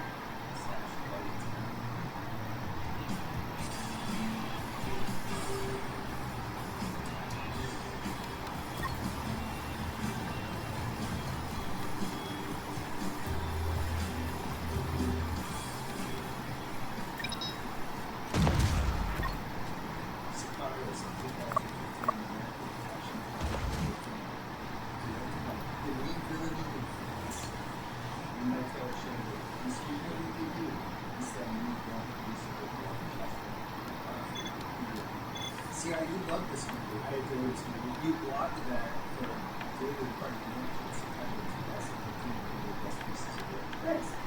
You watch this for some time. It finished 41st on the most rewatchable movies of the 21st century strategy, which caused it to jostle anything you were seeing. Then wonder if it was a bit. Yeah. I've watched it 3 times since. How do you think we ended up now? Top 30? Yeah, maybe. Higher or lower than 16? This is higher. You think Limitless is better? I think that's probably not what is it? What is it about this movie? This movie just engages every part of every emotion. Every frame, every shot, every scene is interesting to look at. The story, the dialogue, the themes are deeply and fascinating to watch play out. And all of the performances are unique and wonderful, but even though they are expressing like an individual performance, they are all like in safely. It's just a big movie. And you're a big fan of Dallas Villanova, the director. Yeah, Dallas Villanova, Jimmy Boyce, David Beasley. Yeah, he's got a name like an Islanders forward from the 1988. He did the third. He had to knock it up in the corner. He's got, he's like a little bit Rudy Scott, a little bit Stanley Cooper. Really missing much. So I really like this is by far. This is his best one. If there's no time to basically happening in Mexico, anytime you go to Mexico, it's like not just something really fun. From a rewatchability standpoint, this movie has a few different entry points. And you can just start from the beginning. The movie's off for 5 minutes. You can wait a little later until we're doing the drop off, or we're entry. You can go to the guys descending the levels, so you guys can do that. Yeah. Or you can just watch the movies that work based on the time. Yes. 4 entry points. Yeah, the structure of this movie is pretty fascinating. When I worked at Gremlin piece, I compared to part of the Apocalypse Now. I still feel like it's our Apocalypse Now. Like it is a movie of our lifetime about a war that is seeing and never conveyed that very few people truly understand. It maybe can't be understood, but one of the reasons why I picked it up is the way that it kind of peaks viscerally in the, I think, 31st minute of the movie. And that's not unlike the Player Valkyrie scene in Apocalypse Now. I mean, the rest of the film is much deeper and more contemplative than the rest of the film is just way more contemplative from the beginning. It's way more about this woman learning about the morality and the sense of justice that she's exploring. Like, do you think that comparison points Yeah, I mean, it's not as epic as Sharknose now, but I think it's really smart. I mean, I think it's also. I wrote down that I really like that movie with the theme. So there's like men go into a room, some men have important information, and other men don't have any information, and being brought to this. It's a very famous Yep. Harrison Ford sitting there quietly as a single officer, and Martin Sheen's character is brought in, whose mission is explained, and it's almost duplicated perfectly. Yes. With the setup or the scene, sitting outside of the school, or Braver, and FBI, DOD, it's a Santa scene. Yeah. And like, it's a movie for kids. And I don't mean that in a sexual way. Like, it's a movie for, if you wouldn't be 9 years old and you're really complicated, very serious. I don't know if it has quite the same level of like opera. Yeah. Is it operas now? No. Well, it was made by people who were doing drugs and having a heart Yeah. attack. Dennis Hopper is not. Yes. It's more controlled. Like it's 2 hours. But that really the big idea is that they're escaping. It's going up the river, it's going through the tunnel, it's arriving on some other side where your view of the world is going to completely change. Maybe that also the parents can show me this in the book. Yeah. I'm walking this.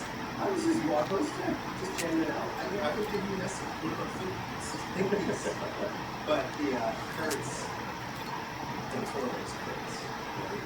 And then Arnold Grant's character just descended into this just a shitty life.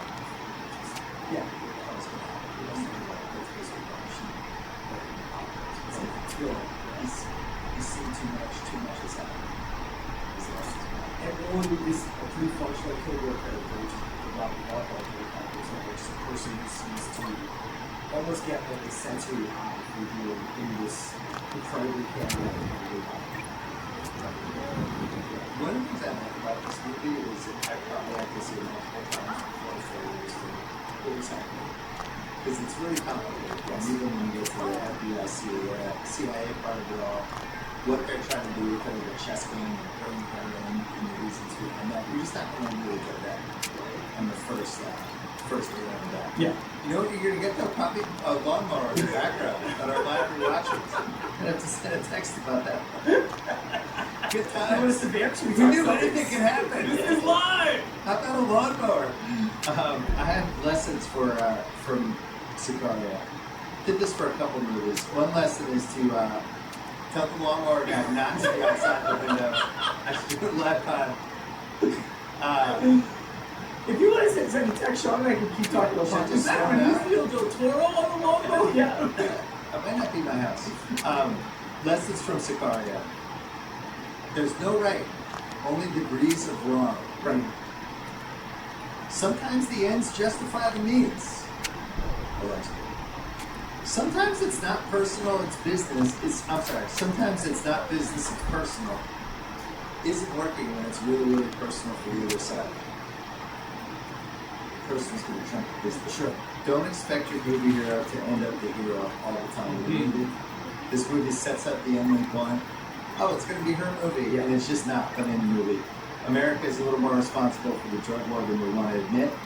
And then finally, you will doubt everything we do, but in the end you'll understand, which is actually a quote from Alejandro. He says it early in the movie, and that's the key quote for the movie. You will doubt everything we do, but in the end you'll understand. Do you think she understood by the end? I think she accepted. I don't know if she understood, but I think she accepted what was going on around her and how she was told to play a part in all of this. Can we talk about Kate? Yeah, let's do it. Is Kate a good character, Kate Mercer? She's a little bit of a decipher. I think, I think that I was thinking about the comparison. I've seen some other folks make it, the relationship between Kate and Alejandro, like this is Clarice and Hannibal. And this idea of like a novice, innocent, idealistic person going in and meeting with someone whose experiences will shape her and are the key to unlocking all of the truth of the world and what happens to that person when you get on the other side. Clarice obviously has like the backstory of her father There's a little bit more stuff in there about the sexism of the FBI. And Kate kind of moves through this movie more or less like a guy. You know what I mean? Like, I think Taylor Sheridan's talked a lot about, like, everybody's like, how Julie is such a powerful female character. You know, it's a little bit of a bad pat for him, but I think that she's a good character. She's not a deep character. What, backpatted himself? No, but he was just like, I think that he was saying that when he blindness. first was pitching the script, a lot of producers, or some producers were like, great, can we make Kate a man? And we'll cast this person as Kate. This could be Chris Pine. Yeah. If you call him Kate, It sounds, it just sounds a little Trump-esque, but it's like, a lot of people are saying Yes. this is a really powerful character. Yeah, they flipped the Clarice Starling thing on us, which makes me think Silence of the Lambs actually really helps this movie. Because you're watching, you're like, oh, this is the Clarice. She's going to come in here, and it's actually not that. And she's just going to get broken down and be questioning all the professional decisions by the end of it. I have a bunch of stuff to go through there. The first one is that it was released on September 19, 2015.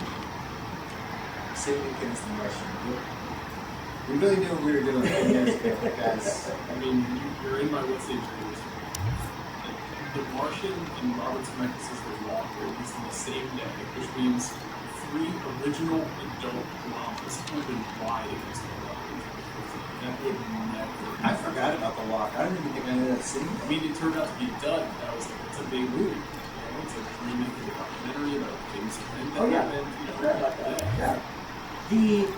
The Martian and Sicario are really good comparisons too of my favorite kind of movie, which is basically it's like heat, it's like Training Day, it's like Primal Fear or Firm, where you go in expecting a baseline like floor of an experience because it's a genre that you like.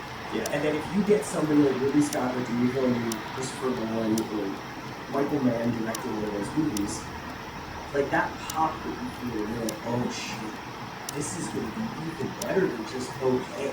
Like, this could be great, and you're watching it. I think I saw Sicario like immediately twice in the theater, which I only do with movies like this. Really double up. Yeah, I think it was like a real, like, I have to go back like a day or two. Craig, you were 19 in 2015? Yeah. So did you Sicario or Martian? Martian. I think Martian kind of Did you see blew out Sicario in of the theaters? I did. I saw them both, but Martian was the one to go out and see first. It was a more commercial movie. Yeah. It was a much bigger hit. Yeah. Also, like at the time, nobody really knew the director. We just knew him from business, like, or actual mainstream Sure. movies. It's Matt Damon in space versus really different. Yeah. In the moment, it was easy to choose Martian. Also, it was a movie with stars, but they weren't stars. They were like that next level down. It's almost like putting together a really good basketball team without a franchise guy. It's Emily Blunt, Josh Brolin, Del Toro, Damon Coulier, nobody knew who he was at that point. But it's all Bernthal, who's like the Walking Dead guy at that point. But this It's is a very smartly It's cast. the kind of movie that makes stars. Yeah. You know, like, obviously Del Toro was extremely nominated for an Oscar, but was perfect use of him. Brolin, you know, had been a part of big movies to that point. He Yeah, never this really is- like A+ movie star. But This is like Brolin going to another level right here, which is this Everest, and he has the cameo of being Everest this year. Right. And so he becomes Thanos and a giant movie star. Whereas I think from No Country on, it had been like, wow, Josh Brolin's like really good, and like, you should have, like, you should be in the movie, and he's an American gangster, and Milk and stuff like that. But like, this is when he starts just going. This movie did not get nominated for Best Picture. I don't think it was even that good. Spotlight won it. Big Short, Bridge of Spies, Brooklyn, Mad Max, Fury Road, The Martian, The Revenant. Famously a pretty Yeah. interesting slate on the spot. But like, the early first thing I'm not sure. I just kind of go Yeah. to see what I will You know why Spotlight won? Because they do! Cameron Sheridan, first screenplay ever. He's a frustrated actor. Kicks off one of the most impactful movies. 11 plus year screenwriting runs There's he's an ever had. amazing what if here because Sheridan famously like kind of frustrated character actor, like Sons of Anarchy and stuff, and wanted to write his own material. This is an amazing first script. I read the script. it's pretty different. In not so much the tone, the story and the dialogue is all in the script. They cut so much, and that is something that I imagine would not happen today if Taylor Sheridan was writing a feature film. I would imagine that he would be like, the condition is to shoot this movie. There's a script. Well, we should talk about that because this is the cute thing that happened. Or it That turns is- into a 10 episode. Right. Or- It's, or it's there's just more like dialogue. us. Yeah, it just turns into like us. Yeah, they just, even for Del Toro's character, the director cut 90% of the dialogue he was supposed to say because they decided as they made the movie, it's actually better if this was more mysterious, and it's the best decision they made. Incredible. His character, all the little stuff, I think this is one of the reasons this movie's so rewatchable and so good. All the little things they do to set you up. There's a lot of like show don't tell stuff that you could teach in screenwriting classes. Like that nightmare that he has in the plane is so important. That could also have been a scene where he's like, yeah, 20 years ago, and he just tells In the sob story. screenplay, you see the dream. In the screenplay, his dream is shown. Really? In the screenplay, the movie opens with like That's a a good video of Alejandro talking about Mexico. Like, there's so much more stuff in the script. It's an interesting document to read. It's pretty widely available on Google online to Sounds look like at. you like this movie, Sierra. I do.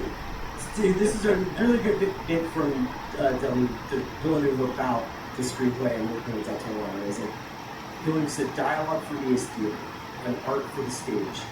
Cinema is not about dialogue. It's about images and moments and present tense.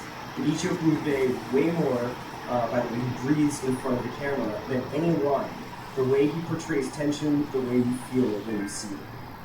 So much of this movie that's successful, and parts that I remember, are all like a gesture Roland will make, like when he's just like too dramatically overreacts, and he just kind of like puts his hands out a little bit, and it's like the hands make it. The paring it back is what makes it.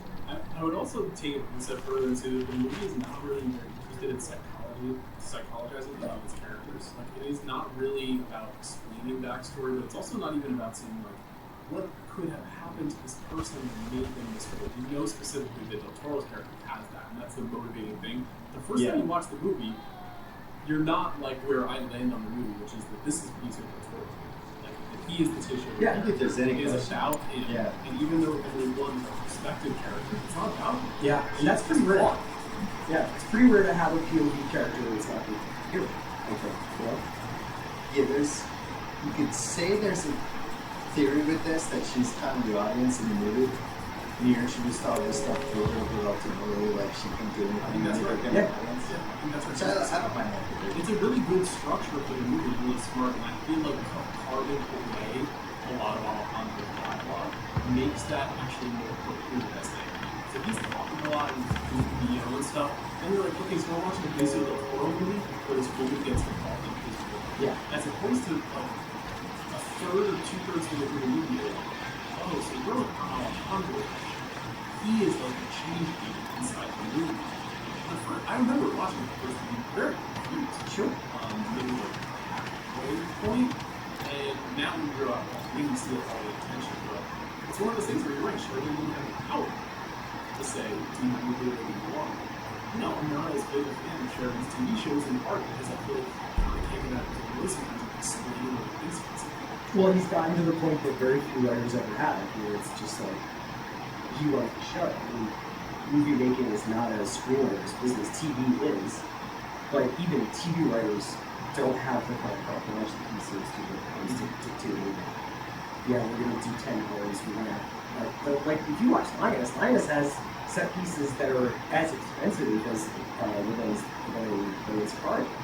Once Sheridan figured out how to microdose the end of this drug, it was fucking awesome. Yeah.